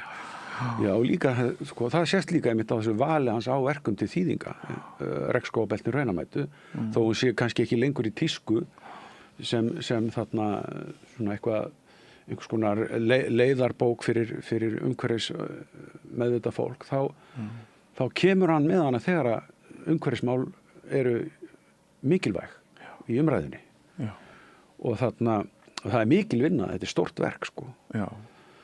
Þannig að það er svona, það er líka, hann virðist svona ná tengingunni, þó að það sé ekki alveg samtímis, sko, þá næra hann tengingunni þarna bara setna þá, eins og í því tilfelli og hann hefur alltaf, ég meina, hann hefur líka verið virkur í félagsmálum, sko, fyrir rithöfunda til dæmis og formaður félagsins. Já, formaður rithöfundasambandsins í allmörg ár og þarna og hefur látið í sér heyra í opinberlega út af ýmsum þjóðþrifamálum, sko.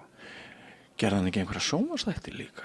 Manstu það? Það getur verið, ég hafi veist af þeim að því ég var ekki á Íslandi allan tíman, sko. Nei. En hann skrifaði líka náttúrulega Þórberg og Halldór Laxness. Já. Og það er líka skemmtilegt, sko, hann fer svona aðra leiðir. Þetta er ekki bara einhvers konar sagnfræðileg, þú veist, hann skáldið færa að vera með í þessum sögum, sko. Af því hún nefnir Laxness. Já. Ég held að hann hafi verið fyrirtaksmiðlari frá Laxness yfir til minnar kynslóðar. Ég fór að lesa Laxness að kappi eftir Pétur. Já. Ég fekk svo mikið nága á þessu, í gegnum Pétur. Já, einmitt, og maður líka, maður skildi, þú veist, þetta er náttúrulega minnimáttakennd unglingsáranna, sko, maður skildi allt í hana, það er alveg hægt að lesa þessar bækur.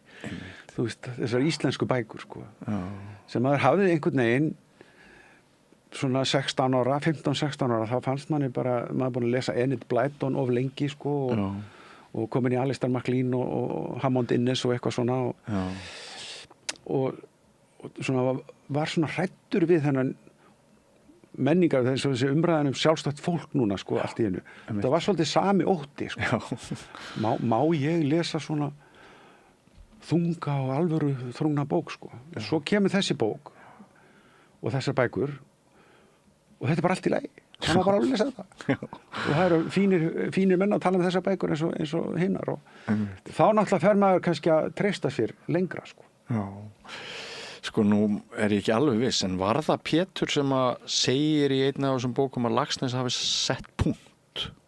Er það líking eða hugarsmíð Péturs, eða var einhver annar sem sagði það? Ég þori ekki að fara með það. Nei, ég þori ekki að fara með það heldur. Það væri ekkit ólíklegt, þetta er ekkit ólíkt honum, sko, en við skulum ekki spekulera með við vitum það ekki. Nei, hann sagði svo margt, sko, það var bara ein málsgrein og hún var bara tilefni tveggja klukkustunda samræðu á kaffihúsi hjá mér og mínu vinn.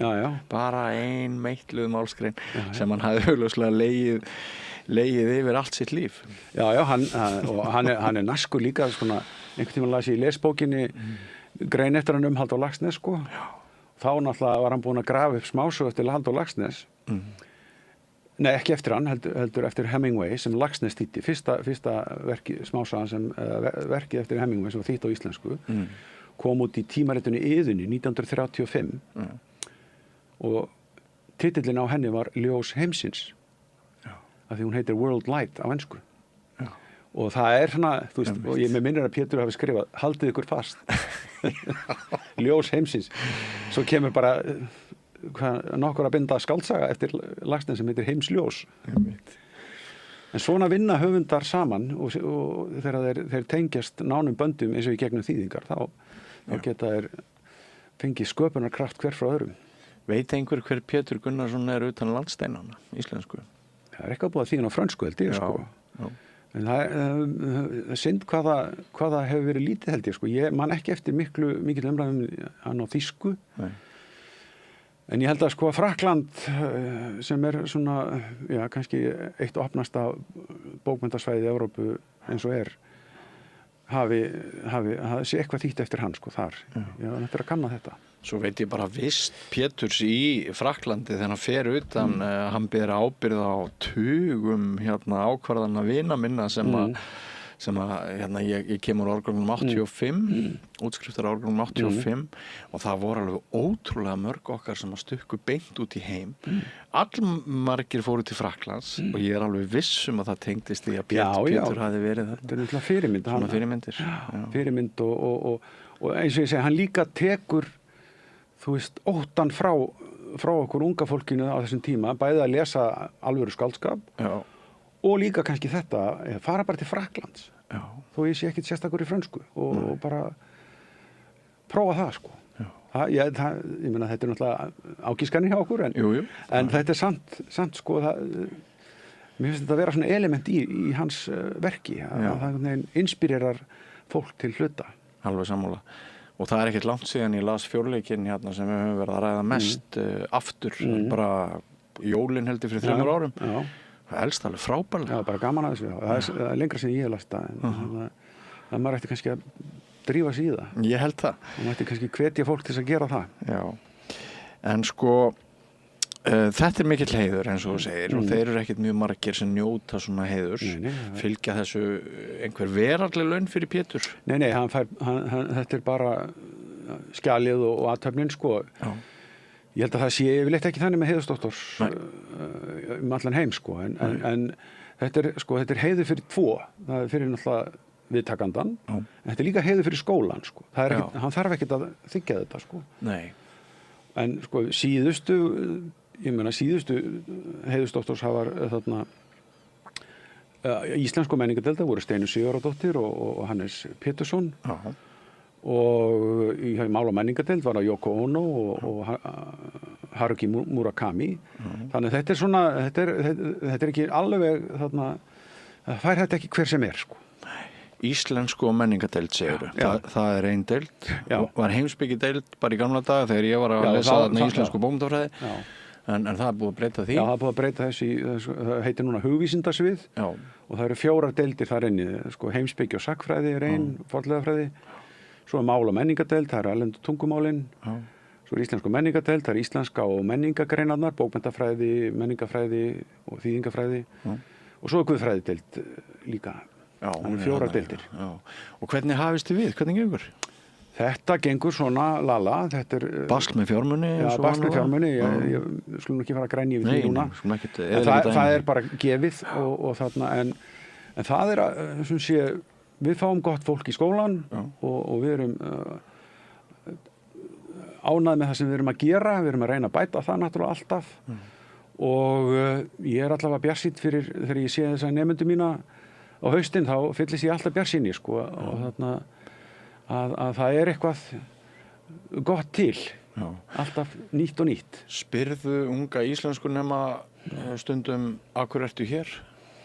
Nei, ég hef nú ekki gert það, ekki nýlega en þarna við erum að við munum nú gera það, við erum að reyna að fara að kynna íslenskuna og íslensku menningargreinar fyrir ungu fólki sem kemur núna í mars til okkar á kynningu og við ætlum að reyna að kynna þetta svona þess að bæta aðeins aðsóknina. Það er svolítið áhyggjuefni hvað er lítil aðsókn í íslensku. Og staða í íslenskunar áhyggjuefni eins og hún leikur sig. Já, nema íslensku sem annarsmál sem er algjört búmfag, svo má segja. Og það er ótrúlegt að hitta fólk sem fer í gegnum íslensku sem annarmál og er bara altalandi á íslensku og sumt að því kemur til mín í þýðingafræði og fer síðan að þýða bækur íslenskra höfunda út í heimi, bæði í Frakklandi og svo náttúrulega í Bandaríkjunum og Kanada og þetta er allt þarna það sem íslenskan sjálf, sem íslenska fyrir Íslendinga, hún hefur ekki alveg jafn þarna mikið vægi og áður og það er svolítið áhyggjuefni. Það þarf að gera sér grein fyrir að það er svo gífurlega margt fólk í þessu samfélagi sem er með íslensku menntun. Ég meina, síðasti forsætisráðherra var nú með íslensku próf, meistaragráði í íslensku og þannig að þetta hindrar mann ekki, sko. Nei. En það er svona við þurfum að hugsa vel íslenskuna. Já. Ég heyrði fyrst þitt nafn fyrir áratugum og þá sem þýðanda úr hvaða tungum hefur þú helst þýtt? Ég þýði úr ensku og þýsku. Já. Og hvað hefur þú helst þýtt?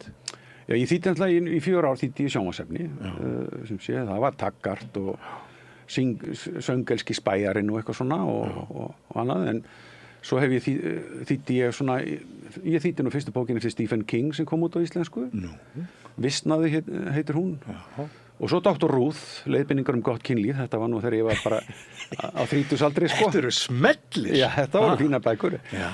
En svo hef ég þýtt þarna Laocoon eftir Lessing, það er svona munin á myndlist og skáldskapalist, þekkt bók í Þýskalandi kannski, og ég var að klára bók sem heitir Töfrafjallið eftir Thomas Mann, og hún kom út á þessu ári. Já. Og hún verður bók fyrir jólin næstu? Allavega það, já, ég er jafnvel að reyna að vona komin út aðeins fyrr, en það fer eftir hvernig gengur að ganga frá henni, sko. Ég mun lesa hana. Já, ég held að það sé vel þess virði, á þess að ég auglýsa mín eigin bók hér í þessu samtali. Já, það er tækifæri til þess. Dauðafæri. Já, svo var ég að stýrði þýðingu á þarna eftir framsetning veruleikans í vestrænu bókmyndum. Ég og nokkur aðrir nemendum mín sem þýddum hana. Já.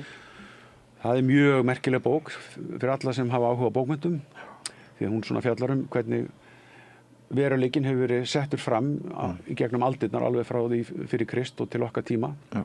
Eða svona fram á 20. öld. Já.